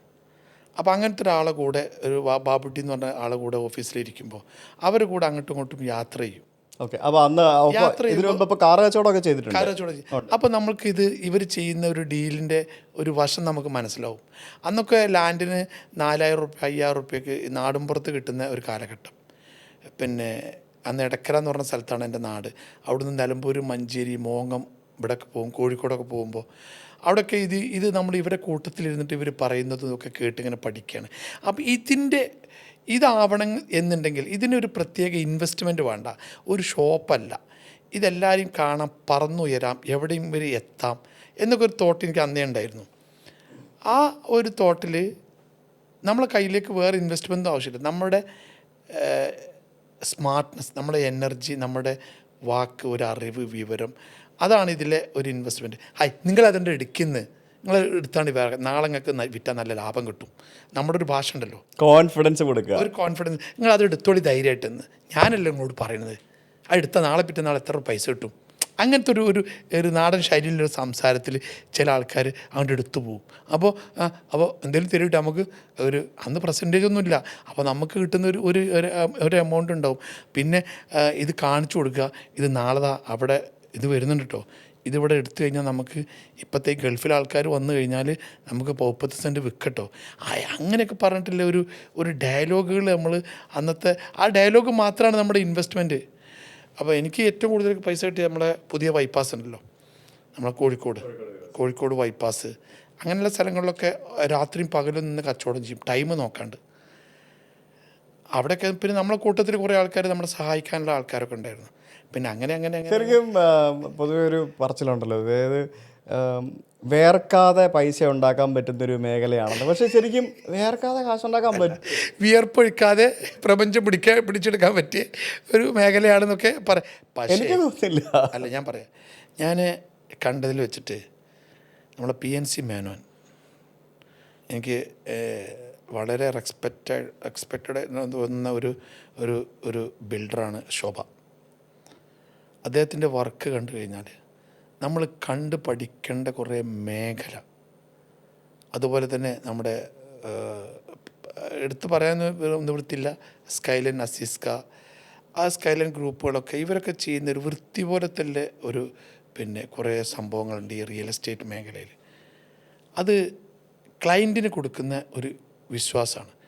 അങ്ങനെയാണ് നമുക്കും ഇതിൽ പിന്നെ ഈ ലാൻഡൊക്കെ എടുത്തു കൊടുത്താൽ ഒരു വിശ്വസ്തത നമുക്ക് പുലർത്തണം എന്ന് നമുക്ക് ഉള്ളത്. അതിൽ ചില പിന്നെ സംഭവങ്ങൾ നമുക്ക് പാളിച്ചകൾ സംഭവിച്ചിട്ടുണ്ട് സുജിത്ത്. അത് ഞാനൊരു ഒറ്റ ലൈനിൽ പറയാം. ചില ഇടപാടുകളിൽ നമ്മൾക്ക് കറക്റ്റ് ചെയ്യാൻ പറ്റിയിട്ടില്ല. നമ്മൾ പ്ലസ് പറയുമ്പോൾ മൈനസും പറയണമല്ലോ. അതിൻ്റെ റീസൺ എന്താ വെച്ചാൽ ഓവർലോഡ് എടുക്കും. ഓവർലോഡ് എടുക്കുമ്പോൾ നമുക്ക് ചിലപ്പോൾ ചിലത് വിൽക്കാൻ പറ്റിയെന്ന് വരില്ല. അപ്പോൾ നമുക്ക് ഇൻവെസ്റ്റേഴ്സ് ഉണ്ടാവും, ഇൻവെസ്റ്റേഴ്സിന് കറക്റ്റ് റിട്ടേൺ കൊടുക്കാൻ പറ്റില്ല. അപ്പോൾ നമ്മുടെ മൈനസാവും, ചീത്തപ്പേരാവും. അങ്ങനെ കുറേ സംഭവങ്ങൾ നമുക്ക് സംഭവിച്ചിട്ടുണ്ട്. അത് പുതിയ ജനറേഷൻ ശരിക്കും ശ്രദ്ധിക്കേണ്ട ഒരു വിഷയമാണ്, ഈ ഓവർലോഡ് എടുക്കുക. കാരണം ഇപ്പോൾ എല്ലാവരുടെ കയ്യിലും പൈസയായി, പഴയ കാലം മാതിരിയല്ല, പൈസയായി, വണ്ടിയായി, എല്ലാം അത്യാവശ്യം എല്ലാവർക്കും നല്ല ഡ്രസ്സുകളായി. അന്ന് ഡ്രസ്സൊന്നും നല്ല എടുക്കാൻ പറ്റാത്ത വാച്ചുകൾ, മൊബൈലുകളൊക്കെ ഇപ്പോൾ സൂപ്പറായി. അപ്പോൾ ഈ കാലഘട്ടത്തിൽ നമ്മൾ നോക്കേണ്ടത് മനുഷ്യന്മാർ തമ്മിലുള്ള വിശ്വാസം, തമ്മിലുള്ള ടൈമിങ്, പങ്ക്ച്വാലിറ്റി, ഇതിന് കൂടുതൽ ഒരു ശ്രദ്ധ കൊടുക്കണം ഈ മേഖലയിൽ, റിയൽ എസ്റ്റേറ്റ് മേഖലയിൽ. എനിക്ക് ഫാൾട്ട് സംഭവിച്ചിട്ടുണ്ട്, എൻ്റെ ബാക്ക് നോക്കുമ്പോൾ സംഭവിച്ചിട്ടുണ്ട്. അതൊക്കെ നമ്മൾ പിന്നീട് തിരുത്തിയിട്ടുണ്ട്. ആ ഭാഗങ്ങളൊക്കെ വളരെയധികം പുതിയ ജനറേഷൻ പിന്നെ ശ്രദ്ധിക്കേണ്ട ഏറ്റവും വലിയൊരു പോയിൻ്റുകളാണത്. ഓവർലോഡ് എടുക്കാതിരിക്കുക, ഫാമിലിക്ക് കുറേ സമയം കൊടുക്കുക, ഫ്രണ്ട്സിന് സമയം കൊടുക്കുക, പിന്നെ ടൂർ പോവുക, അങ്ങനത്തെ സംഗതികളിലൊക്കെ ടൈമുകൾ കൂട്ടിയിട്ട് അതിൻ്റെ ഇടയ്ക്ക് ടൂർ പോകുന്ന രീതിയിൽ ഇപ്പോൾ കച്ചവടങ്ങൾ ഒക്കെ ചെയ്യുക. അപ്പോൾ ചിരിച്ച് കളിച്ച് രസിച്ച് ഉല്ലസിക്കുന്ന ഒരു കാലഘട്ടമാണ് ഇപ്പോൾ ഈ 2026 2027 ഒക്കെ വരുമ്പോൾ. അപ്പോൾ നല്ല ഹാപ്പി ആയിട്ടിരിക്കണം, എൻജോയ് ചെയ്യണം. ഈ ടൂർ പോകുന്ന കാര്യം പോകുമ്പോഴത്തേക്കിന് നമ്മൾ ചന്ദ്രനിൽ പോയാലും അവിടെ ചെന്നിട്ട് ആരോടെങ്കിലും ചോദിക്കും ഇവിടെ സ്ഥലത്തിന് എന്നാ വില, സെൻറ്റിന് എന്നാ വില. നമ്മളെവിടെ പോയാലും നമ്മൾ ചോദിക്കുമല്ലോ. അതൊരു സാധാരണക്കാരനാണെങ്കിൽ നമ്മളൊരു സ്ഥലം ഇഷ്ടപ്പെട്ട് കഴിഞ്ഞാൽ ചേട്ടാ ഇവിടെ സെൻറ്റിന് എന്നാ വില എന്ന് നമ്മളൊരു ചോദ്യം ചോദിക്കില്ലേ, പ്രത്യേകിച്ച് മലയാളി. അത് ആ മൈൻഡിൽ വന്ന് കയറിയ സാധനമാണ്. അത് എല്ലായിടത്തും മലയാളീസ് ഉണ്ടാവുകയും ചെയ്യും, അതവിടെ ചോദിക്കുകയും ചെയ്യും.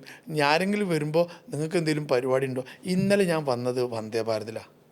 ഇപ്പോൾ കേരളത്തിലെ പണക്കാരുടെ കൂട്ടത്തിലെ ഒരാളെ ഞാൻ കണ്ടു, ഏറ്റവും വലിയൊരു ഹോസ്പിറ്റലിൻ്റെ ചെയർമാനാണ് നോട്ടിക്കൊള്ളി. ഞാൻ അദ്ദേഹത്തിനോട് ചോദിച്ചപ്പോൾ എൻ്റെ ഒരു പ്രൊഫഷണൽ ഇതാകുമ്പോൾ, സാറേ എന്തെങ്കിലും വാങ്ങാനോ കൊടുക്കാനോ ഉണ്ടോ സാറേ? എക്സിക്യൂട്ടീവ് നമ്മൾ ചോദിച്ചു. അപ്പോൾ അത് നമ്മുടെ ഒരു ബ്ലഡിൽ നിന്ന് അത് വരും. അത് സുജിത്ത് പറഞ്ഞ കറക്റ്റാണ്. ചന്ദ്രനിൽ പോയാലും നമ്മളത് ചോദിക്കും. ട്രെയിൻ ഇറങ്ങുമ്പോൾ ആരെയും കണ്ടാൽ എന്താ പുതിയ പരിപാടി ഉണ്ടെങ്കിൽ പറയട്ടോ എന്ന് പറയും. കറക്റ്റാ. ശരിക്കും ഓവർലോഡ് എടുക്കരുതെന്ന് പറഞ്ഞു.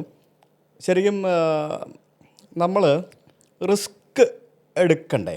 റിസ്ക് എടുത്താലല്ലേ ഈ ഒരു ഫീൽഡിൽ പ്രത്യേകിച്ച് ഒരു സക്സസ് ഉണ്ടാവുള്ളൂ. റിസ്ക് എടുക്കാതെ ഈ ഒരു റിയൽ എസ്റ്റേറ്റ് മേഖലയിൽ ഒരു സക്സസ് ഉണ്ടാക്കിയെടുക്കാൻ പറ്റുമോ? തീർച്ചയായിട്ടും. മറ്റുള്ളവൻ്റെ ഒപ്പീനിയൻ, നമ്മൾക്കൊരു സംഗതി നമ്മളെ മനസ്സിൽ കണ്ടു കഴിഞ്ഞാൽ ആ സംഗതി അങ്ങ് നടപ്പിലാക്കുക, അതങ്ങ് ചെയ്യുക. ഇനി ഞാനൊരു പദ്ധതി ഇട്ടു, സുജിത്ത്, ആ പദ്ധതി ഞാൻ ഒരു 10 ആൾക്കാരോട് ചോദിച്ചു, ഞാൻ ചെയ്യട്ടെ എന്ന്. നമ്മളെല്ലാ സ്ഥലത്തുനിന്നും നമുക്ക് എന്ത് ചെയ്യും? നമുക്ക് മൈനസ് വരും. വെറുതെ പ്രശ്നം ഉണ്ടാക്കാൻ നിൽക്കണ്ട കേട്ടോ, ഇതാണെന്ന് പറഞ്ഞിട്ട് നമ്മളെ മൈനസ് ആക്കി കളയും. അപ്പോൾ സുജിത്ത് പറഞ്ഞ മാതിരി ചില സംഭവങ്ങൾ നമ്മളെ മനസ്സിൽ ഉദിക്കുന്ന സാധനമുണ്ട്. ആ സാധനത്തിനെ നമ്മൾ ഡെവലപ്പ് ചെയ്തിട്ട് കൊണ്ടുപോവുക, നമ്മൾ ഡെവലപ്പ് ചെയ്യുക. അതിനെ പിന്നെ ആര് പറഞ്ഞാലും അത് കേൾക്കാൻ നിൽക്കരുത്. അവിടെ ഒരു റിസ്ക് എടുത്താലേ എന്താവാൻ പറ്റുള്ളൂ. അതാണ് റിസ്ക് എന്ന് പറഞ്ഞ പോയിൻ്റ്.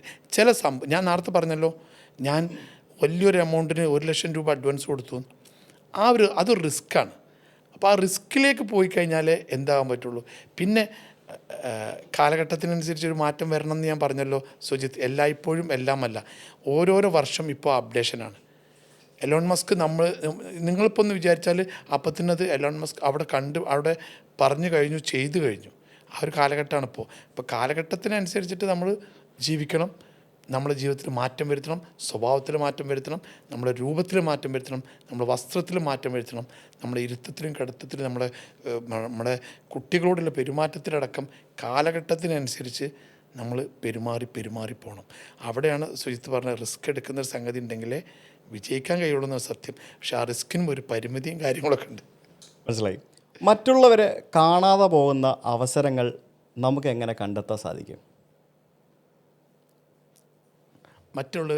അല്ലെങ്കിൽ മറ്റുള്ളവർക്ക് കിട്ടാതെ പോകുന്ന അവസരങ്ങൾ അത് നമ്മൾ കണ്ടെത്തി അതിൽ നമ്മൾ കയറി പിടിക്കുമ്പോഴല്ലേ നമുക്കൊരു തീർച്ചയായിട്ടും പ്ലസ് ഉണ്ടാവുള്ളൂ. തീർച്ചയായിട്ടും അവിടെ നമ്മൾ പിന്നെ ചില വിഷൻ, ചില കാഴ്ചപ്പാടുകളുണ്ടല്ലോ. ഇപ്പോൾ സുജിത്ത് ഇന്ന് കേരളത്തിൽ നിന്നല്ല, മിഡിൽ ഈസ്റ്റിലായാലും എവിടെയായാലും സുജിത്ത് ഭക്തൻ, ഒരു സാധാരണക്കാരനായ ഒരു സുജിത്ത് ഭക്തൻ ഇന്ന് അറിയപ്പെടുന്ന ഒരാളായി മാറി. നിങ്ങളുടെ ലക്ഷ്യത്തിലേക്ക് ആരെങ്കിലും വന്ന് കയറി സുജിത്ത് അങ്ങനെയൊന്നും ചെയ്യാൻ പാടില്ല എന്ന് പറഞ്ഞെങ്കിൽ എത്തില്ലായിരുന്നു. പക്ഷെ സുജിത്ത് വ്യത്യസ്തമായിട്ട് കണ്ടുകൊണ്ട് വേറെ ആരും കാണാത്തൊരു കാഴ്ചപ്പാടിനെ മുന്നോട്ട് കൊണ്ടുപോയിട്ടാണ് ഇന്ന് സുജിത്തായത്. അപ്പോൾ പിന്നെ നമ്മുടെ കേരളത്തിലെ പണക്കാരടക്കം പയ്യന്മാരടക്കമുള്ള കുറേ ആൾക്കാർ ഇപ്പോൾ ഇൻസ്റ്റയിലും മറ്റേലുമൊക്കെ ഫേമസ് ആയിക്കൊണ്ടിരിക്കുന്ന ഒരു കാലഘട്ടമാണ്. അവർ മറ്റുള്ളവർക്ക് കിട്ടാത്ത ഒരു സാധനമാണ്. എന്നാൽ എല്ലാവരും അത് ചെയ്യുന്നുണ്ട്. പക്ഷേ ഒരു നസീബ് എന്ന് പറഞ്ഞൊരു സാധനം കൂടിയുണ്ട്. ഒരു ആവേശം സിനിമയ്ക്കകത്ത് നമ്മുടെ രംഗണ്ണം പറയുന്നുണ്ടല്ലോ, രംഗൻ ചേട്ടൻ സമ്പന്നനായത് എയർപോർട്ടിൻ്റെ അടുത്ത് അല്ല, പുള്ളിയുടെ സ്ഥലം വാങ്ങിച്ചിട്ട സ്ഥലത്ത് എയർപോർട്ട് വന്നത് കൊണ്ടാണ് എന്നുള്ളൊരു കഥ പറയുന്നുണ്ടല്ലോ. ശരിക്കും അതൊരു റിയൽ സ്റ്റോറി അല്ലേ? എനിക്ക് തോന്നുന്നു നമ്മുടെ കോൺഫിഡൻറ്റ് ഗ്രൂപ്പിൻ്റെ റോയ് സാറൊക്കെ ഇതേപോലെ മുൻകൂട്ടി വിഷൻ കണ്ട് ബാംഗ്ലൂർ എയർപോർട്ടിനടുത്ത് സ്ഥലമൊക്കെ വാങ്ങിച്ചിട്ട് അങ്ങനെയല്ലേ പുള്ളി റിച്ച് ആയതെന്നൊക്കെ ഞാൻ അങ്ങനത്തെ കുറച്ച് സ്റ്റോറീസൊക്കെ അദ്ദേഹത്തിൻ്റെ കേട്ടിട്ടുണ്ട്. അവിടെ ഇവിടെയൊക്കെ റോയ് സാറ് ഒരു 25 കൊല്ലം കഴിഞ്ഞിട്ട് എന്ത് വരുന്നു ഇപ്പം കാണുന്ന കൂട്ടത്തിൽപ്പെട്ടതാണ് റോയ് സാറൊക്കെ. അത് ബാംഗ്ലൂർ റിംഗ് റോഡ് ഉണ്ടാക്കിയ അറിയില്ലേ? എന്താണ് സുജിത്തേ, എത്രയാണ് വരുമാനം ഒരു ദിവസം? ഇപ്പം വീണ്ടും ഒരു റിംഗ് റോഡ് വരും. എന്താണ് സംഭവം? നിങ്ങളൊന്ന് പറയും, നമുക്ക് ആലോചിക്കാൻ പറ്റുമോ? ഒരു ലാൻഡ് എടുത്തിട്ട് റിംഗ് റോഡ് ഉണ്ടാക്കിയിട്ട് അതിൽ മറ്റേ ടോള് വെച്ചിട്ട് പിരിപ്പിച്ചിട്ട് മറ്റേ തമിഴ്നാട്ടിലേക്കും ഇവിടേക്കും സിറ്റി ടച്ച് ചെയ്യാണ്ട് പോകുന്നൊരു സംവിധാനം ഏത് കാലത്ത് വരുമാനം തുടങ്ങിയത് അവരെ? എന്താണതൊക്കെ? ഭയങ്കര സംഭവമല്ലേ? ഹൈദരാബാദിലുണ്ട് റിംഗ് റോഡുകൾ. അതൊക്കെ വലിയ കാഴ്ചപ്പാടാണ്. ഇപ്പോഴും നമ്മുടെ ഗതാഗതക്കുരുക്ക് മാറണമെങ്കിൽ നമ്മളിപ്പോൾ മേപ്പാടിയിൽ നിന്ന് നമ്മുടെ പോത്തുകല്ല് വഴി കൊച്ചിയിലേക്ക് വരാൻ എളുപ്പമാണ്. പല റോഡുകളും കുറ്റ്യാടി വഴി ഉണ്ടാക്കാം. നമ്മുടെ പ്രശ്നം എന്താണെന്നറിയോ? നമ്മൾ റിംഗ് റോഡും ബൈപ്പാസും ഒക്കെ ഉണ്ടാക്കും. പണ്ട് അങ്ങനെ ഉണ്ടാക്കിയതാണ് എറണാകുളം ബൈപ്പാസ്. ഇപ്പോൾ ഇവിടുത്തെ ഏറ്റവും വലിയ ഇൻഡസ്ട്രിയൽ ഹബ്ബ് എറണാകുളം ബൈപ്പാസാണ്. ഇവിടുത്തെ ഇപ്പോൾ ഏറ്റവും റിയൽ എസ്റ്റേറ്റ് വില കൂടി നിൽക്കുന്നത് ആ ബൈപ്പാസിലെ എടപ്പള്ളിയിലാണ്. അതാണ് നമ്മുടെ പ്രശ്നം. നമ്മൾ ബൈപ്പാസ് ഉണ്ടാക്കും, അവസാനം ബൈപ്പാസിലായിരിക്കും ഏറ്റവും കൂടുതൽ തിരക്ക് വരുന്നത്. ബാക്കിയുള്ളിടത്ത് ഇപ്പോൾ MG റോഡിൽ തിരക്കുണ്ടോ? ഇല്ല. അത് അങ്ങനെ പോവാണ്, മാറി പോവാണ്. അതാണ് നമ്മുടെ പ്രശ്നം. അതിനായിട്ടുള്ള ലാൻഡ് കേരളത്തിൽ അതിന് മാത്രമേ, കേരളം എന്ന് പറഞ്ഞാൽ ഒന്നാണ്. കാരണം കേരളത്തിൽ നിങ്ങൾക്ക് പിന്നെ എവിടെ പോയാലും സിറ്റി പോലെയാ. വിഴിഞ്ഞത്തും തൊട്ടിട്ട് കോവളം തൊട്ടിട്ട് നിങ്ങൾ കാസർഗോഡ് പിന്നെ ബോർഡർ വരെ പോയിക്കോളൂ. നിങ്ങൾ എവിടെയെങ്കിലും ഒഴിഞ്ഞ സ്ഥലങ്ങൾ കാണാൻ പറ്റുമോ നിങ്ങൾക്ക്? ഒന്ന് പുറത്ത് വണ്ടി നിർത്തി ഒന്ന് മൂത്രം ഒഴിക്കാൻ പറ്റത്തില്ലെന്നേ. അതെ, കറക്റ്റ്. അതാണ് കേരളം. കേരളം ഒറ്റ കേരളമാണ്. കേരളം വിട്ടാൽ അതൊക്കെ പറ്റും. കേരളം വിട്ട ഇഷ്ടം പോലെ ഒഴിഞ്ഞു കിടക്കല്ലേ. മഹാരാഷ്ട്ര ആണെങ്കിലും കർണാടക ആണെങ്കിലും തമിഴ്നാടാണെങ്കിലും എല്ലാ സ്ഥലത്തും ഇപ്പോൾ 1000-2000 ഏക്കറാണ് ഓരോരുത്തർ അന്വേഷിച്ചുകൊണ്ട് നടക്കുന്നത്. ശരിക്കും അതുപോലെ അതുകൊണ്ട് തന്നെ സ്ഥലമില്ല ഇവിടെ. സ്ഥലമില്ലാത്തതാണ് ഇവിടുത്തെ ബിസിനസ് അല്ലേ? Yes yes. നമുക്ക് സ്ഥലം ഇപ്പം കൊച്ചിയിൽ ഒരു 10 സെൻറ്റ് സ്ഥലം വാങ്ങണോ? We have very limited space available ലാൻഡായിട്ട്. അപ്പോൾ അതാണ് ഇവിടുത്തെ ബിസിനസ്. അവിടെയാണ് ഡിമാൻഡ്. ആ ഡിമാൻഡ് കണ്ടെത്തി ബിസിനസ് ചെയ്യുക എന്നുള്ളതാണ് ഏറ്റവും. അതെ അതെ. ഇപ്പോൾ നമുക്ക് കേരളത്തിനാണ് അങ്ങനത്തെ ഒരു ലാൻഡ് ഉള്ള സ്ഥലത്ത്. നേരത്തെ സുജിത്ത് പറഞ്ഞ മാതിരി കായലും കടലും പിന്നെ എന്താ പറയുക നിലം പുഴയായിട്ടും മലയായിട്ടും പിന്നെ ഇടുക്കിയിലേക്ക് എന്നാൽ ഒന്നും ചെയ്യാൻ പറ്റില്ല, എസ്റ്റേറ്റുകളായി. വയനാട്ടിലേക്ക് എന്നാൽ എസ്റ്റേറ്റുകളായി. പിന്നെ നെല്ലിയാമ്പതി എന്നാൽ എസ്റ്റേറ്റുകളായി. അങ്ങനെയുള്ള സ്ഥലത്തേക്ക് മൃഗങ്ങൾക്കൊക്കെ താമസിക്കണ്ടേ, അപ്പോൾ അവരെയും സംരക്ഷിക്കണ്ടേ കേരളം. അപ്പോൾ അവർക്ക് കുറേ സ്ഥലങ്ങൾ, മീനുകളും പുഴകളും അതങ്ങനെ സ്ഥലങ്ങൾ ഡിഫറെൻറ്റ്. നമ്മൾ പലരും പറയും നല്ലൊരു ബയറെ കണ്ടുപിടിക്കാൻ ഭയങ്കര പാടാണ് എന്ന് പറയും. നല്ലൊരു സെല്ലറെ എങ്ങനെയാണ് നിങ്ങൾ ഈസി ആയിട്ട് ഐഡൻറ്റിഫൈ ചെയ്യുന്നത്? സുജിത്ത്, ഏറ്റവും കൂടുതൽ സെല്ലർമാരെ നിങ്ങൾക്ക് ആവശ്യം ഒരു ബയർ. എനിക്ക് ഞാൻ ചോദിച്ചത് ഇപ്പം എനിക്ക് താല്പര്യമില്ലെങ്കിലും ഞാൻ വെറുതെ പറയും, മിസ്റ്റർ സുലൈമാൻ എനിക്ക് എൻ്റെ സ്ഥലം വിൽക്കണമെന്നുണ്ട്, നല്ല വില കിട്ടാൻ നമുക്ക് കൊടുക്കാം എന്ന് ചുമ്മാ കാണുമ്പോൾ പറയാമല്ലോ. നല്ലൊരു സെല്ലറിനെ എങ്ങനെ ഐഡൻറ്റിഫൈ ചെയ്യുന്നത്? സെല്ലർ ഏറ്റവും കൂടുതൽ 92% സെല്ലർമാരും 8% ബയറും എന്നാണ് എൻ്റെ നിഗമനം. കാരണം പിന്നെ അതായത് നമുക്കിപ്പോൾ ബയേഴ്സാണ് ഏറ്റവും കൂടുതൽ. നിങ്ങൾ ഏതൊരു സാധനം ചോദിക്കുകയാണെങ്കിലും ചിലപ്പോൾ അത് കൊടുക്കും, എല്ലാവരും കൊടുക്കാൻ തയ്യാറായിരിക്കും. അതാണ് സെല്ലർമാരുടെ കൂടുതൽ. അതിൽ ബയർമാർ ഇങ്ങനെ വരികയുള്ളൂ. 8, 10 ആവും, 10, 12 ആവും, 14, 15, 20, ഒരു 20% വരെ നമുക്ക് ബയർ കിട്ടുള്ളൂ. ഇപ്പോൾ ഈ ഫ്ലാറ്റുകളാണ് ഏറ്റവും കൂടുതൽ വാങ്ങിക്കൊണ്ടിരിക്കുന്നത്. അതാ ഞാൻ പറഞ്ഞത്, സെല്ലർമാർ കൂടുതലും. ഇപ്പോൾ ഏതൊരു ലാൻഡ് നമ്മൾ ചോദിക്കുകയാണെങ്കിലും അത് കൊടുക്കുമെന്ന് ചോദിച്ചാൽ രണ്ടാമത്തേൽ ചിലപ്പോൾ കൊടുക്കാമെന്ന് പറയും. പക്ഷേ ബയർ എവിടെ നിന്ന് കിട്ടാനാ? ബയറാണ് മറിഞ്ഞു നിൽക്കുന്നൊരു സംഭവം. അവരാണ് നമ്മൾ ക്യാച്ച് ചെയ്യേണ്ടത്. ആ ക്യാച്ചിങ്ങിന് ഒരു ബന്ധങ്ങളാണ്. പിന്നെ ഇപ്പോൾ നമ്പേഴ്സ് കളക്ട് ചെയ്തിട്ട് ഇപ്പോൾ വിളിക്കുന്നൊരു സംവിധാനമാണ് ഇപ്പോൾ നമ്മളെ ബിൽഡേഴ്സൊക്കെ ചെയ്യുന്ന ഒരു സംവിധാനം. അതെന്ന് പറഞ്ഞാൽ ആ കുട്ടികൾ അങ്ങനെ വിളിച്ചുകൊണ്ടിരിക്കുകയാണ്. അതിൽ ഏതെങ്കിലും ഒരുത്തൻ്റെ അടുത്ത് നമ്മൾ വിളിക്കുമ്പോൾ ഒരു ഫ്ലാറ്റ് വേണോ ലാൻഡ് വേണോ എന്ന് ചോദിക്കുമ്പോൾ നമുക്ക് നോക്കാമെന്ന് പറയും. അങ്ങനെ ഒരു മനസ്സിനെ നമ്മളെ ബാങ്കിൽ പൈസ കൂടിക്കൊണ്ടിരിക്കുമ്പോൾ എല്ലാവർക്കും ഒരു ആഗ്രഹം ഉണ്ടാവും, എനിക്കിനി അങ്ങനെ ഒരു സംഭവം, അല്ല ഒരാൾ വിളിച്ചിരുന്നല്ലോ, ഒരു കുട്ടി വിളിച്ചിരുന്നല്ലോ, ഒരു ഫ്ലാറ്റ് വാങ്ങല്ലേ, അല്ല ഒരു 10 സെൻറ്റ് സ്ഥലം ഉണ്ടെന്ന് പറഞ്ഞല്ലോ, ഒന്ന് ആലോചിക്കല്ലേ, പോയി നോക്കല്ലേ. അപ്പോൾ അവിടെ ഒരു ബിൽഡിംഗ് കെട്ടിയിട്ട് നമുക്കൊരു അങ്ങനെ ഉണ്ടല്ലോ. അതാണ് ബയർ ക്രിയേഷൻ. ബയറെ ക്രിയേറ്റ് ചെയ്യുന്ന ഒരു സംവിധാനം അതിലൂടെയാണ്. അതൊന്നും കിട്ടിക്കഴിഞ്ഞാൽ പിന്നെ അതിൻ്റെ നേരത്തെ സുജിത്ത് പറഞ്ഞ സാധനം ഫോളോ അപ്പ്. നിങ്ങൾ ഏറ്റവും കൂടുതൽ ഫേസ് ചെയ്യുന്ന ചലഞ്ച് എന്ന് പറയുന്നത് ബയറിനെ കിട്ടാനാണ്. റിയൽ എസ്റ്റേറ്റിൽ എല്ലാവരോടും എനിക്ക് പറയാനുള്ളത് ബയറെ കിട്ടുക എന്നുള്ളത് തന്നെ വലിയ സംഭവം. നമ്മുടെ സുജിത് ഭക്തൻ്റെ ഒരു വീട് വാങ്ങാൻ നടക്കുന്നുണ്ട് കേട്ടോ. തന്നെ അപ്പോൾ സുജിത്തിൻ്റെ ഏറ്റവും അടുത്ത ആളാരവനെ. സുജിത്തിൻ്റെ അടുത്ത് എൻ്റെ വൈഫിനോട് വൈഫ് പറഞ്ഞാലാവും. അപ്പോൾ വൈഫിൻ്റെ ആരാ ഫ്രണ്ട്. അപ്പോൾ പിന്നെ എവിടെ ഒരു ലാൻഡ് ഉണ്ട് കേട്ടോ, ഇവിടെ ഒരു സ്ഥലം ഉണ്ട് കേട്ടോ. സുജിത്ത് അതെങ്ങനെ അറിഞ്ഞു? അല്ല സുജിത്ത് ഇങ്ങനെ വാങ്ങാൻ നടക്കുന്നുണ്ടെന്ന് അറിഞ്ഞു സുജിത്ത്. അപ്പോൾ സുജിത്ത് ഒരു ജെന്യൂൻ ബയറായി. ആ ബയറെ കൂടെ ഒരു 2-3 ആൾക്കാർ, ചിലപ്പോൾ കൂടുതൽ അറിഞ്ഞ ആൾക്കാർ വരും. അങ്ങനെ ആണ് ബയറെ നമ്മൾ കണ്ടെത്തുക. അല്ലെങ്കിൽ നമുക്കിപ്പോൾ ഒരു ഡെസ്റ്റിനേഷൻ ഉണ്ടോ സുജിത്ത്? കേരളത്തിലെ റിയൽ എസ്റ്റേറ്റിലെ ബയേഴ്സ് വന്നിട്ട് ഇതാ ഒരു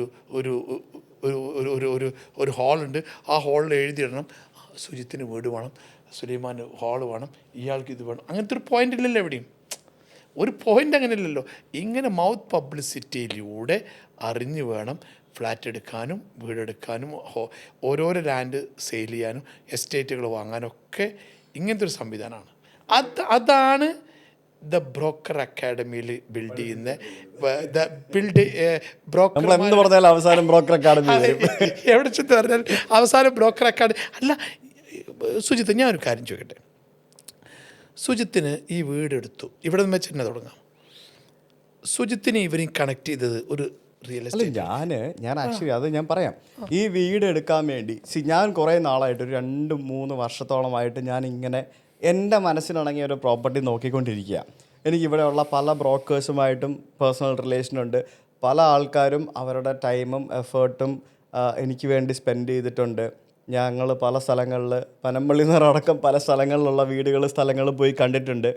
പക്ഷേ എൻ്റെ മനസ്സിലിണങ്ങിയ ഒരു പ്രൊജക്റ്റ് ചെയ്യാൻ പറ്റുന്ന ഒരു വീട് വേണമായിരുന്നു എനിക്ക്. മനസ്സിലായില്ലേ? എനിക്ക് ഒരു സ്ഥലം വാങ്ങിച്ച് വീട് വെച്ച് വരുമ്പോൾ എനിക്ക് ഇതിലും കൂടുതൽ കോസ്റ്റ് വരും. അപ്പോൾ എനിക്ക് എൻ്റെ മനസ്സിലിണങ്ങിയ ഒരു പ്രോജക്റ്റ് ചെയ്യാൻ പറ്റുന്ന, ഈസി ആയിട്ട് റിനോവേറ്റ് ചെയ്യാൻ പറ്റുന്ന നല്ലൊരു വീടുള്ള ഒരു സ്ഥലമാണ് ഞാൻ നോക്കിക്കൊണ്ടിരുന്നത്. അപ്പോൾ അങ്ങനെ കുറേ ബ്രോക്കേഴ്സ്, അതായത് എനിക്ക് പേഴ്സണലി അറിയാവുന്ന കുറേ ആൾക്കാർ, ഇപ്പം എൻ്റെ ആണെങ്കിലും നിങ്ങളുടെ ആണെങ്കിലും നിങ്ങളുടെ ടൈമും എഫേർട്ടും ഇട്ടിട്ടല്ലേ നിങ്ങൾ എനിക്ക് വേണ്ടി ഒരു സ്ഥലം കാണിക്കാൻ കൊണ്ടുപോകുന്നത്. ചിലപ്പോൾ നിങ്ങളുടെ ഒരു ദിവസമായിരിക്കും അത് നഷ്ടപ്പെടുന്നത്. അപ്പോൾ അങ്ങനെ എനിക്ക് വേണ്ടി ഒത്തിരി ആൾക്കാർ നഷ്ടപ്പെടുത്തിയിട്ടുണ്ട്. പക്ഷേ എനിക്ക് എല്ലാവരുടെയും കയ്യിൽ നിന്നും വാങ്ങാൻ പറ്റില്ലല്ലോ. അവസാനം എനിക്ക് മനസ്സിലാണെങ്കിൽ ഒരു വീട് ഞാൻ കിട്ടുകയും വാങ്ങിക്കുകയും ചെയ്തു. അപ്പോൾ അങ്ങനെ ബന്ധം വന്നപ്പോഴത്തേക്കിനും ഓരോ ആൾക്കാർ ഓരോ ദിവസം എനിക്ക് മെസ്സേജ് അയക്കും, കുറേ ഫോട്ടോസും വീഡിയോസും ഒക്കെ വെച്ചിട്ട് രസമാണ് കണ്ടുകൊണ്ടിരിക്കാൻ. അപ്പോൾ നമുക്ക് കുറേ ഇങ്ങനെ ഇഷ്ടംപോലെ ഓപ്ഷൻസ് കിട്ടും. സെല്ലേഴ്സിന് ചൂസ് ചെയ്യാനേ പറ്റുള്ളൂ പ്രൈസ് പറഞ്ഞുകൊണ്ട്. നമുക്ക് ഇഷ്ടംപോലെ ഓപ്ഷൻസ് ഉണ്ട്. അതായത് കല്യാണ മാർക്കറ്റിൽ പെണ്ണുങ്ങളെ പോലെയാണ് ബയർ. ചെക്കന്മാരും തിരഞ്ഞെടുക്കാൻ ഇഷ്ടംപോലെ ഓപ്ഷൻസ് ഉണ്ട്. ചെക്കന്മാർക്ക് അങ്ങനല്ല, കുറച്ച് കഷ്ടപ്പാടാണ്. പ്രത്യേകിച്ച് ഇപ്പം ഞങ്ങളുടെയൊക്കെ കൂട്ടത്തിൽ പെൺകുട്ടികൾ വളരെ കുറവാണ്. ഞാൻ പറഞ്ഞില്ല, ഞങ്ങൾ കൊങ്ങണികളാണ്. ഞങ്ങളുടെ കൂട്ടത്തിൽ പെൺകുട്ടികൾ വളരെ കുറവാണ്. അപ്പം പെൺകുട്ടികൾക്ക് ഭയങ്കര ഡിമാൻഡാ. ദേ ഓൾവേസ് നീഡ് ബെസ്റ്റ് എന്ന് പറഞ്ഞ് നോക്കും. അപ്പം അതേപോലെയാണ് ഈ ബയേഴ്സിൻ്റെ അവസ്ഥ.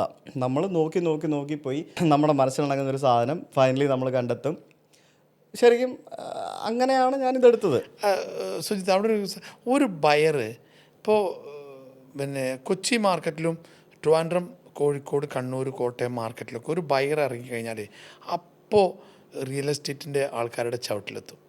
ഇന്നാൾ ഇന്നത് നോക്കുന്നുണ്ട് എന്നുള്ളത്. അത് ഒരു വലിയ ക്യാച്ചിങ്ങാണ്. അതാണ് ഇതിൻ്റെ ഒരു ആ ബയർ ഒന്ന് കിട്ടുക എന്ന് പറയുമ്പോഴാണ് നിങ്ങളത് കൊടുക്കണമെന്ന് സെല്ലർമാർ കൂടുക. അതാണ് നിങ്ങളുടെ ലീഡ്. അതാണ് നമ്മുടെ ലീഡ്. അത് കണ്ടുപിടിക്കുക എന്ന് പറയുന്നത് ഒരു ട്രിക്കും കൂടിയാണ്. ഈ കമ്മീഷനെ പറ്റി പറയുമ്പോഴേ നമ്മൾ ശരിക്കും ഇപ്പോൾ കേരള മാർക്കറ്റിലുള്ള കമ്മീഷൻ റേറ്റ് എത്രയാണ്? അത് ഇപ്പോൾ ആദ്യം മുതലേ ഒരു എല്ലാവർക്കും പറയുന്ന ഒരു സെല്ലർ 2.5ഉം ബയർ 1.25, 1.5%, അതങ്ങനെ ഡിഫറെൻ്റാണ്. ചില ആൾക്കാർ 1% കൊടുക്കും. ഇതിലൊക്കെ പറയാവുന്ന ഒരാൾക്കാരോട് ഈ ഒരു അവസരം ഞാനൊന്ന് ഉപയോഗിക്കുകയാണ്. കമ്മീഷനെ പറ്റി ചോദിച്ചപ്പോൾ മനസ്സിലാക്കേണ്ട, ജെന്യൂനായിട്ട് റിയൽ എസ്റ്റേറ്റ് മേഖലയിൽ പ്രവർത്തിക്കുന്ന വാങ്ങുന്ന ആൾക്കാരോട് പറയാനുള്ളത്, റിയൽ എസ്റ്റേറ്റ് മേഖലയിൽ പ്രവർത്തിക്കുന്ന ബ്രോക്കർമാരും ഡീലർമാരും അതൊരു പ്രൊഫഷണലായിട്ട് രാവിലെ ഷർട്ടും കുപ്പായിട്ട് വീട്ടിൽ നിന്ന് ഇറങ്ങുമ്പോൾ കുട്ടികളെ നോക്കാൻ വേണ്ടിയിട്ട്, കുട്ടികൾക്ക് ഭക്ഷണം കൊടുക്കാൻ വേണ്ടിയിട്ട്, അരി വാങ്ങാൻ വേണ്ടി, ശമ്പളം കൊടുക്കാൻ വേണ്ടിയിട്ട് ഒരു തൊഴിലാണ് ഈ റിയൽ എസ്റ്റേറ്റ്. ആ ബ്രോക്കർമാരെ തട്ടിയിട്ട് കുറേ ആൾക്കാർ ഇന്ന് റിയൽ എസ്റ്റേറ്റ് മേഖലയിൽ ഒറ്റയ്ക്ക് ഞാൻ ചെയ്തോളാം, കമ്മീഷൻ കൊടുക്കാൻ മടിയില്ലേ. കുറേ വലിയ ആൾക്കാർ മുതൽ താഴെ കടലിലെ ആൾക്കാർ വരെ. അപ്പോൾ സത്യത്തിൽ അവരോട് പറയാനുള്ളത്, ഞങ്ങളുടെ പ്രൊഫഷൻ എന്ന് പറയും, ഞങ്ങളുടെ ഈ മേഖല എന്ന് പറയുമ്പോൾ, ഞങ്ങൾ രാവിലെ മാർക്കറ്റ് ഇറങ്ങുമ്പോൾ ഞങ്ങളെ വീട്ടിലുള്ള ആൾക്കാർക്ക്, ഞങ്ങളെ ഓഫീസിലുള്ള ആൾക്കാർക്ക്, ഞങ്ങളെ യാത്രക്ക്, ഞങ്ങളെ ചിലവിന്, ഞങ്ങളെ ഫ്ലൈറ്റ് ടിക്കറ്റിന് ചിലവിന് പൈസ കിട്ടണമെങ്കിൽ ഞങ്ങൾക്ക് കമ്മീഷൻ കിട്ടണം.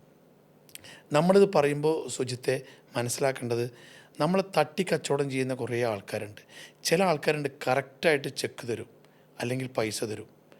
ഇത് ഒരു അസൂയമാതിരി, അവനെന്തോ പൈസക്കാരനാവോ, അല്ലെങ്കിൽ അവൻ ഇത്ര പൈസ കൊടുത്താലോ അവൻ വലിയ ആളാവോ. വലിയ ആൾക്കാരാണ് ഇങ്ങനെ ചെയ്യുന്നത്. നിങ്ങൾ മനസ്സിലാക്കണം, ചില ഡോക്ടർമാരും ചില പ്രൊഫഷണലായിട്ടുള്ള ആൾക്കാരൊക്കെ ഇത് ചെയ്യുമ്പോൾ വലിയ പ്രയാസമുണ്ട്.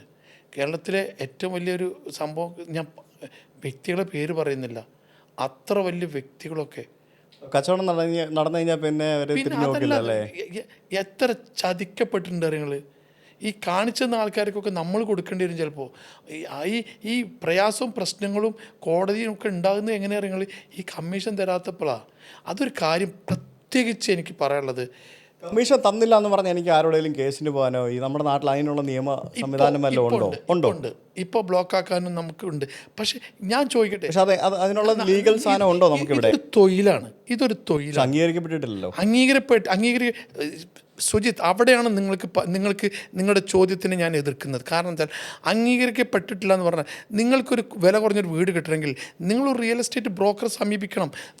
ഇല്ല, ഞാൻ അതല്ല ഉദ്ദേശിച്ചത്, തെറ്റിദ്ധരിച്ചു. ഞാൻ അംഗീകരിക്കപ്പെട്ടിട്ടില്ലല്ലോ എന്ന് പറഞ്ഞത് നിയമപരമായിട്ട് ഇപ്പോൾ പല നാടുകൾ നമുക്കറിയാമല്ലോ, പല വിദേശ രാജ്യങ്ങളിലും ഒരു രജിസ്ട്രേഷൻ നടത്തണമെങ്കിൽ ഒരു റിയൽ എസ്റ്റേറ്റ് ഏജൻറ്റ് റിയാൽറ്ററിൻ്റെ പെർമിഷനോടും അയാളുടെ സിഗ്നേച്ചർ വെച്ചിട്ടേ പറ്റുള്ളൂ. അതാണ് ഞാൻ അംഗീകാരം ഉദ്ദേശിച്ചത്. അത്തരത്തിലുള്ള പരിപാടി നമുക്ക് അംഗീകാരം ഇവിടെ നമുക്ക് ആയിട്ടില്ല. പക്ഷേ നിങ്ങൾ മനസ്സിലാക്കേണ്ടത് കേരളത്തിലെ ഇത് ഇപ്പം നമ്മളെ കേൾക്കുന്ന ആൾക്കാരോട് എനിക്ക് പറയാനുള്ളത്, ഈ റിയൽ എസ്റ്റേറ്റ് മേഖലയിലെ ആൾക്കാരുടെ തൊഴിലാളികൾ അല്ലെങ്കിൽ ഞങ്ങളെ ബ്രോക്കേഴ്സ്, നമ്മുടെ ആൾക്കാർ ഒരു ഫ്ലാറ്റ് വാങ്ങുകയാണെങ്കിലും പലതും അവരോട് സൂചിപ്പിക്കും. അവർക്ക് ഇൻഫർമേഷൻ കൊടുക്കുന്നത് ഈ റിയൽ എസ്റ്റേറ്റ് ബ്രോക്കറാണ്. പിന്നെ ആ ബ്രോക്കറെ അത് ഞാൻ അറിയാം അവിടെയല്ലേ, എന്നിട്ട് നേരിട്ട് പോയിട്ട് നഷ്ടങ്ങൾ സംഭവിച്ച കോടികൾ നഷ്ടം പറ്റിയ ആൾക്കാരുണ്ട് സുജിത്ത്. കോടികൾ നഷ്ടം പറ്റി ഒരു റിയൽ എസ്റ്റേറ്റ് ബ്രോക്കറെ അതിൻ്റെ അടിയിൽ ഇരുത്തിയിട്ടുണ്ടെങ്കിൽ എന്ത് നഷ്ടപ്പെടാനാ?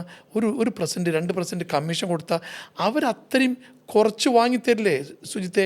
എൻ്റെ ഒരു എബിലിറ്റി എനിക്ക് അവിടെ ഒരു പെർഫോം ചെയ്യണമെന്നുണ്ടെങ്കിൽ 2 കൂട്ടരും യോജിപ്പിക്കുന്ന ആൾ ഞാനാ. റിയൽ എസ്റ്റേറ്റ് ബ്രോക്കറാണ്, അല്ലെങ്കിൽ ഏജൻറ്റാണ്, അല്ലെങ്കിൽ ഒരു മീഡിയേറ്ററാണ്. ആ മീഡിയേറ്ററെ വെച്ചിട്ട് നിങ്ങൾക്ക് ചെയ്യുമ്പോൾ നിങ്ങളെ മനസ്സ് തോന്നുകയാണ് ഇയാളെ വെച്ചാൽ എനിക്ക് കൂടുമോ എന്നുള്ളതാണ്. പക്ഷെ തെറ്റാണ്. ആ റിയൽ എസ്റ്റേറ്റ് മീഡിയേറ്റർ ഞാനല്ല, ഏതൊരാളെയും നിങ്ങളെ നാട്ടിൽ നിന്ന് നിങ്ങളെ കൂട്ടുകാരനായ നിങ്ങളുടെ ഒരാളെ ഒപ്പം കൊണ്ടുപോയിട്ട് അതൊന്ന് സ്മൂത്തായിട്ട് സംസാരിച്ചാൽ നല്ല സമാധാനത്തിലിരുന്നിട്ട് അത് കൊടുക്കുന്ന നമ്മുടെ ആളല്ലേ, കൊടുക്കങ്ങോട്ട്, ചെറിയൊരു വ്യത്യാസമല്ലേ, ഇത് പറയുമ്പോൾ ആ മനുഷ്യൻ്റെ മനസ്സിൽ അല്ലെങ്കിൽ എന്ത് ചെയ്യുന്നറിയോ, ബയർ ഓക്കെ ഞാൻ അതിനെടുത്തു എന്ന് പറഞ്ഞിട്ട് കോടികൾ നഷ്ടം വന്ന ആൾക്കാരുടെ പേര് ഞാൻ പറയുന്നില്ല, മീഡിയേറ്ററെ വെക്കാത്തതുകൊണ്ടാണ്. അപ്പോൾ മീഡിയേറ്റർ ഒരു വലിയ ഭാരമാണെന്ന് നിങ്ങൾക്ക് തോന്നരുത്. ഞങ്ങളെ വീട്ടിലും ഞങ്ങളെ ഓഫീസുകളിലും കുറേ ആൾക്കാർ ജോലി ചെയ്ത് വാടക കൊടുത്ത് കറണ്ട് ബില്ലടച്ച് ഫ്ലൈറ്റിൽ യാത്ര ചെയ്ത് ഭക്ഷണം കഴിച്ച് യാത്ര ചെയ്യുന്ന ഒരു പ്രൊഫഷണലായിട്ട് ചെയ്യുന്ന ആൾക്കാരാണ് റിയൽ എസ്റ്റേറ്റ് ഏജൻറ്റുമാർ. അവരെ ചതിക്കാതെ ഇരിക്കുക. ഇപ്പോൾ നമ്മളെ ബിൽഡേഴ്സിൻ്റെ ആൾക്കാർ, ഒരു ബിൽഡേഴ്സിൻ്റെ ഓഫീസിൽ നിന്ന് എത്ര ഫോണുകൾ വരും. അപ്പോൾ അവർ വിചാരിക്കും അവർ പിന്നെ നേരെ ബിൽഡേഴ്സിലേക്ക് പോകും. നഷ്ടമാണ്. അപ്പോൾ എല്ലാത്തിനും നിങ്ങളൊരു മീഡിയേറ്ററെ, ഒരു ബ്രോക്കറെ, ഒരു മീഡിയേറ്ററെ വെച്ചോളി. ഇനി ഇതാ പുതിയൊരു അക്കാഡമി തുടങ്ങിയിട്ടുണ്ട്, റിയൽ എസ്റ്റേറ്റ് ബ്രോക്കർ അക്കാഡമി. ആ ബ്രോക്കർ അക്കാഡമിയിൽ പഠിച്ചൊരാളെ നിങ്ങൾ ഉപയോഗിച്ചോളി. നിങ്ങൾക്ക് മാന്യമായിട്ടും മര്യാദമായിട്ടും വില കുറഞ്ഞും മാർക്കറ്റിൽ നിന്ന് ഈ സാധനങ്ങൾ കിട്ടും. Very good. നിങ്ങളൊക്കെ ഈ ഒരു പ്രൊഫഷൻ തുടങ്ങിയ സമയത്ത് നിങ്ങൾ പല രീതിയിൽ മാർക്കറ്റിംഗ്, ഈ പറഞ്ഞ മൗത്ത് പബ്ലിസിറ്റി, പിന്നെ റെഫറൻസ്, അങ്ങനെയുള്ള പരിപാടികൾ. ഇപ്പോൾ ലേറ്റസ്റ്റ് പിന്നെ പത്രങ്ങൾ വന്നു. പത്രങ്ങളിൽ എല്ലാ ദിവസവും ഇപ്പോഴും പത്രങ്ങളിലുണ്ട്, പക്ഷേ വളരെ കുറവാണ്. പത്രം വായിക്കുന്നൊരു കുറവല്ലേ. പത്രങ്ങളിൽ വന്നു റിയൽ എസ്റ്റേറ്റ് കോളംസ്. ഇപ്പോൾ എല്ലാവരും സ്വന്തമായിട്ട് ഇൻസ്റ്റാഗ്രാമിലും യൂട്യൂബിലും ഫേസ്ബുക്കിലും. ശരിക്കും എനിക്ക് ഭയങ്കര ഇഷ്ടമാണ് കേട്ടോ. ഞാൻ ഈ വീടിൻ്റെ പോലും ഞാൻ ആദ്യം കാണുന്നത് ഒരു ഇൻസ്റ്റാഗ്രാം വീഡിയോ ആണ്. ഇൻസ്റ്റാഗ്രാമിലൊരു വീഡിയോ കണ്ടു, ഇത്രയും മനോഹരമായിട്ടുള്ളൊരു വീടെന്നും പറഞ്ഞുകൊണ്ടൊരു ഹോം ടൂർ പോലെ. എൻ്റെ ഹാരിസ് എന്ന് പറഞ്ഞൊരു ബ്രോക്കറാണ്, പുള്ളി ചെയ്തിരുന്നൊരു വീഡിയോ കണ്ടു.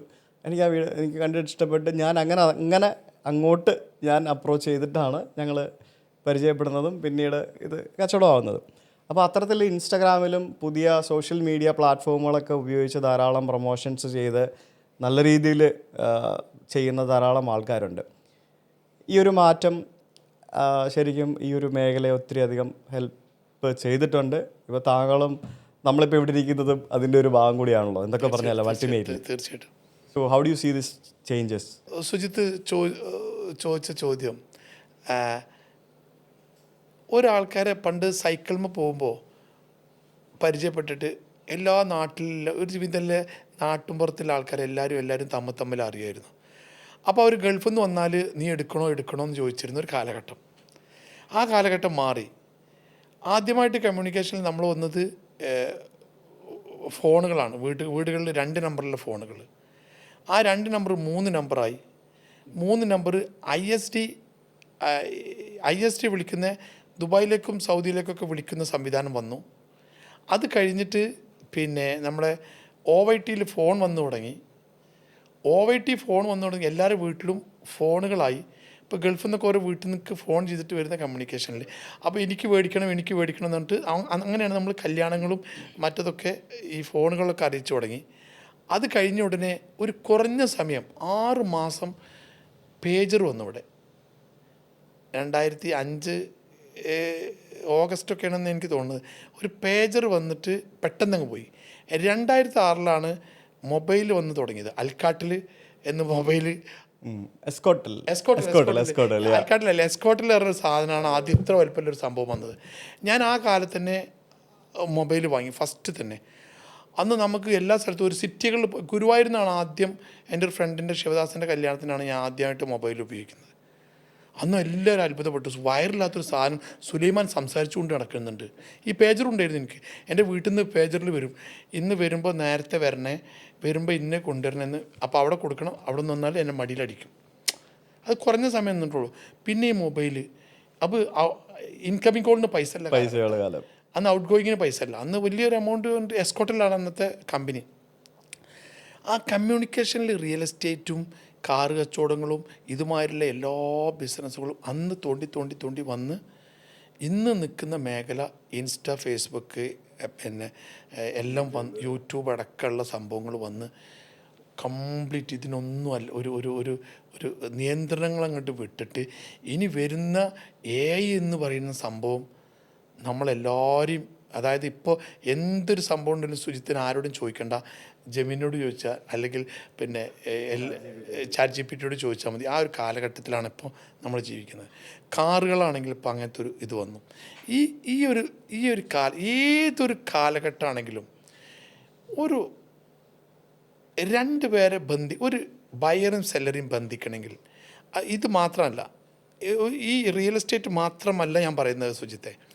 നമ്മുടെ ഈ മറ്റുള്ള AI മേഖലയിലാകട്ടെ, ഒരു സ്റ്റാർട്ടപ്പ് തുടങ്ങുന്ന 2 കുട്ടികളാകട്ടെ, അവർക്കൊരു ഇൻവെസ്റ്റ്മെൻ്റ് ആകട്ടെ, അങ്ങനെയുള്ള മേഖലയിൽ എല്ലാത്തിനും സുജിത്ത് മനസ്സിലാക്കണം. സുജിത്തിന് ഇപ്പോൾ ഒരു പരിപാടി കിട്ടണമെങ്കിൽ അല്ലെങ്കിൽ ഒരു സംഗതി ഒരാൾ സുജിത്തിനെ മുട്ടിക്കണ്ടേ? സുജിത്തെ ഇടയിലൊരാളുണ്ടാവുമല്ലോ ആ സുജിത്തിനെ ഒന്ന് കണക്ട് ചെയ്ത് തരാമെന്ന് പറഞ്ഞിട്ട്. അപ്പോൾ എല്ലാ മേഖലയിലും കാലഘട്ടത്തിനനുസരിച്ചിട്ട് മീഡിയേറ്റർ ഏത് കാലത്തും ആവശ്യമാണ്. ഞാൻ പറഞ്ഞു വന്ന സുജിത്തിൻ്റെ ചോദ്യത്തിനുള്ളൊരു മറുപടിയാണ്. അന്ന് ഉപയോഗിച്ച് സൈക്കിൾ വന്നിട്ട് പരിചയമായിരുന്നു, ചെറിയ ഫോണുകളായിരുന്നു. ഇന്ന് വന്നിട്ട് ഇൻസ്റ്റയും ഫേസ്ബുക്കും പിന്നെ ബാക്കിയുള്ള മേഖലകളാണ്. പത്രങ്ങളൊക്കെ കുറഞ്ഞു. അപ്പോൾ അതിലേക്ക് വേണ്ട ഒരു സാധനം ഞാൻ പറഞ്ഞു വരുന്നത് എവിടുക്കാണെന്നറിയാലോ? ദ ബ്രോക്കർ അക്കാഡമിയിലൂടെ കുട്ടികൾ പഠിച്ചെടുത്തിട്ട് 2 കൂട്ടരെയും ബയറും സെല്ലറിയും മുട്ടിക്കുന്ന, അല്ലെങ്കിൽ ഒരു ഇൻവെസ്റ്ററേയും ഒരു പ്രൊജക്റ്റ് ഉണ്ടാക്കുന്ന ഒരാളെയും കൂടി മുട്ടിക്കുന്ന, അല്ലെങ്കിൽ 2 വീട് വാങ്ങുന്ന ആൾക്കാരെ, അല്ലെങ്കിൽ 2 കല്യാണക്കാരെ, അല്ലെങ്കിൽ ആരെങ്കിലും മുട്ടിക്കാൻ ഒരാൾ സെൻറ്ററിൽ വേണ്ട ആളെ പേരാണ് മീഡിയേറ്റർ, ബ്രോക്കർ, ഇടനിലക്കാരൻ എന്നൊക്കെ പറയുന്നത്. അവരെ ഒന്ന് പ്രൊഫഷണലാക്കി ഒന്ന് കൊണ്ടുവരുന്ന ഒരു ഫേമാണ് ഇപ്പോൾ ടാൽറോപ്പും കാരഡൻ ലാൻഡ്സും തുടങ്ങി ദ ബ്രോക്കർ അക്കാഡമി. അവിടെ ആണ് എനിക്ക് പറയാനുള്ളത്. കാലഘട്ടത്തിനനുസരിച്ചിട്ട് നേരത്തെ പറഞ്ഞ മാതിരി നമ്മളും അനുസരിച്ച് അതിനോടൊപ്പം നീന്തിക്കൊണ്ട് പോവുക. ഈ ബ്രോക്കർ അക്കാഡമിയിൽ വന്നു കഴിഞ്ഞാൽ എനിക്ക് താങ്കളോടൊപ്പം ഒരു എന്താ പറയുക കുറച്ചാൾ കൂടെ നടന്ന് താങ്കളെ പഠിക്കാൻ അങ്ങനെയുള്ള അവസരങ്ങളൊക്കെ കിട്ടുമെന്നൊക്കെ ചോദിച്ചു വരില്ലേ ആൾക്കാർ? ഞാൻ താങ്കളെ പഠിച്ചോട്ടെ എന്നൊക്കെ ചോദിച്ചുകൊണ്ട്. ഇന്നലെ ഒരു അനൗൺസ്മെന്റ് ഉണ്ടായിരുന്നു, ട്രാവൽ വിത്ത് കാരാടൻ. ശരി. ഈ ട്രാവൽ വിത്ത് കാരാടനിൽ ഉദ്ദേശിക്കുന്നത് എന്താ വെച്ചാൽ നമ്മുടെ അനുഭവങ്ങൾ, നമ്മൾക്ക് പറ്റിയ മൈനസുകൾ, നമുക്ക് എവിടെ നഷ്ടം പറ്റി, നമ്മളെവിടെ മൂളിക്കൊടുത്തു, എവിടെ നമ്മൾ പിന്നെ ബാഡ് ഡിസിഷൻ എടുത്തു, ഇതൊക്കെ പിന്നെ സുജിത്തെ ഒരു ഇൻസ്റ്റിറ്റ്യൂഷനിൽ പോയാൽ ഒരു കോളേജിൽ പോയാൽ 4 കൊല്ലം പഠിക്കണം മോനെ. നമ്മളൊപ്പം ശരിക്കേ ഒരു 2 മാസം നടന്നാലേ അവൻ 4 കൊല്ലം പഠിച്ച മാതിരിയാവും. കാരണം എന്ന് വെച്ചാൽ നമ്മുടെ അനുഭവമാണ്, നമ്മൾ റിയലാണ്. നമ്മൾ ഇറങ്ങുന്നതും കയറുന്നതും സംസാരിക്കുന്നതും ചായ കുടിക്കുന്നതും ബില്ല് കൊടുക്കുന്നതും ചിരിക്കുന്നതും കളിക്കുന്നതും കരയുന്നതും ഒക്കെ നമ്മൾ റിയലാണ്, എക്സ്പീരിയൻസ് ആണ്. അതിൽ നമ്മളെ കൂടെ ഒപ്പം നടന്നു കഴിഞ്ഞാൽ അത് ശരിക്കും 1 മാസം മതി, 2 മാസം മതി, അല്ലെങ്കിൽ 3 ദിവസം മതി. അതിൽ കിട്ടുന്ന എക്സ്പീരിയൻസ് ഞാൻ മാത്രമല്ല, ഞാൻ മറ്റൊരാളെ കൂടെ എനിക്ക് പഠിക്കേണ്ട ഒരു മേഖലയിൽ കൂടെ ഞാൻ പോയി പഠിച്ചാലും എനിക്ക് അവരെ കൂടെ നിന്ന് പഠിക്കാൻ പറ്റും. അത് നിങ്ങൾ ഒരു 7ാം ക്ലാസ്സുകാരൻ 8ാം ക്ലാസ്സുകാരൻ ഒരു ഫ്ലൈറ്റിൽ ഇരുത്തിയിട്ട് അവനെ ഒരു ദുബായ് കൊച്ചിയിൽ കോക്പിറ്റിൽ നിന്ന് ഇരുത്തിയിട്ട് ഒന്ന് പിന്നെ പറഞ്ഞേക്കൂ, അല്ലെങ്കിൽ സുജിത്തിൻ്റെ മോനെ ഇപ്പോൾ ഒരു 10 വയസ്സ് കഴിഞ്ഞാൽ സുജിത്ത് ഒന്ന് കോക്പിറ്റിൽ ഇരുത്തിയിട്ട് പറഞ്ഞേക്കൂ. ഞാൻ പറയുന്നത് 4ാമത്തെ ദിവസം അവൻ ലാൻഡിങ്ങോ ടേക്ക് ഓഫോ ചെയ്യില്ലേ? അതിന് പഠിപ്പ് വേണ്ട, അതൊരു എക്സ്പീരിയൻസാണ്. അപ്പോൾ എല്ലാ മേഖലയിലും A to Z മേഖലയിലും എക്സ്പീരിയൻസ് എന്ന് പറയുന്നത് ഒരു ഭാഗമാണ്. ഒരു 80% 75% അതിൻ്റെ ഒരു ഭാഗമാണ് അറിവ് എന്ന് പറയുന്നത്. പിന്നെ ഭാഷ, ഇപ്പോൾ ഇംഗ്ലീഷ് എല്ലായിടത്തും സംസാരിക്കാൻ പറ്റിയാൽ എല്ലാ സ്ഥലത്തും ഇരിക്കാം. പിന്നെ അറിവാണ് നമുക്ക് കിട്ടേണ്ടത്. അത് റിയൽ എസ്റ്റേറ്റ് മേഖലയിൽ TBAയിൽ നമ്മളെ ബ്രോക്കർ അക്കാഡമിയിൽ ഇപ്പം എൻ്റെ കൂടെ നടക്കാം, എൻ്റെ കൂടെ അല്ല വേറെ റിയൽ എസ്റ്റേറ്റിൽ നടക്കാം, പിന്നെ ബിൽഡേഴ്സിൽ നടക്കാം, ബിൽഡേഴ്സിലിരിക്കാം, 15 ദിവസം അവിടെ ഇരിക്കാം. അതൊക്കെ ഒരു എക്സ്പീരിയൻസാണ്. ആളെ കണ്ടുപിടിക്കുക, എങ്ങനെ സ്വീകരിക്കാം, അങ്ങനെ. ഇപ്പോൾ ചില ഓഫീസിലൊക്കെ പോയാൽ അതൊക്കെ നമ്മൾ പേര് പറയട്ടെ, യൂസഫ് അലിഖാനെ കണ്ടു പഠിക്കേണ്ട കുറേ സംഭവങ്ങളുണ്ട്. ടൈമിങ്, ഒരാളെ സ്വീകരിക്കുമ്പോൾ താഴത്തുനിന്ന് ഓഫീസിൽ നിന്ന് നമ്മൾ ടൈം കൊടുത്തു കഴിഞ്ഞാൽ താഴത്തെ ആളുണ്ടാവും. എന്നിട്ട് അവിടുന്ന് കൂട്ടിക്കൊണ്ടുവരും, കറക്റ്റ് സ്ഥലത്ത് ഇരുത്തും, ഗാവ ചായ കാരക്ക. അത് കഴിഞ്ഞാൽ സമയമായി കഴിഞ്ഞാൽ വിളിക്കും, കറക്റ്റ് സംസാരം, മാറ്റർ സംസാരിക്കും, തമാശ സംസാരിക്കും, മാറ്റർ സംസാരിക്കും, കൃത്യസമയത്ത് അവസാനിക്കും. എന്താ മോനെ സിസ്റ്റം എന്നറിയോ? എന്താ സിസ്റ്റം? അങ്ങനെ അതിപ്പോൾ രവിപിള്ള സാറ് എനിക്ക് അനുഭവമാണ്. അതൊക്കെ കറക്റ്റ് അവരുടെ ടൈമിങ്ങൊക്കെ നമ്മൾ കറക്റ്റ്. കുട്ടികൾ കണ്ട് പഠിക്കേണ്ട സംഭവങ്ങളതൊക്കെ. നമ്മളൊക്കെ ചില സ്ഥലത്ത് കോപ്പി അടിക്കേണ്ടതൊക്കെ ചില സ്ഥലത്ത് നമുക്ക് കഴിയില്ല. പക്ഷേ അതൊക്കെ ഈ പുതിയ ജനറേഷൻ അത് കറക്റ്റാക്കണം. അവരൊക്കെ പോകുമ്പോൾ ഡ്രസ്സ്, ഞാൻ അവരൊക്കെ മീറ്റിങ്ങിന് വരും. എനിക്കൊക്കെ മീറ്റിംഗ് കിട്ടിക്കഴിഞ്ഞാൽ ഞാൻ ഇത്തരം ആൾക്കാരുടെ അടുത്തൊക്കെ മീറ്റിംഗ് വരുമ്പോൾ അതിലെ ഡ്രസ്സ്, ഷൂ, കാര്യങ്ങളൊക്കെ മുടി വരെ വെട്ടിയിട്ടുണ്ടോ നോക്കിയിട്ട് കറക്റ്റാക്കിയിട്ട് നമ്മൾ പോവുള്ളൂ. അത് എവിടുന്ന് പഠിച്ചതാ? നമ്മൾ യൂസഫ് അലിഖാൻ്റെ അടുത്ത് നിന്ന് മുതലുള്ള അങ്ങനത്തെ കുറേ ആൾക്കാരുടെ അടുത്ത് നിന്ന് നമുക്ക് കുറേ സാധനങ്ങൾ പഠിക്കാണ്ട്. അതൊക്കെ ചിലപ്പോൾ ഒരു ദിവസം കൊണ്ട് കിട്ടുന്ന അപ്പിയറൻസ് വലിയൊരു ഫാക്ടറാണ്. ഭയങ്കര നമ്മൾ മുഷിഞ്ഞൊരു വസ്ത്രത്തിലോ അല്ലെങ്കിൽ മുടി അലസമായിട്ടിട്ടോ അല്ലെങ്കിൽ സ്മെല്ല് പെർഫ്യൂം ഒന്നും അടിക്കാതെ പോവുകയാണെങ്കിൽ അത് ആരെങ്കിലും കാണുവാണെങ്കിൽ തന്നെ നമുക്കൊരു പോസിറ്റിവിറ്റി കിട്ടില്ല. നമ്മൾ നല്ല ചിരിച്ച് നല്ല പ്ലസൻ്റായ ഒരാളെ നമ്മൾ കാണുമ്പോൾ അത് എന്താ പറയുക, ഇപ്പോൾ താങ്കൾ തന്നെ ഇവിടെ ഇപ്പോൾ കയറി വന്നപ്പോഴത്തേക്കിനും ചിരിച്ചുകൊണ്ട് ഇങ്ങനെ വന്നല്ലേ കയറിയത്. സോ അത് ഭയങ്കര പോസിറ്റിവിറ്റിയാണ്. ഇനി വേറൊരു കാര്യം ചോദിക്കാം. നമ്മൾ ഇൻവെസ്റ്റ്മെൻറ്റിൻ്റെ കാര്യത്തിൽ മലയാളികൾ പ്രത്യേകിച്ച് ലാൻഡ് വാങ്ങിക്കുന്ന കാര്യത്തിൽ ഭയങ്കര താല്പര്യ കക്ഷികളാണ്. നമ്മുടെ നാട്ടിൽ ലാൻഡ് വാങ്ങിക്കാൻ സ്ഥലമില്ലാത്തതുകൊണ്ടാണെന്ന് അറിയത്തില്ല. കേരളം വിട്ടു പോയി കഴിഞ്ഞാൽ ഇവിടെ കോയമ്പത്തൂർ പോയി കഴിഞ്ഞാൽ അവിടെ മൊത്തം മലയാളികൾ സ്ഥലം വാങ്ങിച്ചു കൂട്ടി. പിന്നെ കമ്പം തേനി വഴി ഇറങ്ങിക്കഴിഞ്ഞാൽ, കുമളി വഴി ഇറങ്ങിക്കഴിഞ്ഞാൽ കമ്പം തേനി ഭാഗത്തുള്ള കൃഷി സ്ഥലങ്ങളിൽ പകുതിയിലധികവും മലയാളികളുടെയാണ്. ഇനി ഗുണ്ടൽപേട്ട ഭാഗത്തോട്ട് പോയി കഴിഞ്ഞാൽ ആ ഭാഗത്തും കച്ചവടം കൂടുതലും മലയാളികളുടെയാണ്. മംഗലാപുരം പോയാലും മറ്റേ മടിക്കേരി എവിടെയാണ് മടിക്കേരി ഭാഗത്തേക്ക് അങ്ങോട്ടേക്ക് പോയാലും മറ്റേ സുള്ളിയ പുത്തൂർ അങ്ങോട്ടൊക്കെ പോയാലും നമ്മുടെ മലയാളികളുടെ കേന്ദ്രങ്ങളാണ്. എന്തിന് ഞാൻ മൂകാംബികയിൽ ഞാൻ ഇവിടെ അവിടെ ജോഗ് ഫോൾസ് എന്ന് പറഞ്ഞ സ്ഥലമുണ്ട്, അകുമ്പെ. അവിടെ നിന്ന് മൂകാംബികയ്ക്ക് ഒരു കാട്ടുവഴിയുണ്ട്. ഒരു കാട്ടുവഴിയിലൂടെ ഞാൻ ഏതാനും വർഷങ്ങൾക്ക് മുമ്പ് ചെറിയൊരു കാട്ടിലൂടെയുള്ള കുഞ്ഞു വഴിയാണ്. ഇങ്ങനെ ഒരു കുറേ ദൂരം കാറിൽ സഞ്ചരിച്ച് വന്നപ്പോഴത്തേക്കും കുറച്ച് കഴിഞ്ഞപ്പോഴത്തേക്കും ഒരു പതിവിൽ വ്യത്യസ്തമായിട്ട് റബ്ബറും തോട്ടങ്ങൾ കണ്ടു തുടങ്ങി. അപ്പം ഞാൻ കൂട്ടുകാരനോട് ഇവിടെ മലയാളികളുണ്ട് ഉറപ്പാണ്. ഞാൻ പറഞ്ഞു ഇവിടെ മലയാളികളുണ്ട് ഉറപ്പാണ്. കുറച്ച് മുന്നോട്ട് വന്നപ്പോഴത്തേക്കിനും അവിടെ ഒരു ക്രിസ്ത്യൻ പള്ളി. ഞാൻ പറഞ്ഞു ഉറപ്പാണ് ഇവിടെ മലയാളിയുണ്ട്. പിന്നെ നോക്കിയപ്പോൾ എന്താ, അവിടെ മൊത്തം മലയാളികളുടെ ഏരിയ. ഒരു ഗ്രാമം മൊത്തം മലയാളികളുടെ ഏരിയ. ഇഷ്ടംപോലെ മലയാളികൾ ഞങ്ങൾ വണ്ടി നിർത്തി ചായ കുടിച്ച് ഫുഡൊക്കെ കഴിച്ച് കുറേ ആൾക്കാർ. അപ്പോൾ അവിടെ പണ്ടത്തെ സെറ്റിൽമെൻറ്റാണ്. അപ്പോൾ അങ്ങനെ മൂകാംബിക വന്നു. അപ്പോൾ അങ്ങനെ നോക്കിയാൽ ഇവിടെയൊക്കെ മലയാളികൾ ഇങ്ങനെ മാറിയിരിക്കുകയാണ്. ശരിക്കും ഇപ്പം മലയാളിയുടെ സ്പെൻഡിങ് മാറി. ഇപ്പം ഇന്ത്യക്ക് പുറത്തേക്ക് ദുബായിൽ സ്പെൻഡ് ചെയ്ത് തുടങ്ങിയ ആൾക്കാർ പണ്ടൊക്കെ ഈ പറഞ്ഞ പോലെ ഭർത്താവ് അവിടെ കഷ്ടപ്പെടും, ഇവിടെ നാട്ടിൽ സ്ഥലം വാങ്ങിച്ച് വീട് വെക്കും. അപ്പോൾ അവിടെ കഷ്ടപ്പെട്ടുകൊണ്ടിരിക്കും. അവൻ ഇവിടെ വെച്ച വീട്ടിൽ വാങ്ങിക്കാൻ യോഗം ഉണ്ടാവില്ല. ഇപ്പോൾ അതൊക്കെ മാറി ആൾക്കാർ അവിടെ തന്നെ വീട് വെച്ച് തുടങ്ങി. കാരണം വിസ കാര്യങ്ങളൊക്കെ ഈസി ആയല്ലോ. പിന്നെ വേറൊരു തരത്തിലുള്ള ആൾക്കാർ മൈഗ്രേറ്റ് ചെയ്ത് UK-ലും യൂറോപ്പിലും കാനഡയിലും US-ലും ഓസ്ട്രേലിയയിലൊക്കെ പോവും. അവർ ഇവിടുത്തെ വീട് സ്ഥലമെല്ലാം വിറ്റിട്ട് അങ്ങോട്ട് പോയി കാശും കൊണ്ട് അവിടെ വാങ്ങിച്ച് അവിടെ കൂടും. എവിടെ പോയാലും നമ്മൾ സ്വന്തമായിട്ട് വീട് വാങ്ങിച്ചും സ്വന്തം വീട്ടിൽ താമസിക്കാൻ താല്പര്യപ്പെടുന്ന ആൾക്കാരാണ് നമ്മൾ മലയാളികൾ. ഈ മലയാളികളുടെ ഈ ഒരു ചേഞ്ച്, ഈ ഒരു ലാൻഡ് വാങ്ങുന്നതിനും വീട് വാങ്ങുന്നതിനും കേരളത്തിന് പുറത്തുള്ള ബിസിനസ് എത്രത്തോളം മാറിയിട്ടുണ്ട്?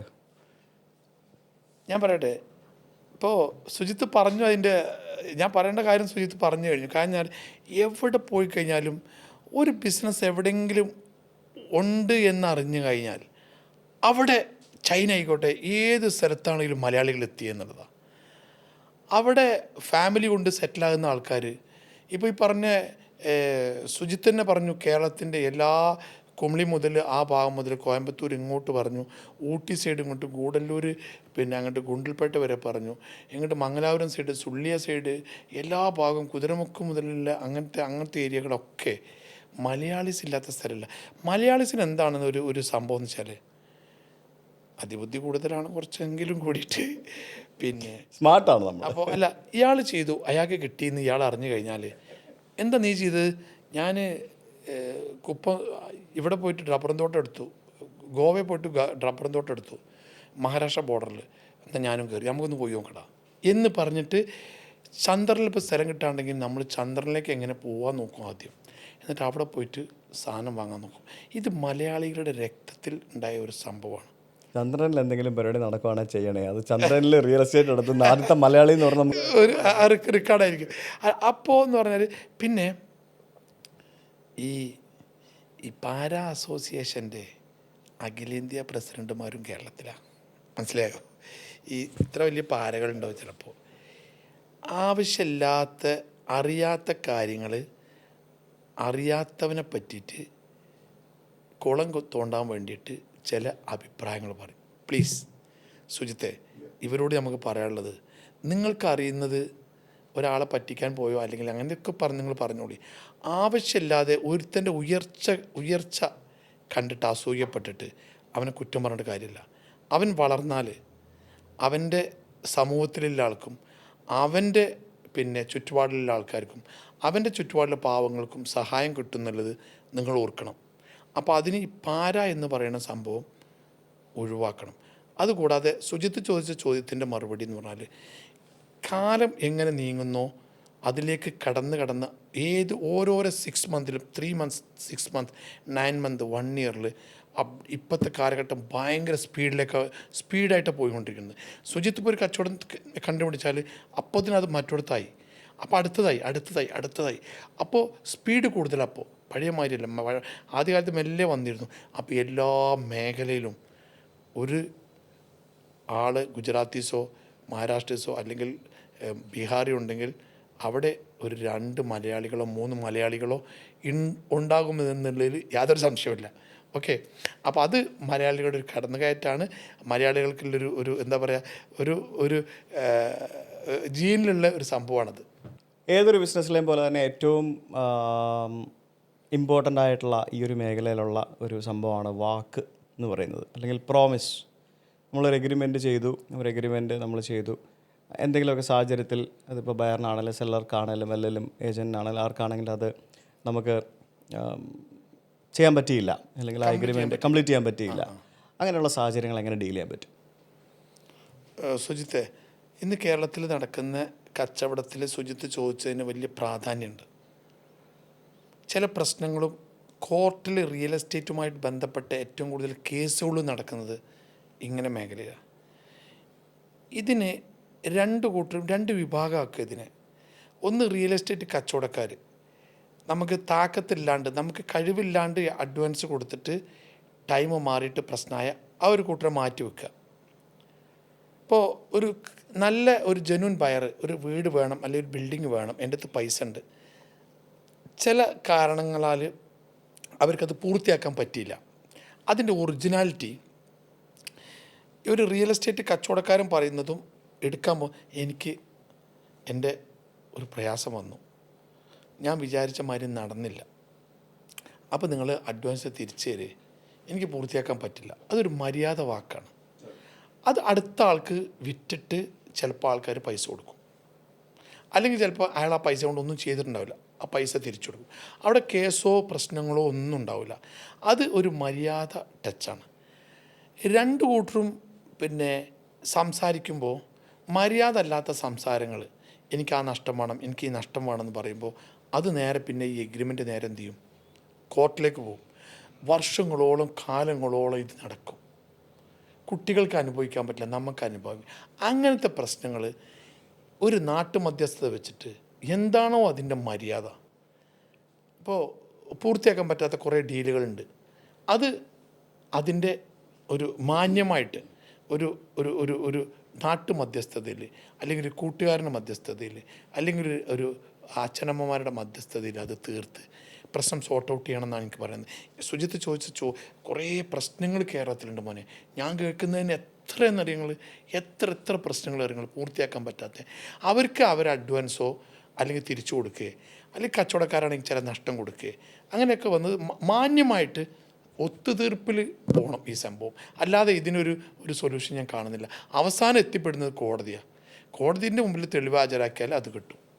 ഈ കാരാടൻ സുലൈമാൻ എന്ന് പറഞ്ഞ വ്യക്തിയെ ഒരു റോൾ മോഡലായിട്ട് അല്ലെങ്കിൽ ഒരു ഇൻസ്പിറേഷനായിട്ട് കാണുന്ന ധാരാളം ആളുകളുണ്ട്. പ്രത്യേകിച്ച് താങ്കളുടെ മേഖലയിൽ തന്നെ പ്രവർത്തിക്കുന്ന ആൾക്കാരായിരിക്കും അങ്ങനെ താങ്കളെ കൂടുതൽ ഇൻസ്പയർഡായിട്ട് കാണുന്നത്.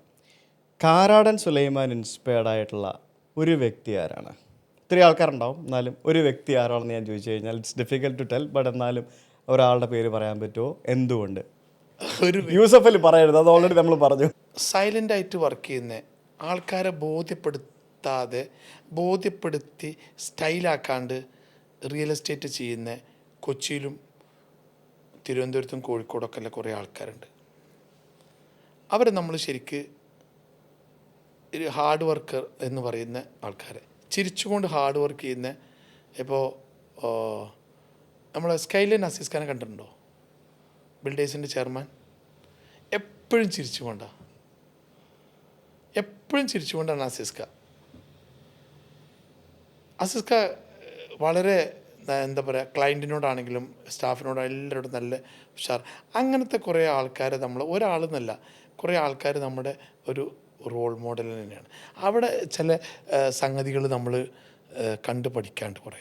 പിന്നെ ദാനധർമ്മത്തിൽ, അതിപ്പോൾ നേരത്തെ പറഞ്ഞ മാതിരി യൂസഫ് അലിയും രവി പിള്ളയൊക്കെ ചെയ്യുന്ന സംഗതികൾ നമ്മൾ കേട്ട് കഴിഞ്ഞാലും കണ്ടു കഴിഞ്ഞാലും ഭയങ്കര കാണാത്ത തന്നെ ഉണ്ട്. നമ്മൾ സമ്പാദിച്ചത് നമുക്ക് മാത്രമല്ല, നമ്മളുടെ സമൂഹത്തിലുള്ള അങ്ങനെ കിടക്കുന്ന കുറേ ആൾക്കാർക്ക് അവർ കൊടുക്കുന്നുണ്ട്.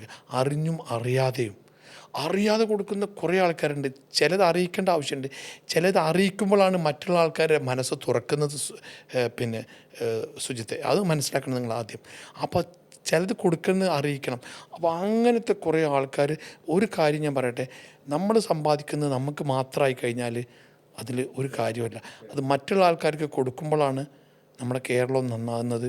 പല സ്ഥലത്തും ചാരിറ്റികളും ഡയാലിസുകളും ഹോസ്പിറ്റലുകളും പല ചാരിറ്റിയും കിഡ്നി മാറ്റി വെക്കുന്ന സംഗതികളിൽ കുട്ടികളെ പ്രശ്നത്തിലൊക്കെ സഹായിക്കുന്ന കുറേ വ്യക്തികളുണ്ട്. അവരൊക്കെ പൈസ കിട്ടിയോണ്ടാണ് ചെയ്യുന്നത്.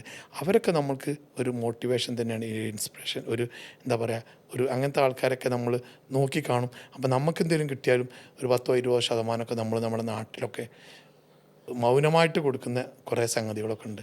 അത് നമ്മൾ കൂടുതൽ അറിയിക്കാത്ത രീതിയിൽ ചെയ്യുന്ന സംഗതികൾ. അവരൊക്കെ നമ്മുടെ ഒരു റോൾ മോഡലാണ്. മനസ്സിലായി. ഒരു കാര്യം കൂടെ ചോദിക്കാനുണ്ട്.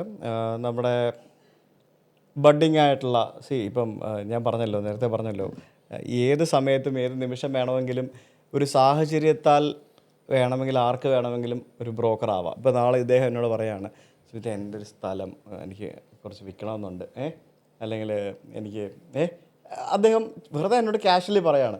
അപ്പോൾ എൻ്റെ മനസ്സിൽ പെട്ടെന്നൊരു ഐഡിയ വരുന്നു. എന്നോട് കഴിഞ്ഞ ദിവസം ഒരാളിങ്ങനെ ഒരു സ്ഥലം നോക്കുന്നതിനെ പറ്റി പറഞ്ഞിരുന്നു.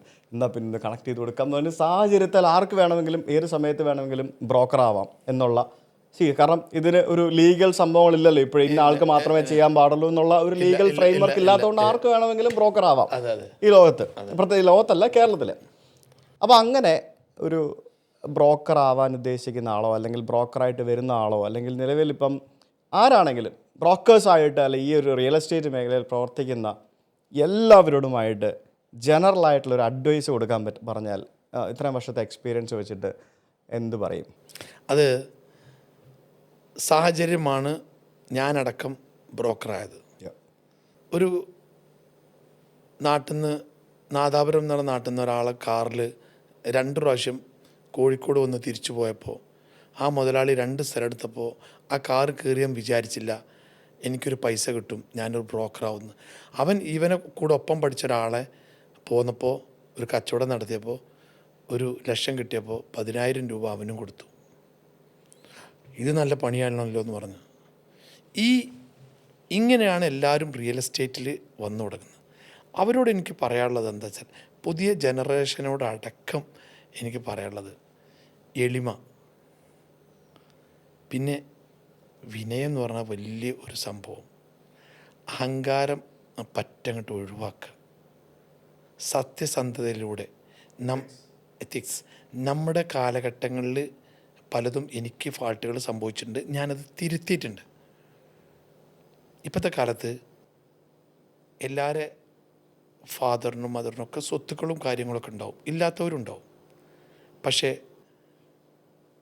നിയമങ്ങൾ പാലിച്ച് ഇപ്പോൾ വളരെ കർശനമാണ് നിയമങ്ങളും കാര്യങ്ങളൊക്കെ. അപ്പോൾ ആ നിയമത്തിൻ്റെ വഴിയിലൂടെ സത്യസന്ധമായിട്ട് പറഞ്ഞ ടൈമിൽ പഞ്ച്വാലിറ്റി പറഞ്ഞ സംഭവം കീപ്പ് ചെയ്തുകൊണ്ട് സ്മൈൽ എപ്പോഴും രാവിലെ വരുമ്പോൾ സ്മൈൽ എന്ന് പറഞ്ഞ സാധനം നമ്മൾ ചിരിച്ച് കളിച്ച് കൂട്ടുകാരെ കൂടെ സെൽഫിഷ് ആകാതെ, ഒരു മരണം, ഒരു കൂട്ടുകാരൻ മരിച്ചു, കൂട്ടുകാരൻ്റെ അമ്മ മരിച്ചു, അവിടെ പോയി അതിന് വേണ്ട കർമ്മങ്ങൾ ചെയ്തു കൊടുത്ത്, സുഖമില്ലാത്തൊരു രോഗി ആശുപത്രിയിലുണ്ട് അവനെ പോയി സന്ദർശിച്ച്, ഒരു ആൾ ആക്സിഡൻ്റായിട്ട് റോട്ടിൽ കിടന്നു കഴിഞ്ഞാൽ ഒരു റിയൽ എസ്റ്റേറ്റ് എനിക്ക് ആ കച്ചവടമാണ് വലുത് എന്ന് പറയാതെ അവിടുന്ന് മടങ്ങി വന്ന് ഇവനെ ഹോസ്പിറ്റലിൽ കൊണ്ടുപോയി ആക്കിയിട്ട് പോകുന്ന മനസ്സിനെ ബിൽഡ് ചെയ്തെടുക്കുക. ഞാനിപ്പോൾ ഈ പറഞ്ഞ ബാക്കിൽ പറഞ്ഞ എല്ലാ സംഭവങ്ങളും ഈ റിയൽ എസ്റ്റേറ്റിൻ്റെ ഒരു അടിസ്ഥാന സാധനമാണ്. ഒരു കല്ല് പോലുള്ള മനുഷ്യന്, ക്ഷമയില്ലാത്ത മനുഷ്യന്, അഹങ്കാരിയായ മനുഷ്യന് ഇത് വൃത്തിയായിട്ട് കൊണ്ടുകൊടുക്കാൻ കഴിയില്ല, ഉറപ്പായിട്ടും കഴിയില്ല, ക്ലോസിങ്ങിനും കഴിയില്ല.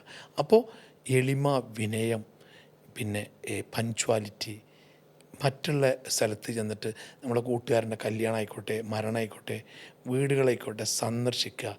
എവിടെയെങ്കിലും 10 രൂപ നമ്മളെ കൈ കിട്ടിയാൽ അതിനാർക്കെങ്കിലും കൊടുക്കാൻ മടി കാണിക്കാതിരിക്കുക. ഒരു ഹോട്ടലിൽ പോയി കഴിഞ്ഞാൽ ചിലവാക്കുമ്പോൾ പിശുക്ക് കാണിക്കുക പാടില്ല. അവിടെ നമ്മുടെ പൈസ എന്താ നമുക്ക് കൊടുക്കാൻ പറ്റുക അവർക്ക്? ഒരു ഭക്ഷണം അല്ലാണ്ട് മോനെ, നമ്മളെ സ്ഥലങ്ങളോ വീടുകളോ സ്വർണ്ണോ വീട്ടിൽ നിന്ന് എടുത്തിട്ട് നമ്മൾ കൂട്ടുകാരനോ നമ്മളെ പ്രയാസപ്പെടുന്ന ആൾക്കാർക്ക് കൊടുക്കാൻ പറ്റുമോ സുജിത്ത്? പറ്റില്ല. നമുക്കെന്താ കൊടുക്കാൻ പറ്റുക? ഭക്ഷണം കൊടുക്കാൻ പറ്റും. ഒരു വീട്ടിൽ വന്നാൽ നല്ല സ്വീകരിക്കുക, അടിപൊളിയായിട്ട് സ്വീകരിക്കുക, നല്ല വസ്ത്രം ധരിക്കുക. ഇതൊക്കെയാണ് എനിക്ക് ഇവരോട് പറയാനുള്ളത്.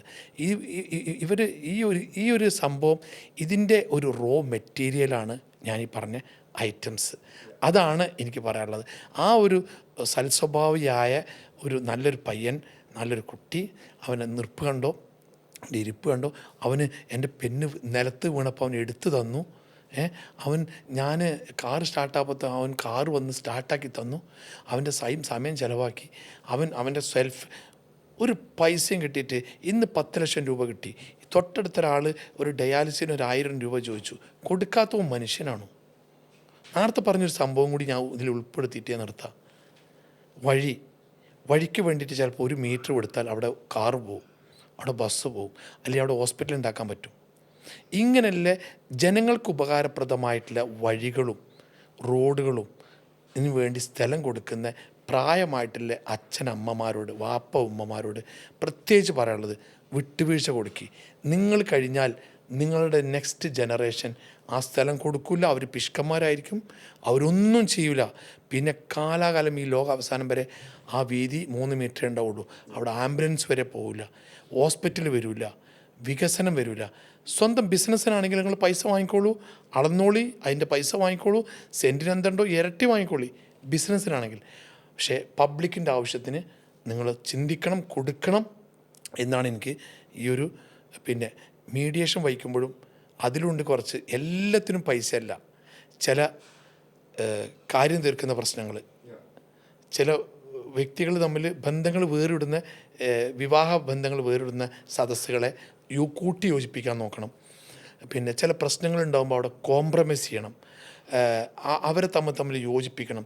ജ്യേഷ്ഠൻ അനിയന്മാർ സ്വത്തിന് തർക്കം ഉണ്ടാകുമ്പോൾ അവിടെ കയറി അവിടെ ബുദ്ധിപരമായിട്ട് കൈകാര്യം ചെയ്തിട്ട് ആ കുടുംബത്തിനെ കോടതിയിലേക്ക് എത്തിക്കാതെ നമ്മൾ ഈ മീഡിയേറ്റർമാരൊക്കെ എന്ത് ചെയ്യണം, ഈ ചെറുപ്പക്കാരായ ആൾക്കാരൊക്കെ ഇങ്ങനെ ചെയ്യരുത്, അത് നമ്മളെ അനിയനാണ്, അത് നമ്മളെ ജ്യേഷ്ഠനാണ്, നമുക്ക് അവിടെ നല്ലൊരു തീരുമാനം എടുക്കുക, എന്തിന് പൈസ, വിട്ടുവീഴ്ച ചെയ്യപ്പോൾ അത് കൊടുക്കുക എന്നൊക്കെ പറഞ്ഞിട്ടുണ്ടല്ലോ സുജിത്തെ. ഒരു കോംപ്രമൈസ് ചെയ്യുന്ന, ഒരു കുടുംബത്തിനെ യോജിപ്പിക്കുന്ന ഒരു പണിയുണ്ടല്ലോ, അതൊക്കെ എടുത്തിട്ട് ഇതെല്ലാം ഇതിൻ്റെ റോ മെറ്റീരിയലാണ്. ഈ നമ്മൾക്ക് വരുന്ന ഒരു പയ്യൻ, അവൻ ഭയങ്കര സ്മാർട്ടാണല്ലോ, അവൻ ആ ജ്യേഷ്ഠനിയന്മാരെ മിണ്ടിച്ചല്ലോ, അവൻ ആ കല്യാണം അവർ വേറിടാൻ പോയിരുന്നു, അവരെ യോജിപ്പിച്ചല്ലോ, അവർ തമ്മിൽ വലിയൊരു പൈസേൻ്റെ പ്രശ്നം ഉണ്ടായിരുന്നു, അവനൊരു ഹോട്ടലിൽ ഇരുത്തിയിട്ട് അവന് പ്രശ്നം തീർത്തല്ലോ. ഇതൊക്കെ സുജിത്തെ ഞാനൊക്കെ അടക്കം ആൾക്കാർ ചെയ്യിപ്പിക്കണം. സെൽഫിഷായിട്ട് വരുന്ന ഒരാളെ നമ്മൾ കണ്ടറിയണം, അവനെ പേടിക്കും വേണം. അപ്പോൾ കയ്യിലെന്തെങ്കിലും കിട്ടിയാൽ കൊടുക്കുക.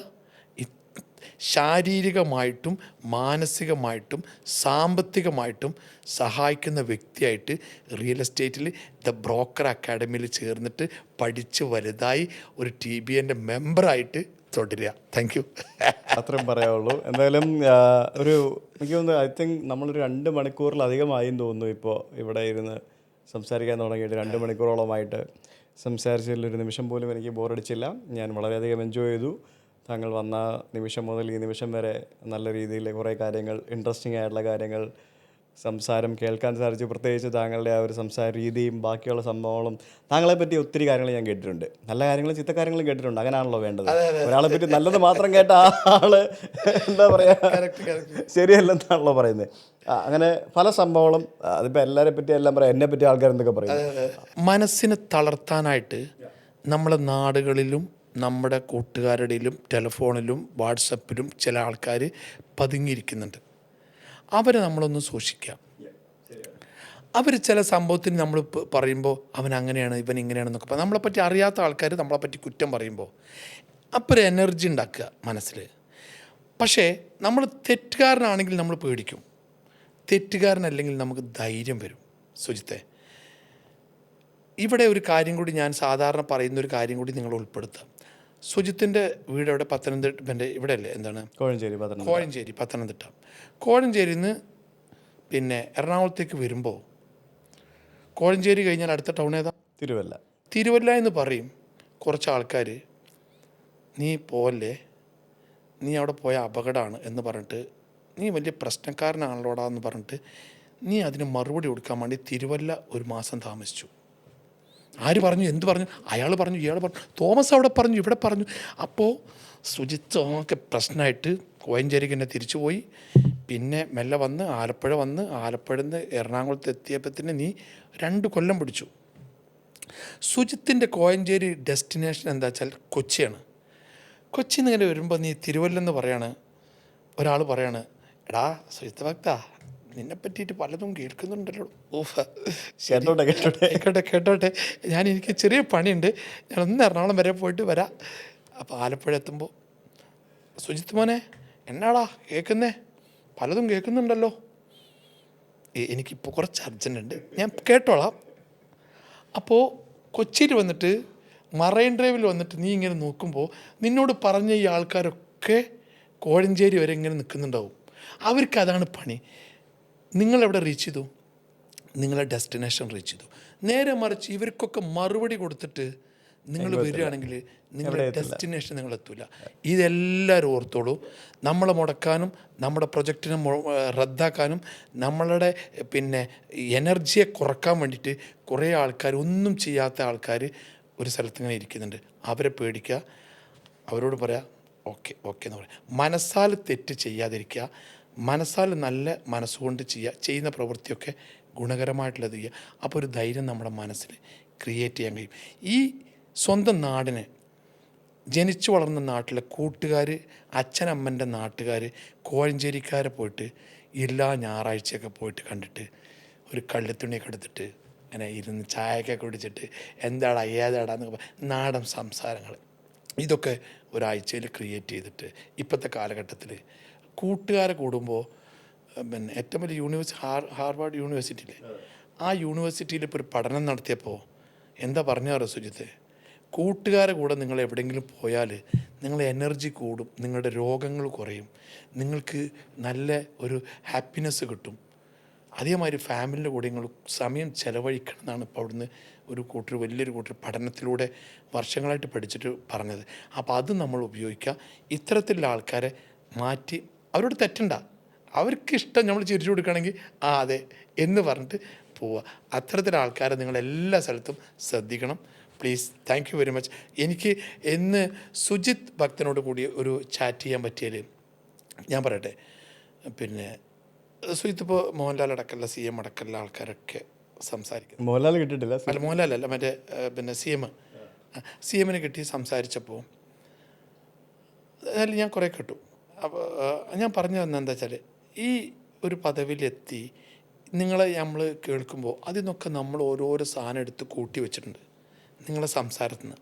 അപ്പോൾ ഇപ്പോൾ നമ്മൾ സംസാരിച്ചതും എൻ്റെ ഇത്രയും ഒരു 10-40 കൊല്ലത്തെ റിയൽ എസ്റ്റേറ്റ് എക്സ്പീരിയൻസും മൈനസും പ്ലസും എല്ലാം കൂടിയിട്ട് നമുക്കൊരു ഇപ്പോൾ ബ്രോക്കർ അക്കാഡമിക്കാണെങ്കിലും കൂടി, അല്ലെങ്കിൽ സുജിത്തിൻ്റെ പിന്നെ കാണുന്ന ആൾക്കാർക്കാണെങ്കിലും കൂടിയിട്ട് അവർക്കൊക്കെ ഒരു ഗുണമുള്ള, നമ്മളൊന്നും ഷൈൻ ചെയ്യാൻ വേണ്ടിയിട്ടല്ല, അല്ലെങ്കിൽ ഒരു ഇതിന് വേണ്ടിയിട്ട് ഇപ്പോൾ 2 മണിക്കൂർ ചിലവാക്കിയത് നമുക്കിപ്പോൾ ബ്രോക്കർ അക്കാഡമിക്ക് വേണ്ടിയിട്ടാണെങ്കിലും വേറൊരു ടീമിന് വേണ്ടിയിട്ടാണെങ്കിലും നമ്മൾ അറിവും വിവരം ഒരു യൂണിവേഴ്സിറ്റി ആക്കിയിട്ട് 4 കൊല്ലം ഒരു യൂണിവേഴ്സിറ്റിയിൽ പഠിക്കുന്നത് ഒരു 2 മണിക്കൂർ കൊണ്ട് അല്ലെങ്കിൽ 1 മണിക്കൂർ കൊണ്ട് ആ വിവരങ്ങൾ ശേഖരിച്ച് അത് ജീവിതത്തിൽ പറ്റുന്നതെടുത്ത് പറ്റാത്തത് വിട്ടുപോയിട്ട് എന്തെങ്കിലും ഗുണങ്ങൾ കിട്ടുകയാണെങ്കിൽ കിട്ടിക്കോട്ടെ എന്ന് വിചാരിച്ചിട്ടാണ് നമ്മളൊക്കെ ഈ ഒരു അത് നിങ്ങളൊപ്പം കൂടിയിട്ട് ഇത് ചെയ്യുമ്പോൾ ഞാൻ നല്ല ഹാപ്പിനെസ്, നല്ല സന്തോഷം, എനർജി ഉണ്ടായി, നല്ല ഉഷാറ്. നിങ്ങളുടെ വീടും പരിസരവും കണ്ടപ്പോൾ അതിലേറെ വലിയ സന്തോഷം.